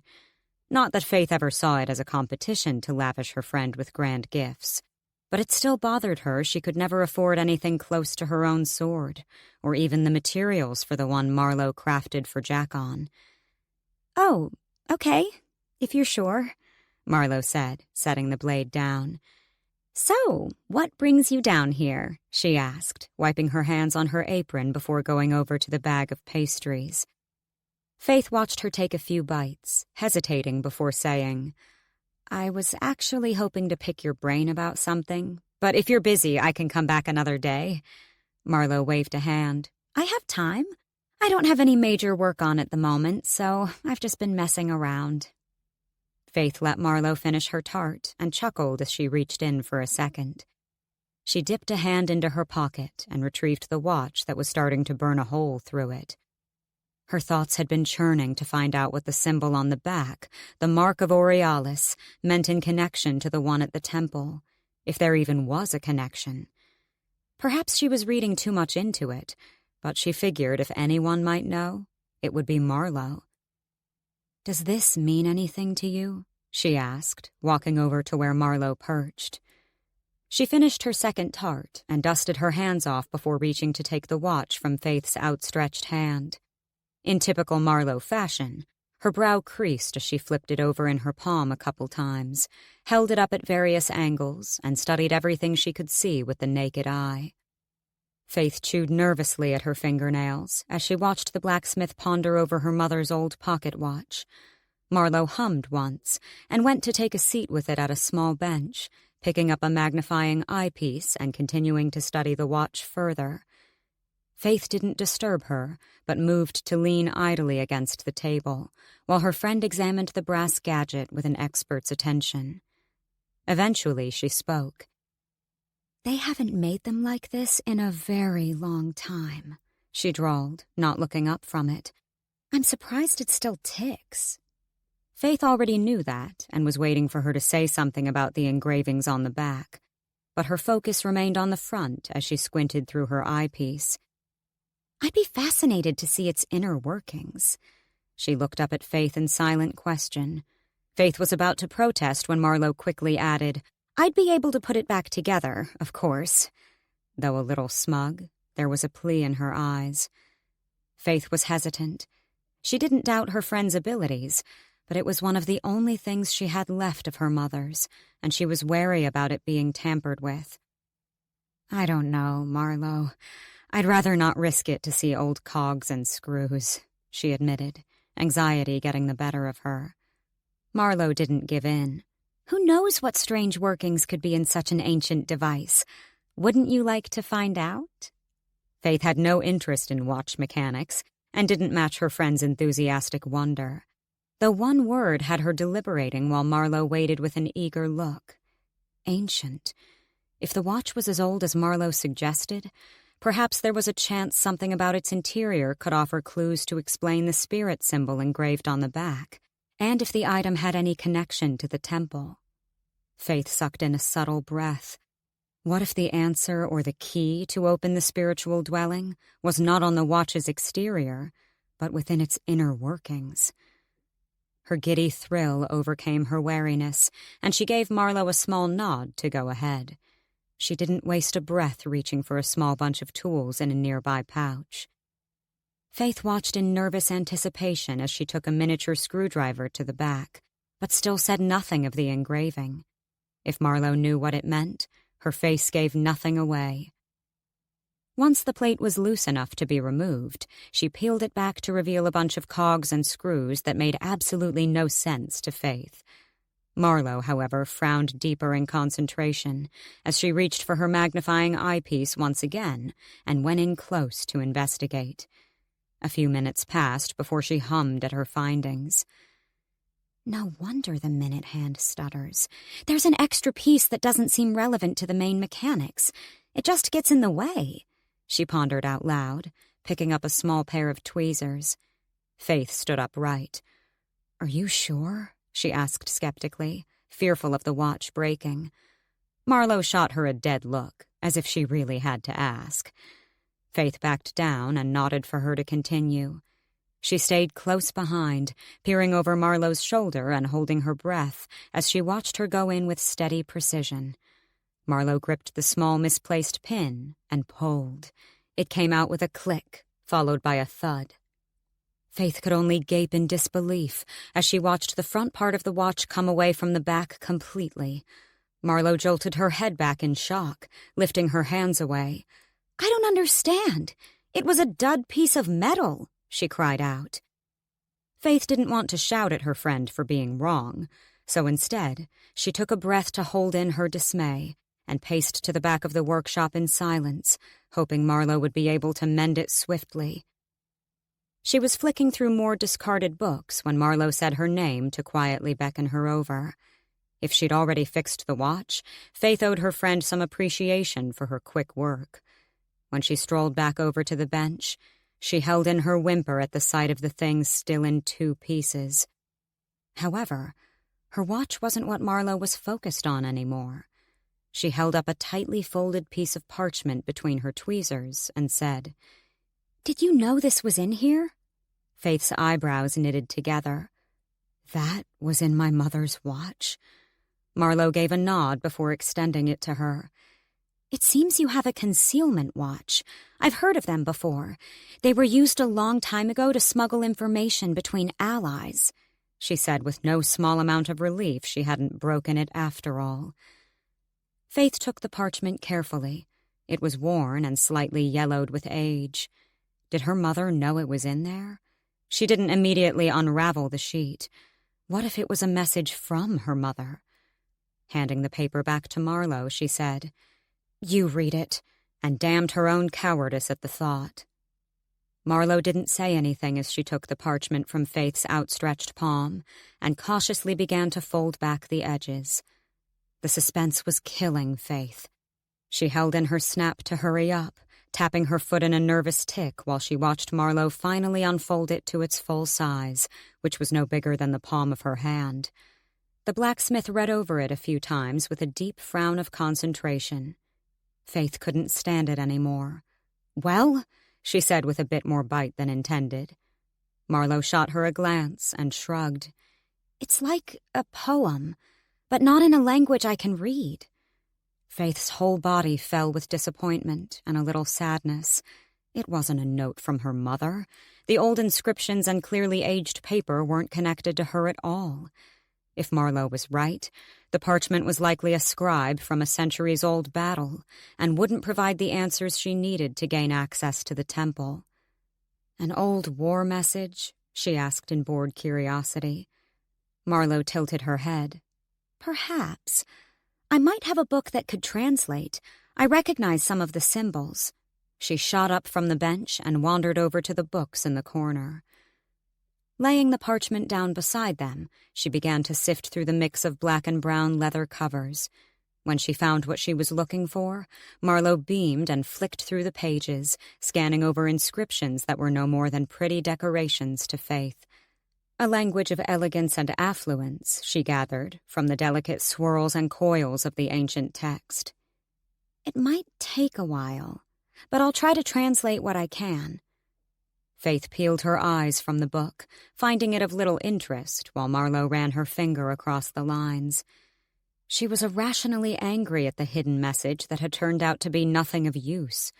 The small, hopeful feeling she'd let herself have, that it might be something to bring her closer to her mother, left a hollow void. She looked at her friend, still deeply engrossed in the texts. "I think I'm going to wander the town for a bit. Meet you at the hut later?" Marlowe glanced up for a quick second, her only reply a small nod and smile, before she dipped her head low again. Faythe left her to it. Chapter 19. Faythe stormed through the streets after her disappointing trip to the blacksmith's. She wasn't sure if it was her exasperation or complete lack of sense and rationality that influenced her destination. Perhaps she had a death wish, she thought, as she found herself strolling up to the standalone white house in the wealthier part of town. Without giving herself time to cower away, she rapped on the wood door twice and took a polite step back, hoping the person she wanted was working today. After a short wait, the door swung open, and a familiar mop of red hair and brown eyes stared at her in surprise. Ferris worked as a personal servant for the occupants of the house, though Faythe had always thought it a generous job description, since he was essentially employed to carry out their dirty work. Ferris suited the work, was actually good at it, with his deviance and ruthlessness, when it came to doing what needed to be done. She had to admire him for that. Realizing he was waiting for her to explain her unexpected appearance, she blurted, "I want to take you up on your offer." For a quick moment, she wanted to steal the words back and scold herself for even thinking of fighting in the cave. She wanted to believe she was above such a barbarous sport, yet she couldn't deny the dark part of her that itched to feel what it would be like to swing her sword in real combat. She was fed up with feeling useless, tired of holding back the desire that truly lived under her skin, and sick of being so impoverished she couldn't even afford a decent birthday gift for her best friend. Ferris arched an eyebrow at her before a wild grin spread to his eyes. He stepped out over the threshold, closing the door behind him, and leaned with arms crossed against the frame. "Does your guard dog know you're here?" he quipped. She rolled her eyes at the jibe. He meant Jackon, and quickly considered abandoning the idea. It was a mistake to come to him. Even so, she found herself saying, "No, and he can't find out about any of it." Ferris chuckled. "Good to know you have a mind of your own, Faythe. I was beginning to doubt it." She scowled. "Don't make me regret coming to you." He laughed again in response, and she fought the urge to swing at him. "I believe I'm the one doing you a favor here. he said before raising his chin. "I want a cut of your profits as your sponsor." His eyes twinkled darkly. "I might not win." His smile only widened. "I'm going to be putting in good money for you, Faythe, and I expect a fantastic return." He straightened. "I have every confidence you won't disappoint." He turned, bracing a hand on the doorknob. "Next fight is in 2 days' time. I'll find you some suitable attire." He gazed over her at the comment, and she shifted. His final wink made her blood go cold and pump faster at the same time. Had she just made a deal with darkness? Without another word, he was back inside the house, and she was left staring at the white-chipped door. She stood there for a second after he vanished, unsure if the darkness was in her or Ferris. Then, twisting on her heel, she retreated with haste back into the main part of town, giddy with nerves, excitement, and fear. But the thrill drowned out the voices telling her this could be the most foolish thing she'd ever agreed to. Chapter 20. Faythe's mind reeled on her return from signing Ferris's phantom contract. She would be entertaining with her sword at no small risk to her life. She composed her rattling nerves at the thought, surprised to find Jackon already home when she arrived back at the hut. He sat at the kitchen table with his head in a book she had never seen before, looking up to flash her a welcoming smile as she walked through the door. "She's got you reading now, too?" "Apparently. It's a wonder I've lived here this long and not learned about the wonders and histories of Ungardia." Faythe chuckled and walked over to catch a glimpse of the text he studied. Jackon shifted as if trying to conceal the pages. She frowned deeply, about to question it, until she glanced the bold heading, Legends of Lake Lauria. Her stomach dropped, and she cast Jackon a sad, knowing look. "I've been asking at the docks if there's been any word of anything unusual over there, in case there was talk of a stowaway from High Pharaoh, you know," Jackon admitted. Faythe's heart cracked. She'd been riddled with the guilt of not knowing Reuben's fate, but she didn't know Jackon was also silently suffering. She put her arm over his shoulder in quiet comfort, and he embraced her around the waist in return, as they both stared down at the pages in solemn silence. Some of the illustrations were beautiful, glittering channels of water and wondrous mythical lake creatures. Faythe leaned forward to flick over a few pages, but she wished she hadn't. Other depictions of what possibly dwelled in the kingdom of the water dragon were not so welcoming. Man-eating sea beasts, half-human sirens with wicked pointed teeth, fae with the lethal ability to command the flow of water. Jackon must have noticed her rising panic, because he leaned in to close the book before she could work herself into a frenzy. She looked to him wide-eyed while her mind reeled at the horrors she might have sent her friend straight into the arms of. Jackon stood, hands going to her shoulders. "They're only myths, Faythe. Anyone I've asked, those who have real knowledge of Lake Lauria, have assured me it's just as ordinary and boring as any kingdom."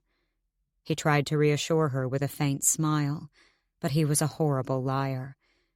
She didn't call him out on it. For both their sakes, they had to try to believe Reuben was safe, and they hadn't blindly sent their friend to a terrible fate in the lands of the unknown. Jackon pulled her into a tight embrace, and she allowed herself to breathe and regain a sense of calm in the comfort of his arms, composed by the time she stepped back. She gave him a weak smile, walking past him to the washroom. His voice halted her. "I've been meaning to talk to you, Faythe." She turned back and cocked her head. "What's up?" Jackon scratched the back of his neck nervously. "About Marlowe and me. It doesn't bother you, right? That she and I—" Faythe's lips curled up in amusement at his flustered look, and she cut in. "Not in the slightest, Jackon. I'm happy for you, for both of you," she assured. He smiled awkwardly back. "Good. That's good." He cleared his throat. "I just thought, it might feel weird or something, since it's always just been you and me, but you never, She knew what he wanted to say. Faythe had never returned his feelings of affection, never wanted to be more than friends. Look, Jackon, I love you. I always will, but not in the way I know Marlowe loves you and you love her back. You two are made for each other, and I'm happy for you both as a couple. I'm grateful Marlowe came into my life, too. Relief washed over his face. I love you too, Faythe. He made the few strides over to tousle her hair. You'll always be my number one, you know? She batted his hand away with playful ire. There's room for two of us to share that top spot now. He looked at her with love and gratitude, giving a nod of appreciation at the comment. Faythe replied with a warm smile before scooting off to change. That evening, Faythe insisted Marlowe and Jackon go out without her, claiming she was too tired to accompany them. It wasn't entirely a lie. She was tired, but she really wanted to go alone to practice her sword skills in preparation for her first fight. It hadn't fully settled that she was about to face off in a real challenge that could harm or kill her if things went horribly wrong. She could already hear Jackon's fury if he found out, and it made her nauseatingly guilty for keeping yet another deadly secret from him. But she knew what she was doing, and she didn't need his lectures on what was best for her. Faythe decided to avoid the square, not wanting to risk running into her friends or any of the Fae Patrol. Instead, she found herself scaling the hills toward the woods, figuring a tree trunk might at least provide her with stationary target practice. Her boots crunched over fallen branches on the woodland floor as she passed through the maze of staggered trees, making for the waterfall glade ahead. When she emerged, she got all of a few steps before stopping dead in her tracks at the cold pinch of pointed metal on her back. Not daring to move or breathe, she remained paralyzed to the spot until the assailant on the other end of the blade spoke. "Please state your name and business." At the sound of Nick's mocking voice, her shoulders fell in relief, which quickly turned to annoyance as she spun around to glare at him. "You're an ass," she muttered. "What are you doing here?" He laughed and lowered his sword. "I believe you're in my secret hiding spot." He cocked his head in amusement. "What are you hiding from, Faythe?" "Nothing," she mumbled. "I just came to practice in peace." She emphasized the last word. Nick shrugged. "Don't let me get in your way." He sheathed his sword at his hip. "It's all yours." He walked past her and took a seat on a large rock near the lake, pulling out a dagger to fidget with and making a show of looking like he wasn't paying her any attention. She grumbled, irked already that she didn't have the place to herself. She hadn't considered the possibility he might be here, and realized she didn't know much about him at all, such as what he got up to when he wasn't being an annoying bastard in their lessons, or when he wasn't on whatever guard duty the king assigned him. She never saw him around the outer town, at least. Not in the mood to converse, she swung off her cloak and drew Lumarius, trying to block out his presence. Taking up poise with her sword, she began to duck, swing, and dodge, releasing herself to that glorious calm, until it was only her and the air she cleaved. To her surprise, Nick went a good while without saying anything. He didn't move from his lazy position on the rocks, but when she stopped to dare a glance at him, she found him studying her intently. It made her squirm inwardly, and she fidgeted, flexing her sword in her wrist. Then he was on his feet, cloak discarded and sword drawn, coming to a stance in front of her. "Now, let me correct everything you're doing wrong," he smiled arrogantly. She was about to retort when he said, "You've got great skill, Faythe, but a load more potential if you have the right person show you." There was no mockery or insult in his tone. "So you're going to be my teacher?" He nodded. "In mind skills, sword skills, and other skills, if you find yourself lacking," he added suggestively. She gaped, lifting her sword to poke him with the pointed end. He batted it away with his own blade before she could, and the clang of steel echoed through the clearing along with his bark of laughter. "You really can't help yourself, can you?" she grumbled. He crossed his arms, still holding his sword. "I've never been with a human before. I'd be curious to see if your kind is as fragile as you look." He grinned deviously. She didn't hesitate and brought her sword up in a flash reaction, going for his neck. Faster than she could blink, his blade was up and connecting with hers once again before it could land. His bellows of laughter resonated through the open space. She only glared at him, her temper flaring. "Good. Now, when you step left, be sure to be in a position to cover your right flank from attack." He demonstrated her error by darting for her side and kicking her feet from under her. Faythe landed on the grass with a thud, wide-eyed in disbelief. She wanted to shout that he had caught her unaware and hadn't given her time to even attempt a defense, but her anger blazed and fused any words, leaving only a burning need to respond with the steel in her palm. She shot to her feet. In a burst of blind rage, she swiped for him over and over in a quick round of lethal blurred steel until she was panting. He deflected every strike and swing with immortal ease. Tears welled in her eyes out of frustration and fury, or the fact she was realizing she wasn't as good as she thought or Ferris believed. She was very likely to only embarrass herself in the cave, or worse. "Faythe, stop," Nick said calmly. She didn't. She continued her onslaught of unfaltering attacks. Every time he effortlessly stepped out of the path of her blade, he only made her blood pump harder and fueled her determination. He ducked the next blow and spun around her so quickly she didn't have time to register the move until she was again falling flat on her back against the cool green floor. She panted and clamped her eyes shut, cursing the tears that escaped. "You need to learn to channel your rage, not let it consume you," he said quietly from above.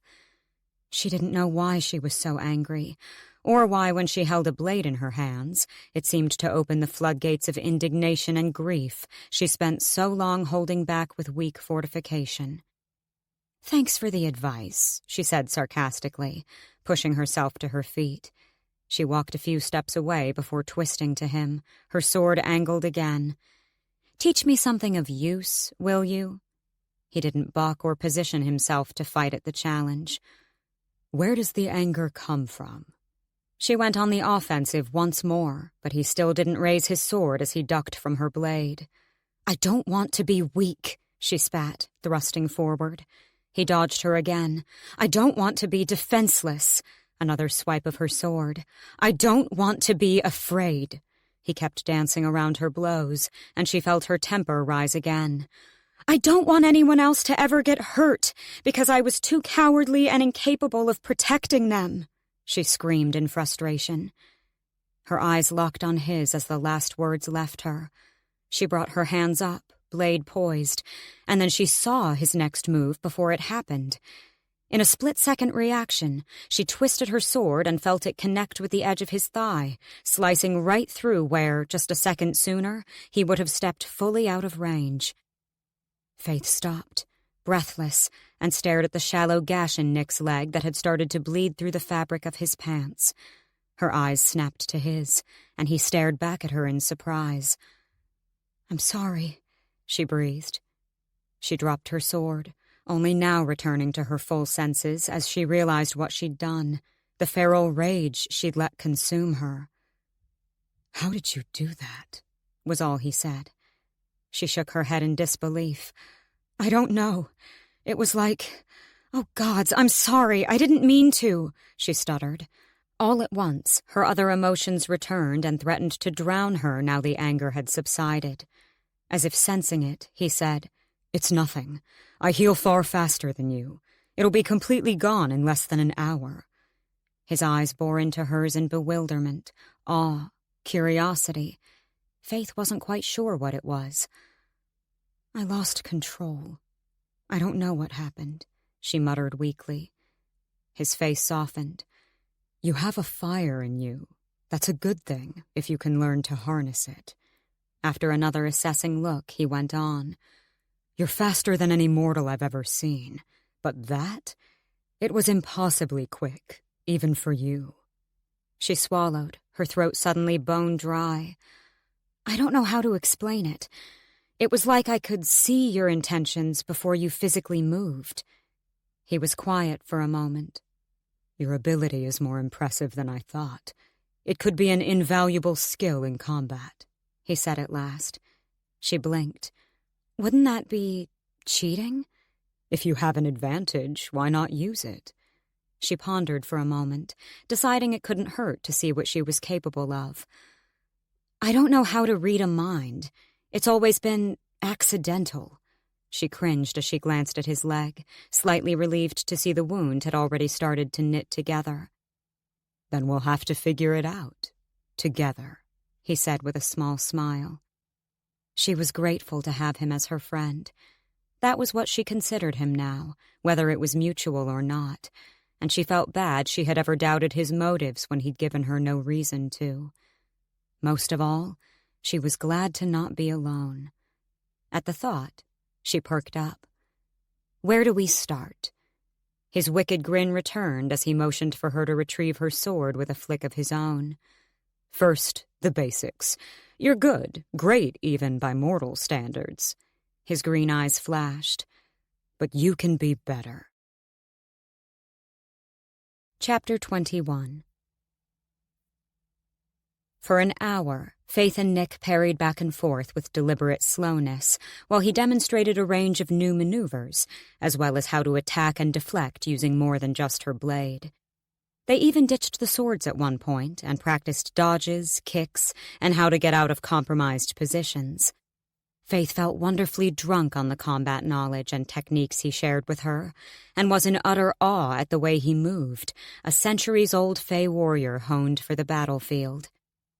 She wanted to continue, thinking she could never get enough, but Nick insisted they take a break. They sat on the rocks by the lake, Faythe catching her breath, though Nick didn't look winded in the slightest, much to her irritation. What did you mean earlier? Nick broke the silence. When you said you don't want anyone else to get hurt. She didn't answer immediately, as she decided whether to share the personal information with him. But she had already considered him a friend, and at his look of genuine concern, it didn't scare her to reveal the most vulnerable part of herself, her fear. She looked away. My mother, she's dead, because of me. It's what I saw the first time we came here. I think it wanted me to admit it, face it, my fear of losing someone else to my own cowardice. She said into the lake, as if whatever governed the woods was listening too. She told him the events leading up to and after what happened that night, and he listened in respectable silence. When she finished, they remained in quiet thought for a long moment. Valgard's soldiers have been breaking through our borders for years. It was likely they who took your mother for information. You were just a child. It was not your fault, he said solemnly, and with a hint of anger she knew was directed at the ruthless kingdom of Valgard. She appreciated his attempt to console her, but she had already come to terms with that night and accepted her role in it. She gave him a weak smile regardless. What about your mother? She asked carefully, noting the shift in his face.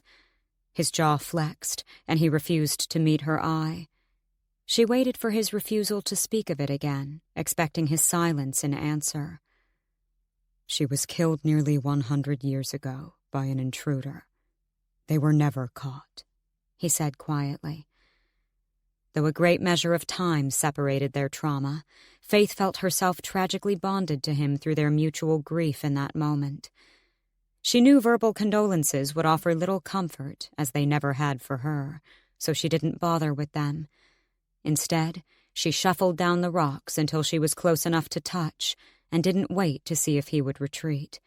She reached a hand over and placed it on top of his. To her surprise, Nick twisted his wrist and reached his other arm over to encase her small hand between his calloused palms. A burst of warmth shot through her chest at the acceptance, and they sat like that in comfortable silence. It was never awkward. They simply tuned into the quiet murmur of the woods, content at having company nearby. Then his voice broke her mindless thoughts. Your conscious abilities seem to surface when something's being projected at you, or when your own emotions are running too high. He pondered and looked at her. You need to find the focus to block yourself from hearing loud thoughts in passing, and the discipline to reach into a person's mind and find information at your own will. You make it sound like choosing to sleep or stay awake. He gave a soft laugh.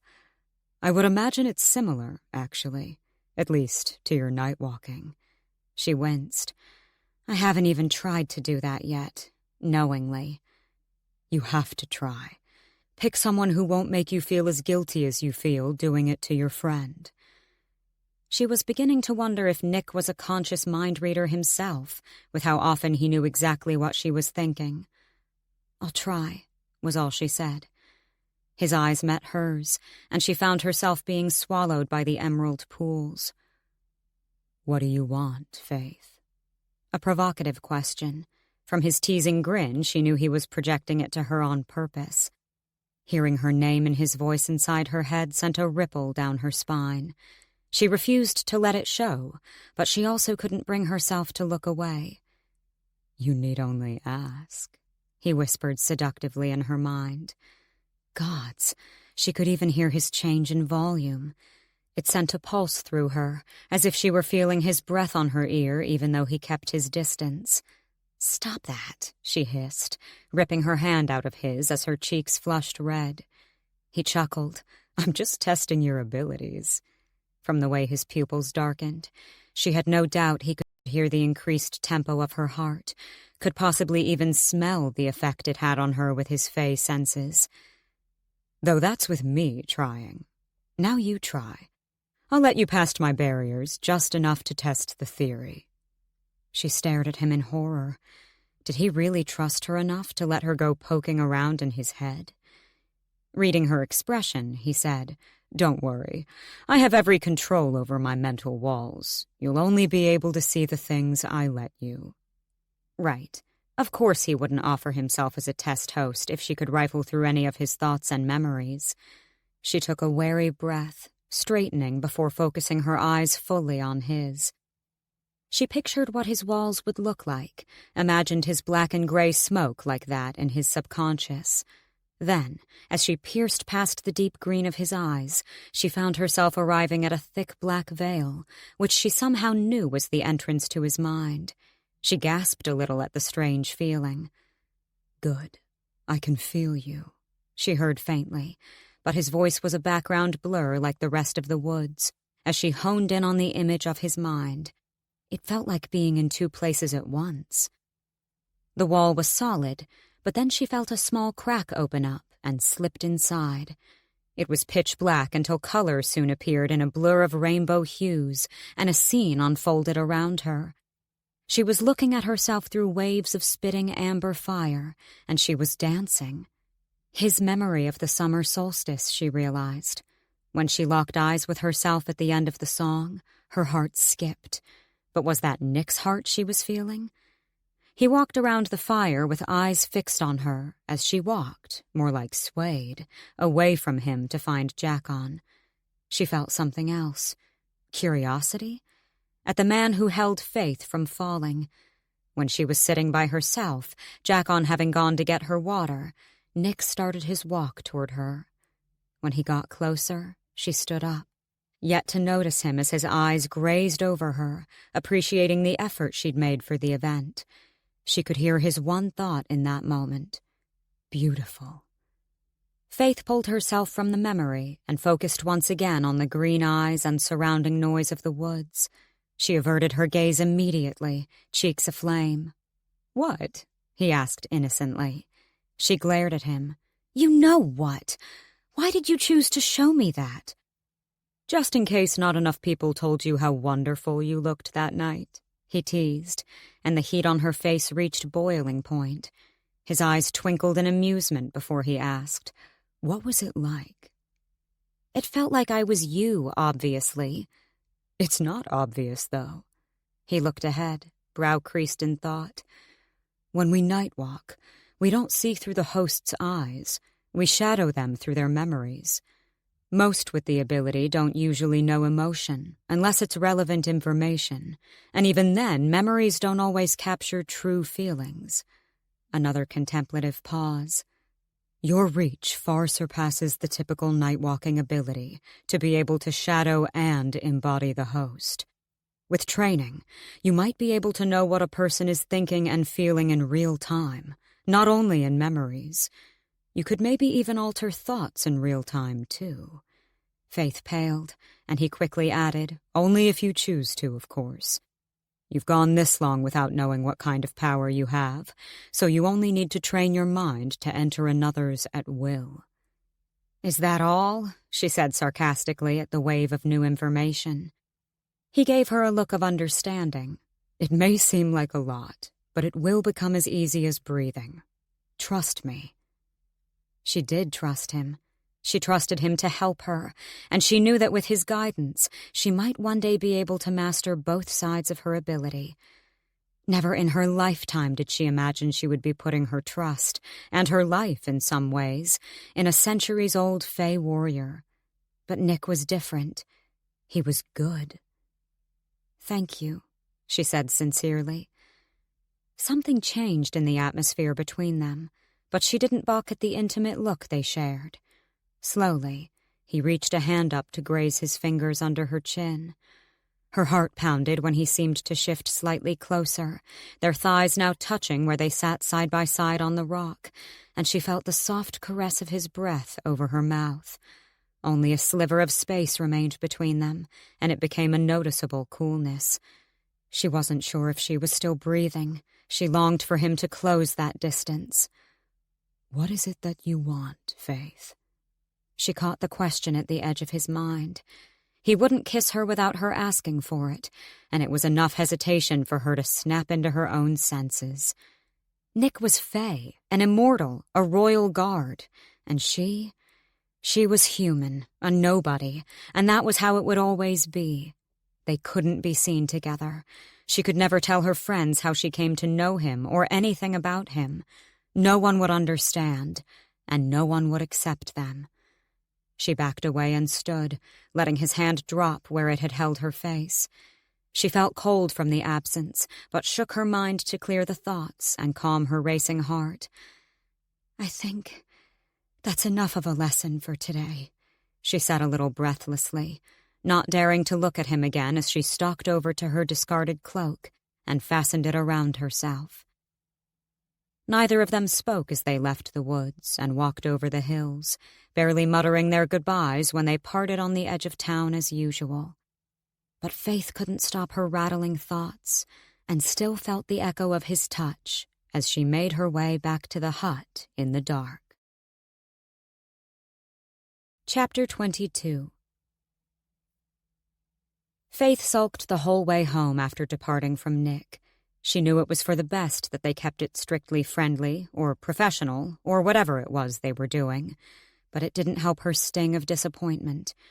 There was no changing who they were or the differences that separated them, and she couldn't give in to the feelings she had for him. Perhaps a kiss would mean nothing to Nick. Maybe getting everything from her wouldn't mean anything to him either. The thought delivered a different kind of pain. When she swung open the door to the hut, she was immediately confronted by Marlowe sitting at the table, while Jackon paced the small space in front of the door. Upon seeing her, he let out a deep sigh of relief, but his eyes blazed. "Where have you been?" She winced at his tone. "I was just out practicing as usual," she said, flashing the pommel of her sword under her cloak. "Practicing? It's 1 a.m, Faythe. We went by the square. You weren't there." Her eyes widened. She hadn't realized the time. Her hand dove into her pocket only to find it empty. "Shit. I'm sorry. My watch is still at the blacksmith's. I lost track of time." He ran a hand through his hair. "We were worried sick. You can't do that." Her eyes flashed in vexation.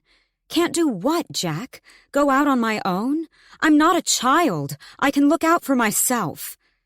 He didn't deserve her anger, and she knew deep down she was only riding on the back of her indignation over everything that kept her from pursuing her feelings for a certain Fae guard.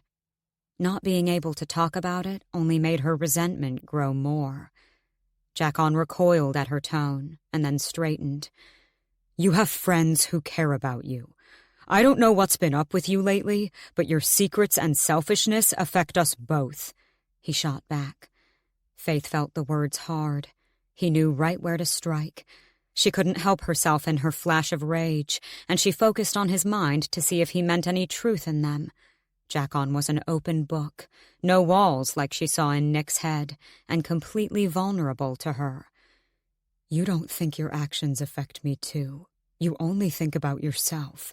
I wish you would just let me in." The thoughts were loud, and Faythe could feel the anger in him. Tears pricked the backs of her eyes, and she glanced at Marlowe, who had yet to say anything. "Where were you? It's not your fault. He only wants to help. We both do." Pity resonated in her words, and she hated it. "You two have each other. You don't need me anymore. Consider yourselves relieved of the burden of caring," she said sourly.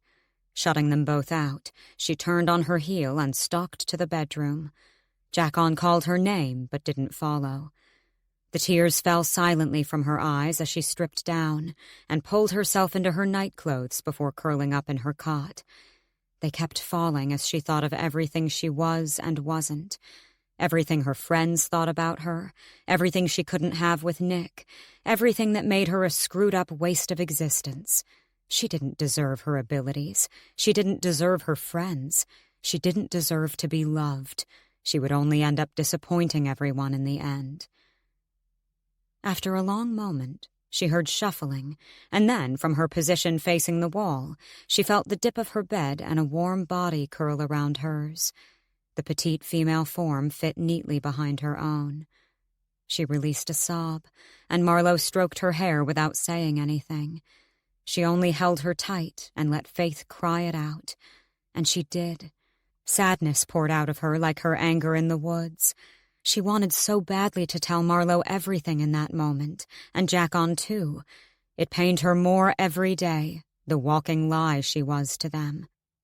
When her sobbing ceased, she felt hollow and tired. She was starting to fall asleep when she heard more shuffling and the creak of Jackon's bed as he sat in it. Neither woman moved, but Jackon spoke. "I'm really sorry, Faythe. I didn't mean what I said."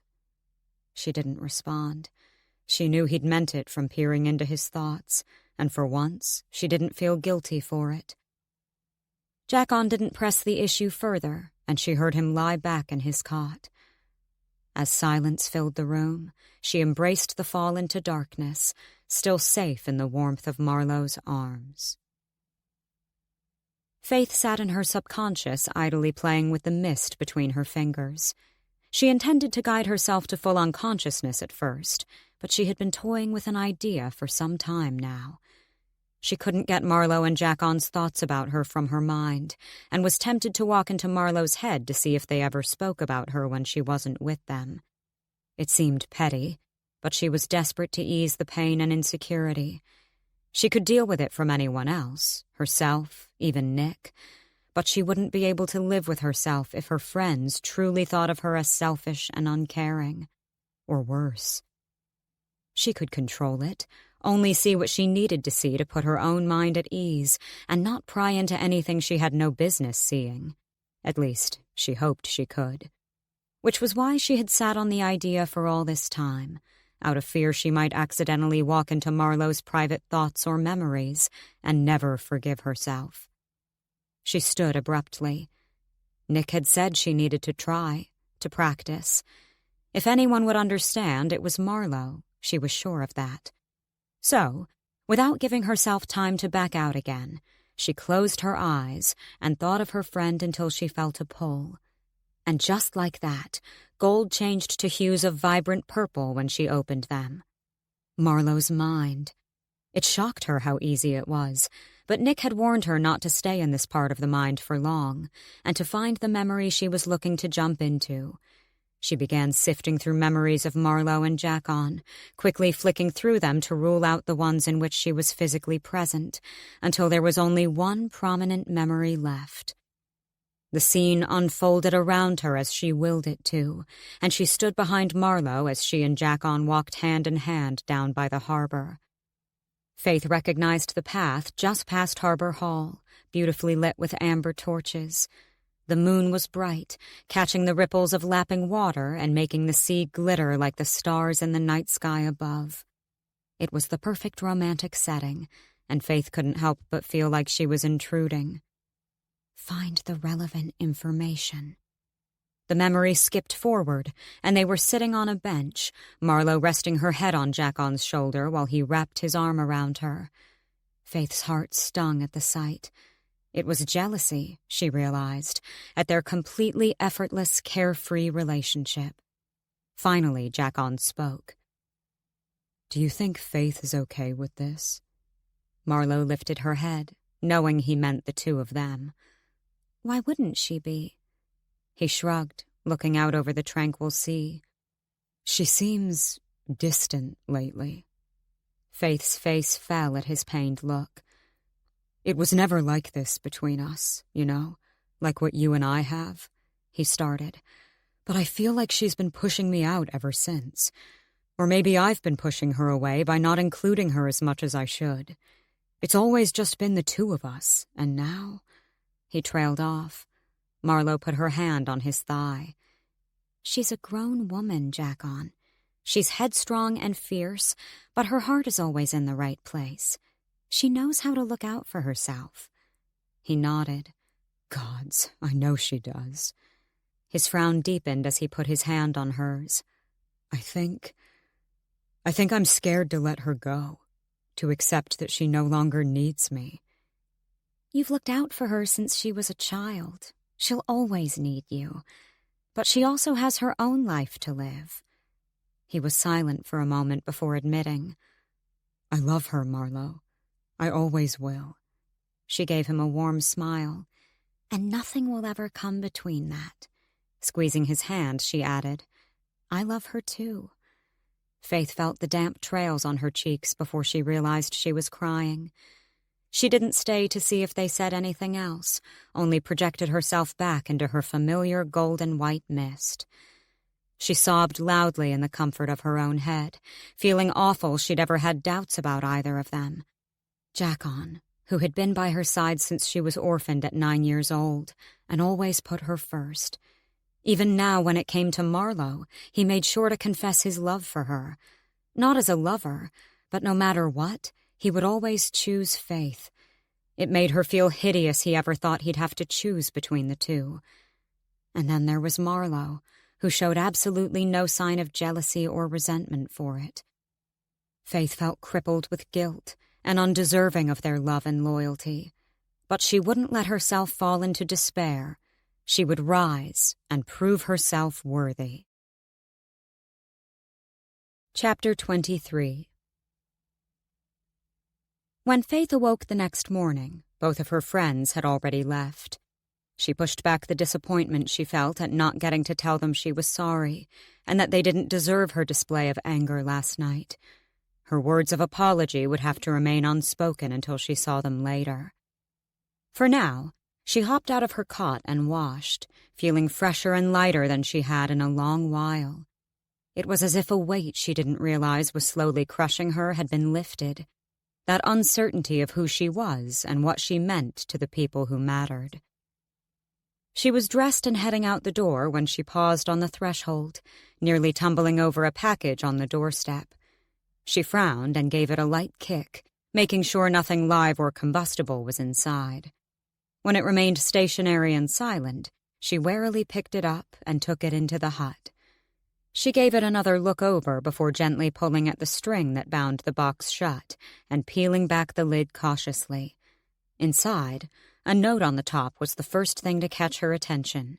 She picked it up and read, "Faythe, this cost me a month's wage, but I expect the debt to be paid in full in good time. I'll meet you on Crow's Lane at 10 o'clock tomorrow night. Don't be late, and be sure to leave your guard dog at home. Yours always, darling Faythe." Ferris didn't have to sign his name. There was only one person she expected this particular delivery from. Faythe discarded the note and looked into the box. As promised, the contents consisted of more suitable attire for her first fight. She pulled out the first item, a scarf, one that would cover her head and act like a mask over her nose and mouth to leave only her golden eyes on show. There was also a pair of plain black gloves. The next item stunned her for a moment. She pulled it out fully and held it up for a quick inspection. It was a matte black textured leather suit. It looked to be a tight fit, but the material flexed and stretched, and she could imagine the freedom of movement it would allow. A real fighting suit. The final matching items were revealed to be a pair of black boots and a long black cloak. Faythe marveled at the ensemble laid out on the table. She'd only ever dreamed of owning such a set for use in professional combat. She didn't dwell on where Ferris got his hands on such items. The suit certainly wasn't from anywhere in this town, perhaps not even this kingdom. Folding everything together, she stashed the clothes under her bed. It would all be over if Jackon found out about it. Then, giddy with new excitement and thrilling nerves, she skipped out of the hut. After a deliriously dull workday, Faythe was left alone to close up the stall. She'd spent most of her shift trying to stay busy and offering to run extra errands to keep her mind off her friends, and Nick. She'd tried and failed to push the Fey guard from her thoughts. She had just boarded up when a voice appeared behind her. "I thought you might want this back." Faythe whirled, and a small sound came out of her at the sight of Marlowe. She was holding out her mother's pocket watch as if it had never been tampered with at all. Faythe gave her a weak smile and took it in her own hands. There was a small silence before she blurted, "I'm so sorry, Marlowe. You didn't deserve my anger last night, and neither did Jackon. She was cut off when Marlowe lunged at her, flinging her arms around her in a tight embrace. All of Faythe's sadness and worry dissipated instantly. She didn't know how much time passed as they held each other, nor did she realize just how much she needed it from her friend. It felt as if a small weight had been lifted from her shoulders. Marlowe pulled back and didn't remove her hands from Faythe as she looked her in the eyes and said, "You know you can tell me anything, right?" Faythe swallowed at the intensity in her ocean blue irises and gave a small nod. Marlowe waited another second as if hoping she would say something to explain her moods and absences. Gods, she wanted to, but she couldn't. It was better for both their safety if Marlowe remained oblivious. Finally taking a step back, Marlowe gave her a small smile, but she couldn't hide the slight disappointment on her face at Faythe's silence. Regardless, she linked her arm through hers to start their walk to the hut. "Actually, there is a favor I need to ask of you." Marlowe pulled them to a stop and unhooked their arms so they could face each other, giving Faythe her full attention while she waited for her to continue. Faythe cleared her throat. I need you to keep Jackon busy again tomorrow night." She had no right to ask her again, especially not after her outburst yesterday. Marlowe crossed her arms. "If I'm going to do that, you're going to tell me exactly what you plan on getting up to." It was a fair bargain, and Faythe knew she could trust Marlowe with this secret.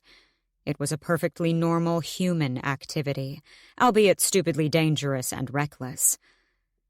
"I'm going to fight. In the cave. I went to see Ferris and he's arranged it." She waited for the outcry of horror, for Marlowe to shout at her for being completely out of her mind and run straight to Jackon to talk her out of it.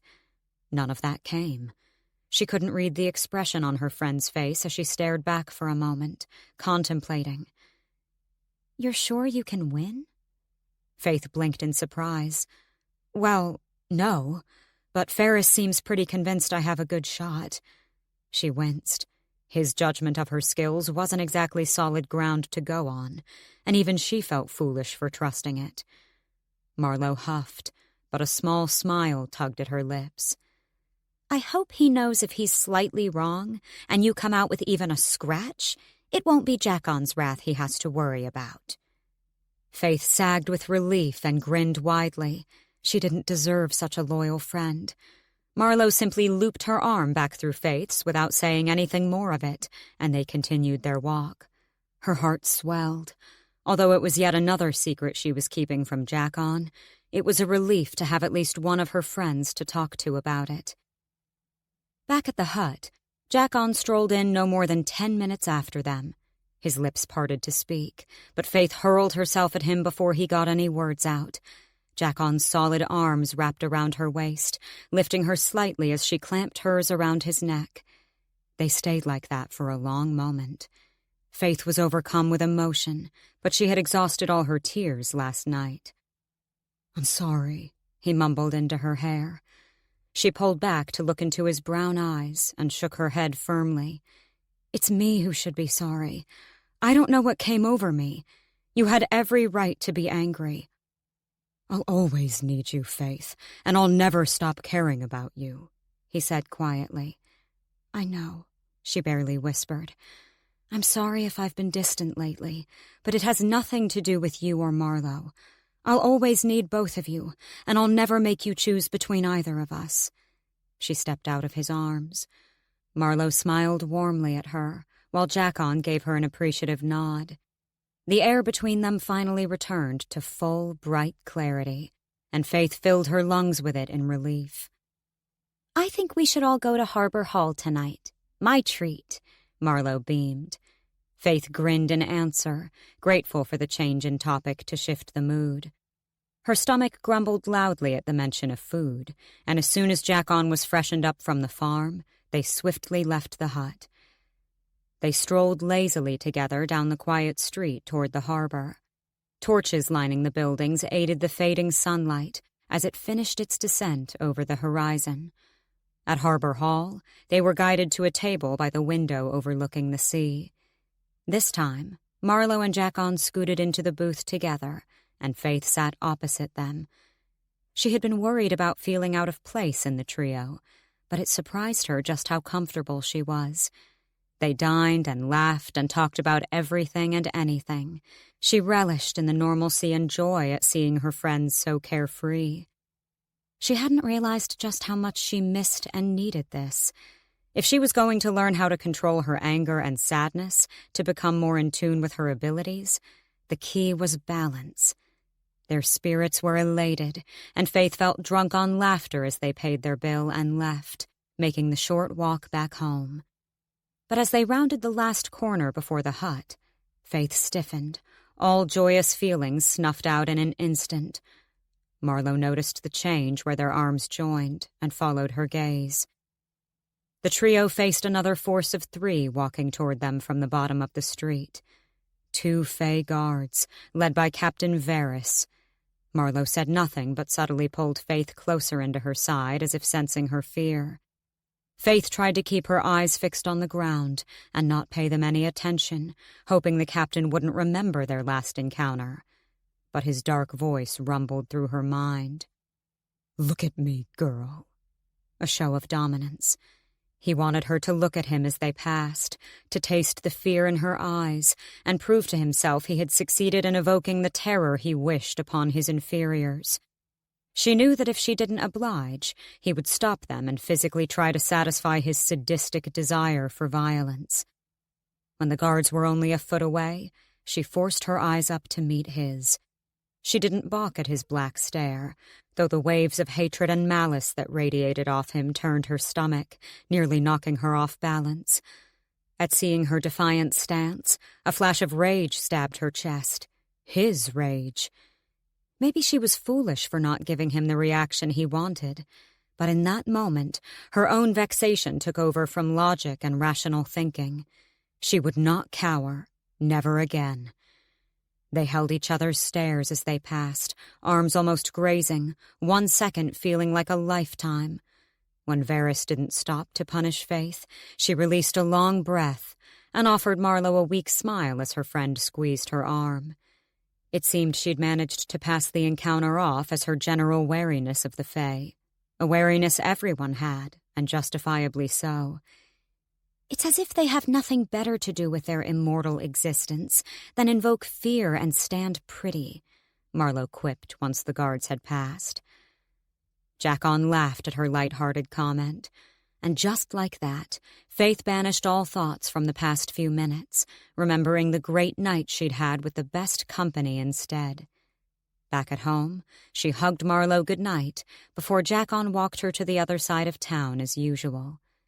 Then, safe and tucked up in bed, for the first time in a long time, Faythe fell asleep with a smile on her face and glee in her heart.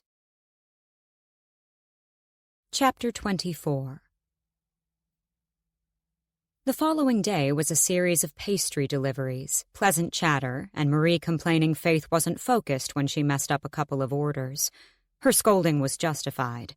Faythe's mind was elsewhere today, on the fight that loomed closer with every tick of her watch. She'd barely put the thing down, checking relentlessly as the hands drew closer and closer to the 10 o'clock mark when she'd meet Ferris down Crow's Lane. When she got home after the workday, she sat at the kitchen table and made herself look immersed in the books splayed out in front of her. Her foot tapped nervously against the wood, the only sound echoing through the painful silence as she waited for the door to swing open, announcing Jackon's arrival. But he was late. Jackon was usually quite punctual with his return time of 8 o'clock, but it was approaching 9:30, and Faythe was starting to grow worried. He'd been late home before, when work had needed him for an extra hour or so. It was just her luck this would be one of those days. At the sudden creak of the door, Faythe jumped up, but it was only Marlowe who strolled across the threshold, and her disappointment was obvious. "He's not home yet?" she asked, brow furrowed. Faythe shook her head and huffed as she sat back down. "What time do you have to be there?" 10, Faythe muttered, checking her watch yet again. "Go change. I'll distract him from coming through if he gets home." She ushered Faythe to her feet. Faythe was wary but nodded and retreated into the bedroom to slip into her new attire. Discarding her tunic and pants, she stepped into the suit, pulling it up and sliding her arms into the long, tight sleeves. When she zipped it up, she took a moment to marvel at the feel and fit as it became like a thick second skin. Around her forearms, bodice, and knees, the material was reinforced but blended in with the gritty, matte texture of the rest. A fixed belt went around the hips, and she noted the various slots for potential daggers and other weapons. Although she owned no mirror big enough to see herself, Faythe knew the suit was stunning. She would have to thank Ferris. She was sure he expected her to pay him back through her earnings if she was successful, but she had to give him credit for his taste and for matching her fit perfectly. She had just slid into the boots when she heard the front door swing open, followed by shuffling and the murmur of voices. Faythe swore, throwing the rest of the items back under her bed. She looked around wildly to find something to conceal herself from Jackon. With minimal options, she decided to quickly throw her bedsheets back and slide herself in, tucking them up under her chin. She closed her eyes, feigning sleep as the voices grew closer. "I think she wasn't feeling too well and headed to bed," she heard Marlowe say louder than necessary, and Faythe knew it was really intended for her ears. She thanked the spirits her brilliant friend had come up with a similar excuse to her own in the heat of the moment. The door to the bedroom creaked, and Faythe slowly peeled her eyes open, trying to muster a drowsy, disoriented appearance. "Hey, Jack," she said hoarsely. His face fell with concern as he took her in. "Sorry I was late home. They kept me back for extra work." She gave him a weak smile. "It's okay. I'm only going to sleep anyway. I don't feel so good." "We can stay in tonight. Make sure you're—" "I'm fine, Jack. Go have a nice night together," she insisted a little too quickly. She didn't know what time it was now, but she was sure she would be late if she didn't leave very soon. He opened his mouth, about to protest further, but Marlowe chimed in. "I had something planned for us tonight. I made sure Faythe was seen to and tucked in before you got home." She dared a look at her friend that would show her gratitude. It wouldn't be easy for Marlowe to keep this from Jackon either. He gave her a grateful smile, and then turned his attention back to Faythe. "Are you sure you're okay?" "Absolutely stellar." She grinned, hoping that would be enough to convince him. With a final glance, he nodded and turned to leave. Marlowe flashed her a wink and mouthed good luck before following him out of the bedroom. Faythe stayed in bed for an anxious few minutes more until she heard their mumbled voices fade, and, finally, the last click of the front door closing behind them. She didn't waste a second before whipping back the covers and launching herself up. Fitting Lumarius swiftly across her back, she pushed the gloves on and slipped the scarf around her neck, deciding she wouldn't cover herself fully just yet, so she wouldn't look too inconspicuous on her short journey to Crow's Lane. Swinging her new black cloak over her shoulders, she darted out of the hut and became a living shadow, blending in seamlessly with the dark night. She was a stroke of black smoke as she weaved through the streets with feline precision. The suit granted her a new freedom of movement she had been missing out on in combat. Not a single piece rubbed or itched, and despite its thick material, she felt utterly weightless. She rounded the corner onto Crow's Lane, suitably named as one of the darkest alleys in town where crows feasted on discarded scraps from the inn and butchers. The sounds and smells were vile enough that no one ever took this route if they could help it. She could only faintly make out a figure leaning sideways halfway down the alley. She prayed it was Ferris, and not some unfriendly foe. After all, she would have little chance of defending herself in this darkness, and her cries wouldn't be heard from down here either. The figure pushed off the wall as Faythe neared. "I was starting to worry you'd bailed," Ferris jested, though it was with no small amount of impatience. She stopped in front of him and began to make out his features as her eyes adjusted. "I'm here, aren't I?" she retorted. "Indeed." He looked her over in admiration. "How exquisite you look, Faythe, like death incarnate." She shifted. "Who would have thought you had taste?" "The suit is straight from Rhinell. The female warrior Fae wears such a garment. It was not an easy thing to get hold of." She gaped at the mention of the legendary warriors of Rhinell. Their legions of mixed-gender fighters rivaled even those of High Pharaoh. Suddenly, Faythe felt very unworthy of the garment and considered removing it immediately to avoid insulting such skilled combatants. "A simple black leather pants and tunic would have sufficed," she mumbled. He shrugged. "If you plan to be the best, you should look it. And I expect you to pay it back, and then some. Tonight even, perhaps." He gave her a cunning grin. She swallowed hard. No pressure, then. He continued. "We go in. You don't speak to anyone. I'll do all the talking. You need only show up, put on a performance, and leave. I'll deal with the rest. Got it?" His voice was stern. This was business to him, and she was his wild card. Her nod was her only answer, nerves swallowing her ability to speak. "Don't act cocky. Don't show off. The less people bet on you, the more money in our pockets. Understood?" Hustling. That was his plan. Faythe didn't have the option to back out now, she realized, as this lethal game she was about to enter had just become all the more deadly. Chapter 25. Faythe fixed the scarf around her face as a mask and pulled the hood of her suit up as they exited Crow's Lane and rounded onto Main Street. She clenched her gloved hands into tight fists to stop from trembling as nerves and adrenaline coursed through her veins. A few wandering humans gawked and retreated as she swaggered past. She tried hard to muster every ounce of confidence to portray the character of a ruthless assailant, like the kind they would expect to find in a place such as the cave. They approached the inn, and Faythe took a deep breath before she followed Ferris inside, without allowing herself to falter a step. She hoped the owners wouldn't recognize her. They weren't on particularly good terms, since she'd played a part in destroying furniture and glass bottles in her drunken brawls.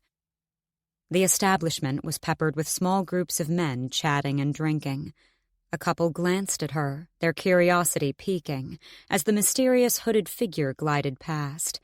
She continued to follow Ferris's back while he didn't so much as peek in any direction, making a beeline straight through the tables, past the bar, and down a dimly lit hallway toward a descending staircase.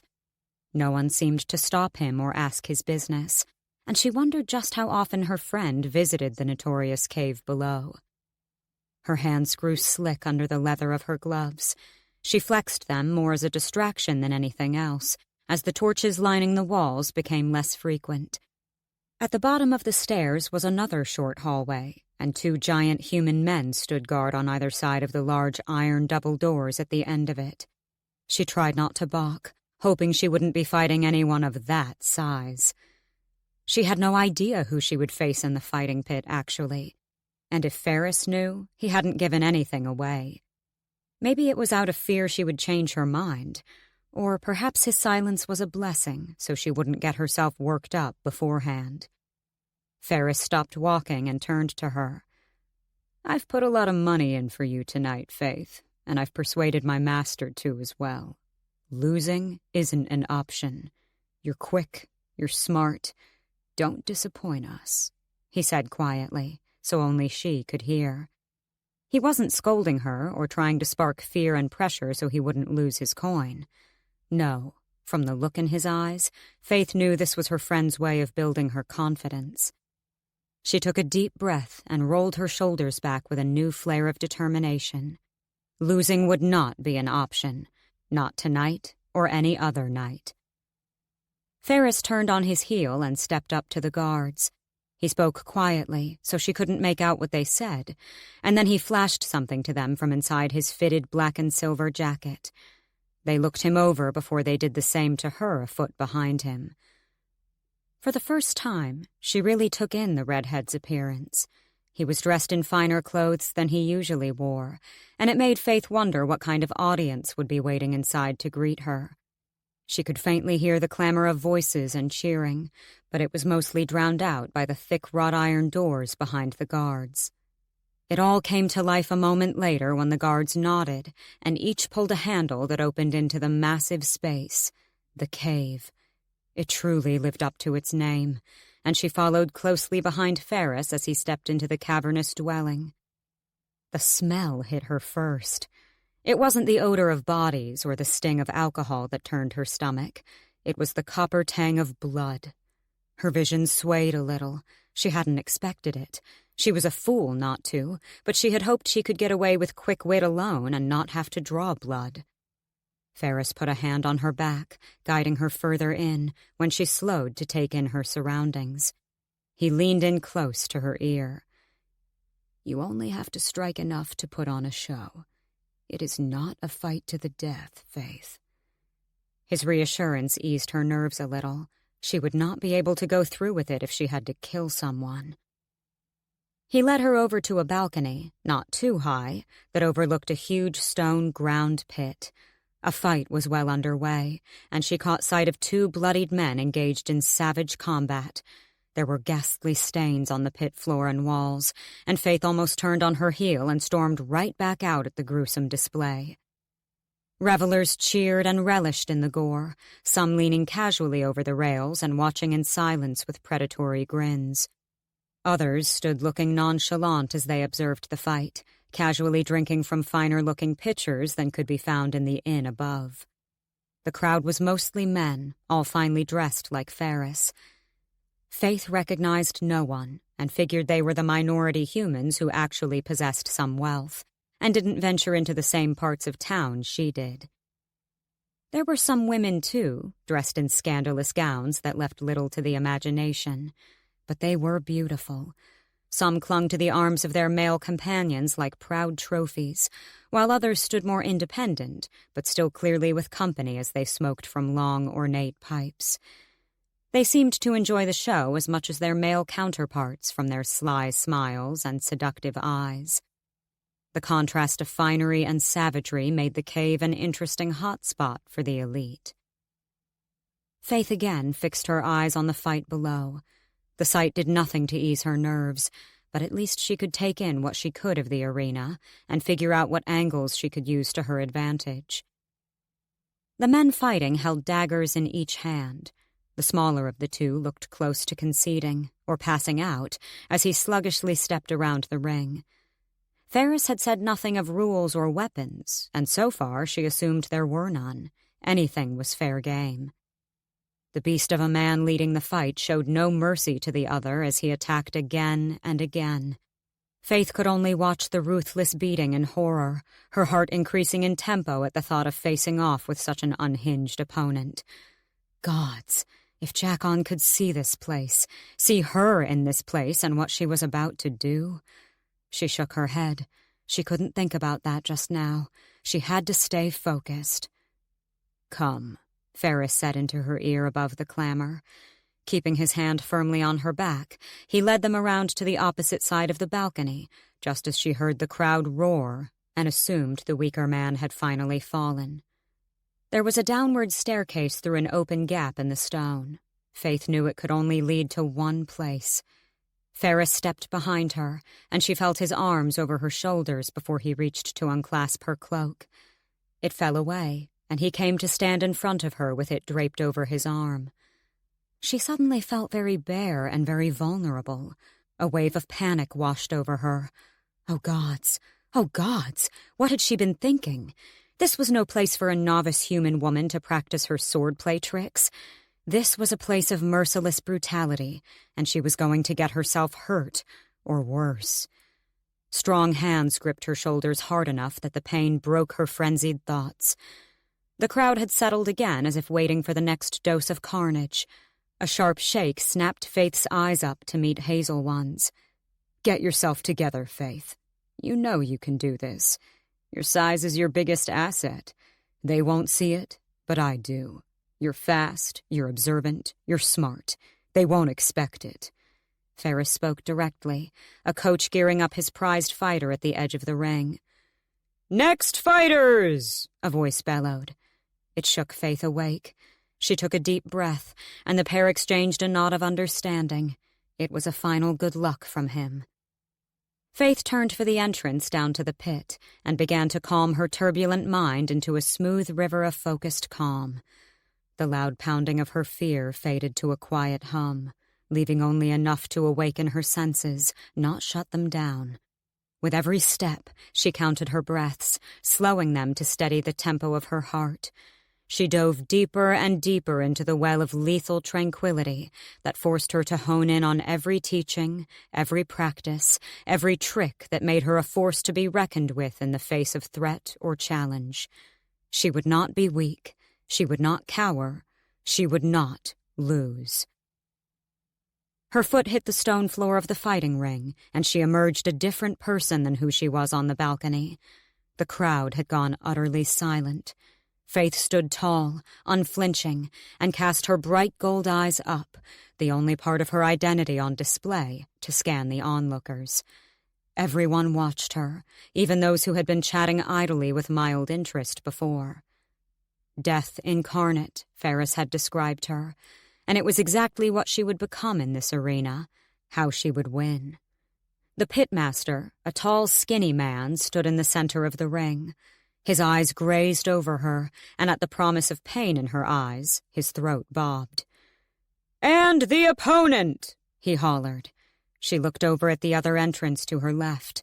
After a short pause, a dark-skinned, dark-haired man stepped out.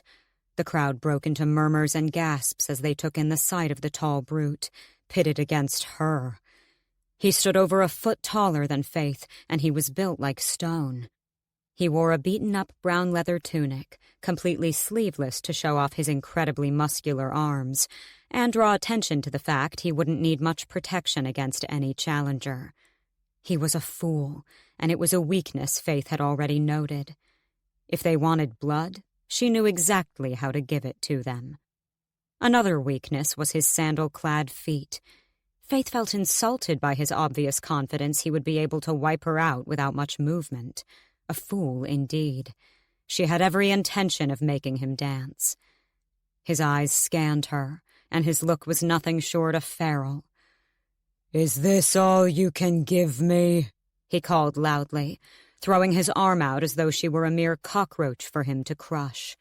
He wanted to rouse the crowd and assert his status as the victor before the match had even begun. Faythe knew the tactic, and let him belittle her as she kept still and silent. Ferris was right. No one would bet on her given these odds, and it would work right to their advantage. Beneath her mask, she smiled deviously, but didn't let it reach her eyes. Her opponent got the response he wanted as the crowd roared their laughter. Some even booed at the weak competitor who wouldn't offer up much of a spectacle before she was wiped out. "Last bets!" the pitmaster yelled before motioning for them to take stance. Chatter rose on the balcony, and she looked up again to see people flashing their coin in a wild frenzy, likely not in her favor. She couldn't blame them. To anyone, this looked like a shoo-in for the wild beast against the tame doe. Then she spotted Ferris leaning on his forearms over the rails as he stared at her. He was grinning, but she could also see his look of concern. She gave him a subtle nod to assure him she was not about to fall apart upon seeing her opponent. She even surprised herself as she felt the complete opposite. "Weapons?" the pitmaster said. The brute scoffed as if he didn't think he would need any, but drew a simple steel sword from his side in one hand and took a dagger from his belt in the other. Slowly, deliberately, Faythe drew Lumarius from its scabbard on her back, not taking her eyes off his for a second. They were wild as he stared at her, a hunter primed to strike his feeble prey.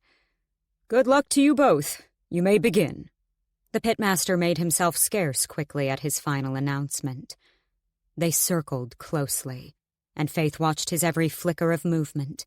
Just as she predicted, he launched forward in a lazy attack meant for a quick knockout with brute force. She ducked and stepped right, missing the blow with ease. He grunted and immediately swung with his blade this time. She stepped out of his path in a steady motion. His nostrils flared at her taunting maneuvers. Faythe was yet to lift her sword, instead getting a feel for his steps and going on the defensive until she tired him out. Not out of breath, but patience. It wouldn't take long. She could already see his temper rising. He swung his sword again, faster, going in with his dagger straight after in an attempt to catch her unaware. But she knew that trick. Jackon had been the first to show her how to block and maneuver around the attack of two simultaneous blades, and Nick had built on that knowledge significantly. She ducked and dodged around his onslaught of quick jabs and long swipes, enjoying the look of absolute rage and disbelief on his face that he had yet to strike her. The crowd had long disappeared to Faythe as she honed in on her moving target with cool calm. Deciding she'd grown tired of the foreplay, with his next lunge forward, she twisted around him, concurrently bringing her sword up and slicing down toward his exposed left arm. She felt the slick tear of flesh under her blade and repositioned herself once behind him, noting the deep cut that began to bleed from his shoulder to his elbow. Once she would have balked at the sight, at the fact she'd caused the wound. But this was a fight, and it was either he or she who had to wear the scars when it was over. She vaguely heard the gasps and murmurs above, but didn't dare look up or lose focus as he whipped around with a loud, animalistic sound that would send any sane person running. She stood her ground as she faced off with the bull. He saw red as he dragged his feet across the stone, poised to charge. And he did, fast. Faythe barely had time to register the movement as she instinctively ducked low, pivoting. He practically flew over her, and she swiped her sword to catch his upper thigh as they switched sides again. He roared once more, and didn't leave a second before he was upon her. Their steel connected over and over in a battle of feral rage against cunning defiance. Faythe had to recall all her teachings with Nick to deflect her sword, while being aware of his dagger and veering from that, too. But with all her tricks and training, she would soon falter against his brute strength if she continued this way for much longer. She feinted right, and where he went to strike, she raised her sword skyward, bringing the pommel down to connect with the wrist that held his dagger. It went flying from his hand, and in that same breath, she leaned back and put all her might into a kick that sent him stumbling back. In his shock, he didn't recover fast enough before she brought her sword up and sliced low across both of his thighs. Crying out, the giant fell to his knees. In a flash, Faythe was standing over him, the point of her sword resting over his heart. She panted heavily as she looked down at her opponent. His face contorted in rage, and she could feel it coming off him in waves mixed strongly with embarrassment and disbelief. "You'll pay for this, bitch." The thought was so loud she couldn't have blocked it if she tried. Despite the heat and the sweat that had formed a layer under her suit, Faythe went utterly cold at the promise in those words. Her senses opened up as if she had just remembered they were in an arena, and there was a crowd cheering and shouting. "The victor!" she heard the pitmaster announce as he emerged into the fighting ring once again. She backed up a step, lowering her sword. Her eyes flicked to the skinny man beside her, who stared back with wide-eyed disbelief.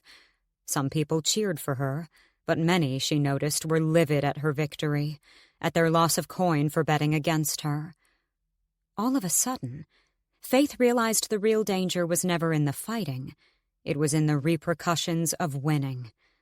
She looked to the fallen man still on his knees and the threat that lingered in those eyes. Had anyone lost enough coin tonight to also want a target placed on her back?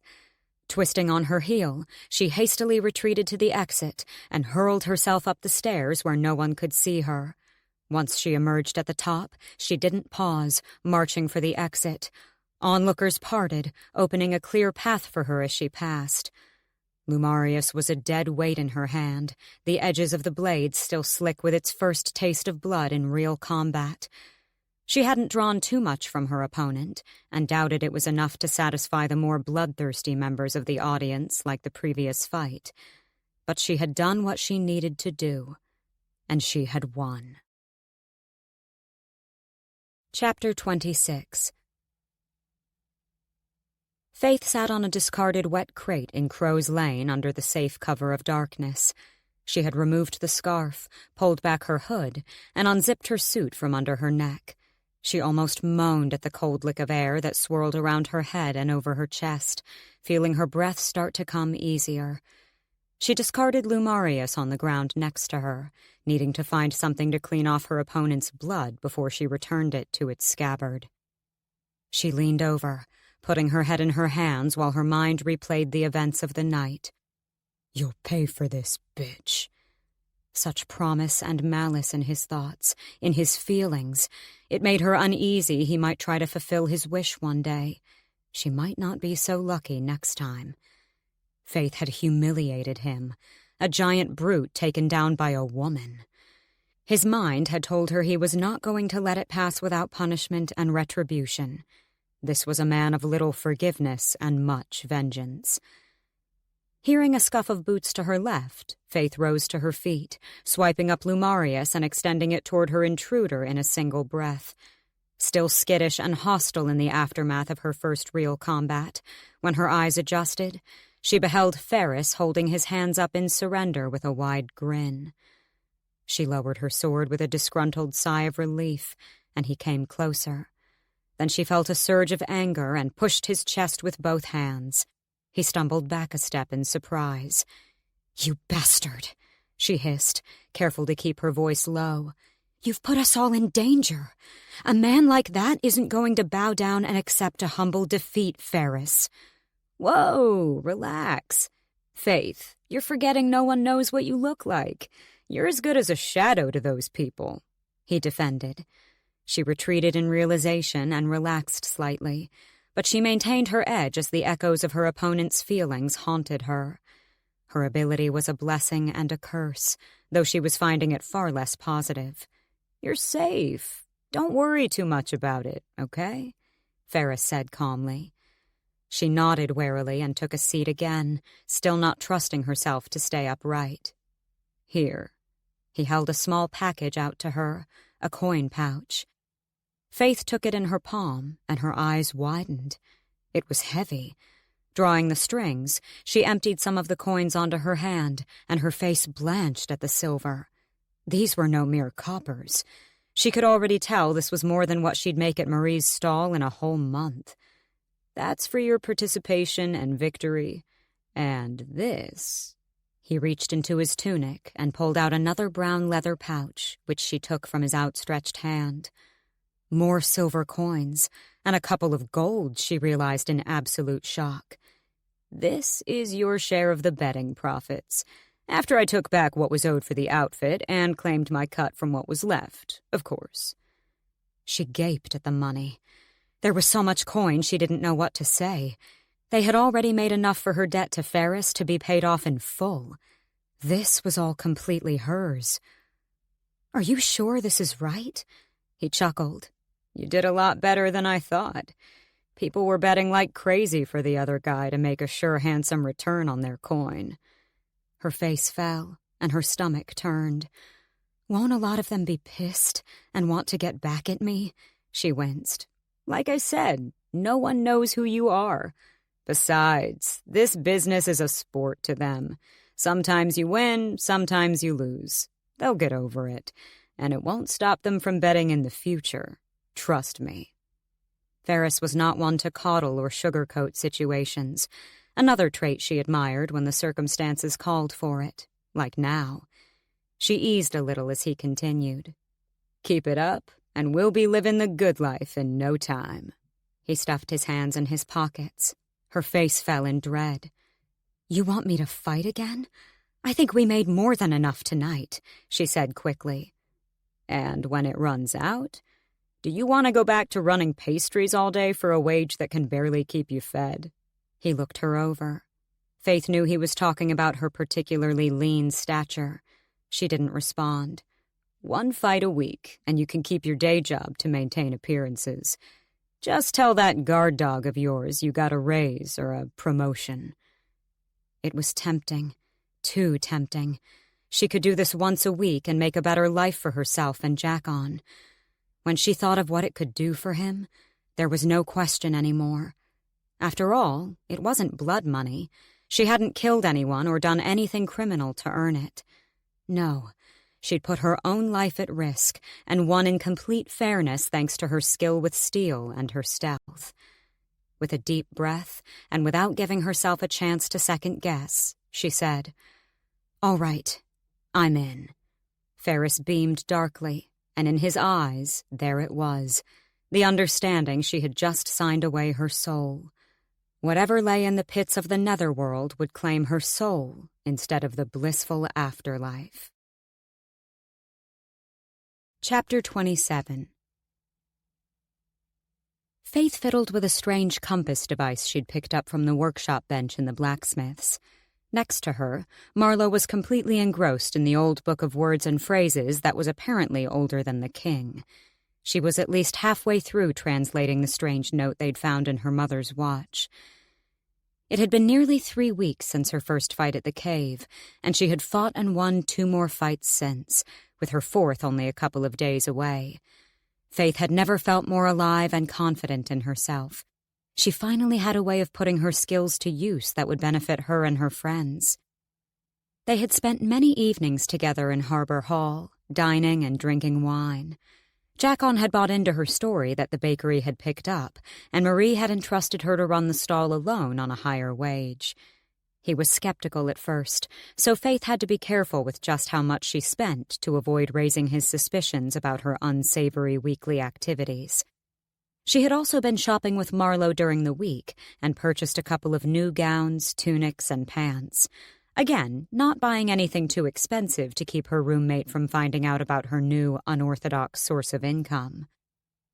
She had not heard from Nick since their last encounter in the woods, and while she didn't expect him to think of her enough to warrant even a short visit to her subconscious, she felt his absence more than she cared to admit. Had she messed up whatever friendship they'd formed because of her stupid, overactive thoughts and emotions? Maybe he thought he had nothing more to teach her.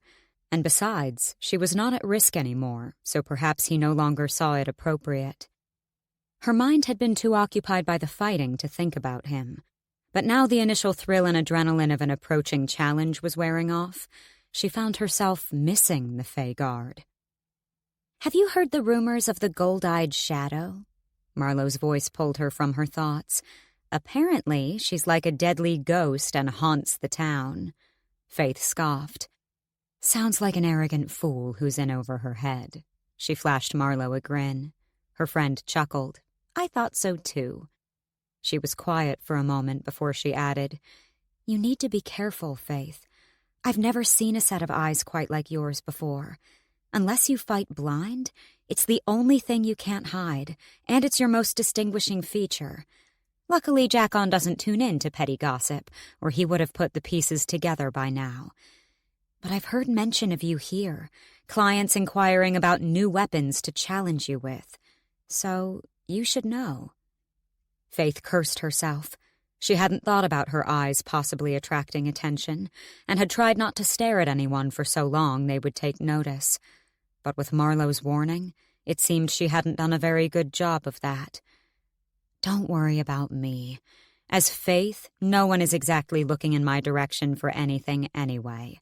No fool in this town would be able to make the connection." She gave her a reassuring smile, the best she could muster while also trying to convince herself she wasn't in danger of being discovered. Changing the subject, she asked, "Is everything in place for tonight?" All concern wiped from Marlowe's face in an instant at the mention of Jackon's birthday. "Of course. He's going to be so surprised. I can't wait to see his face," she beamed.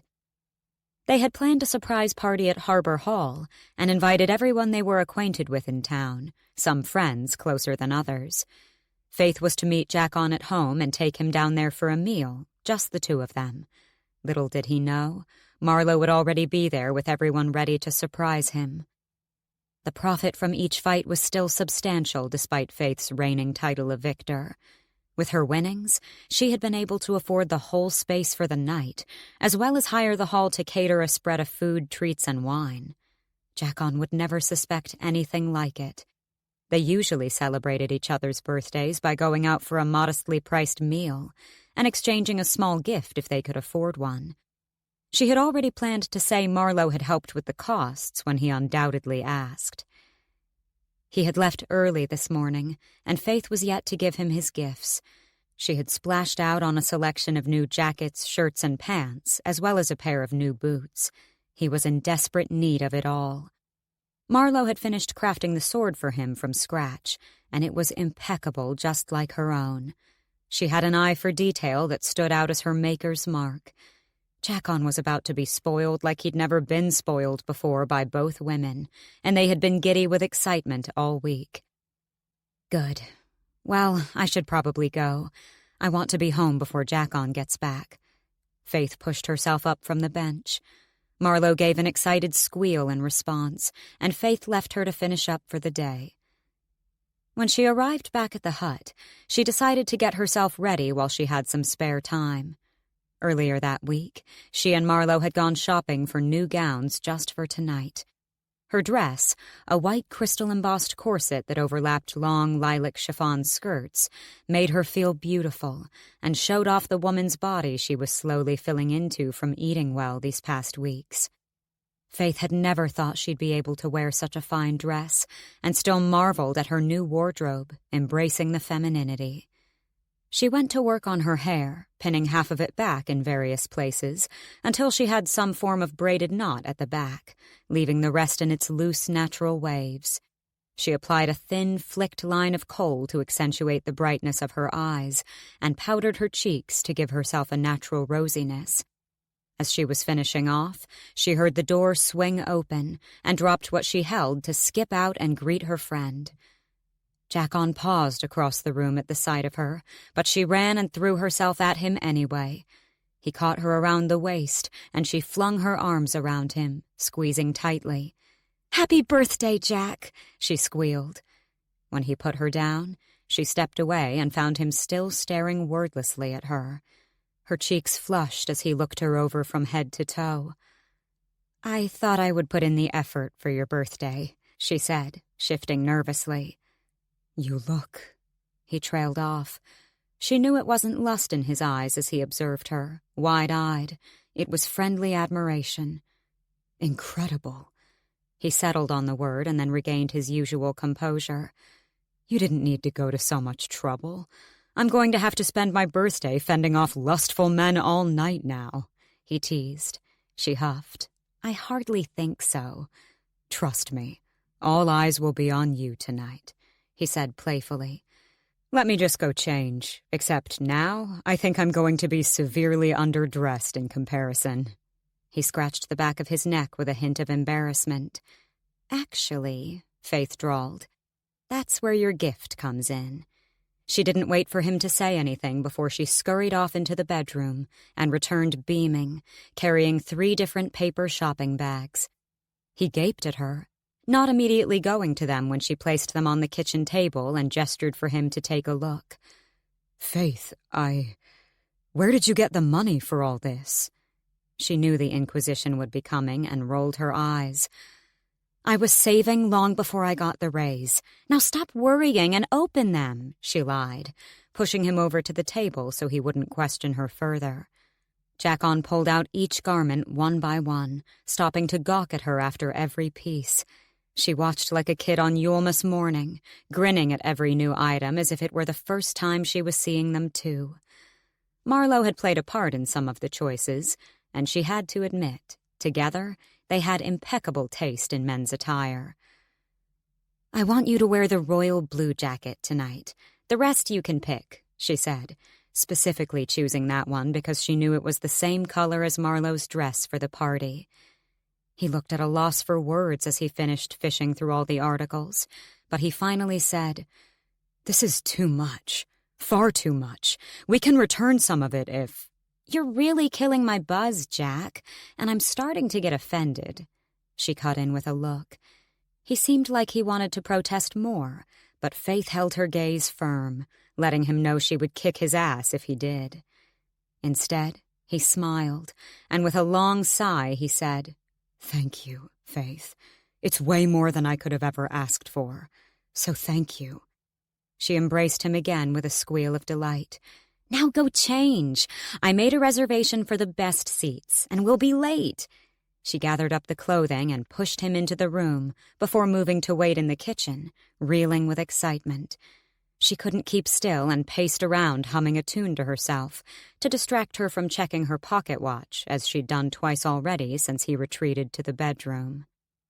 When he finally emerged, she had to clasp her hands and bring them up to her face to hold in her cry of happiness. He could have been a painting. She almost didn't recognize him in his finery. He wore black leather pants that had silver studs down the sides to match with the studs on his deep blue jacket. His white shirt underneath was crisp and much better fitted than his old ones. Finished off with his new black leather knee-high boots, he looked the part. Now who's going to have to fend off lascivious females? And males, perhaps, she gushed. He nervously pulled at the jacket with an apprehensive smile. "It's not too much." Faythe shook her head quickly. "Not at all."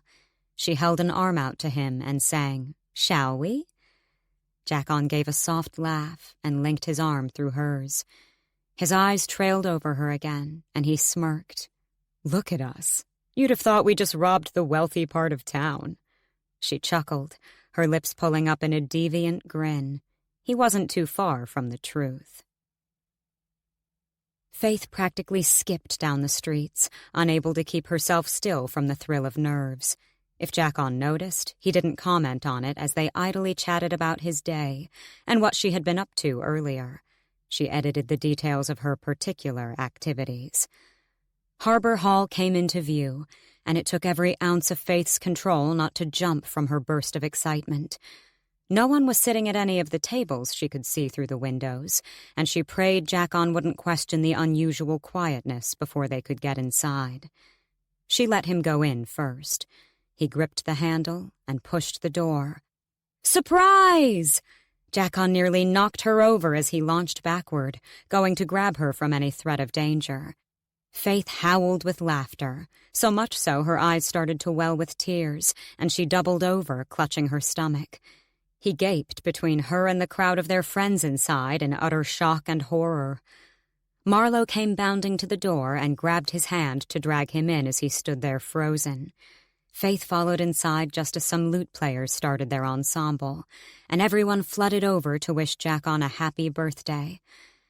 Every ounce of stress and lost nerve had been completely worth it for that moment alone. In fact, Faythe decided she could die right now and be happy that was the last thing she saw. Inside, the party fell into full swing. They had moved the tables away from the center of the hall, allowing space for people to dance and chat together. Candles burned low, and Faythe admired her own handiwork as the glittering decorations made the room sparkle beautifully against the amber flames. The food was delicious. Faythe was already on her second glass of wine, perfectly normal human wine, thankfully, while picking at some finger sandwiches and watching the revelers sway in time with the lute players. "You look magnificent tonight, darling Faythe." Ferris's voice carried over the music as he came up beside her with a glass in one hand. She mumbled her thanks, taking in his own fine attire as they both watched the party. "I see you're not letting a single coin of your hard work go to waste." He gestured around and gave her another look over. She smirked. "I'd barely call it hard work." "How do you make it look so easy in there?" His eyes danced. She shrugged. "Give me some real competition, will you? It's starting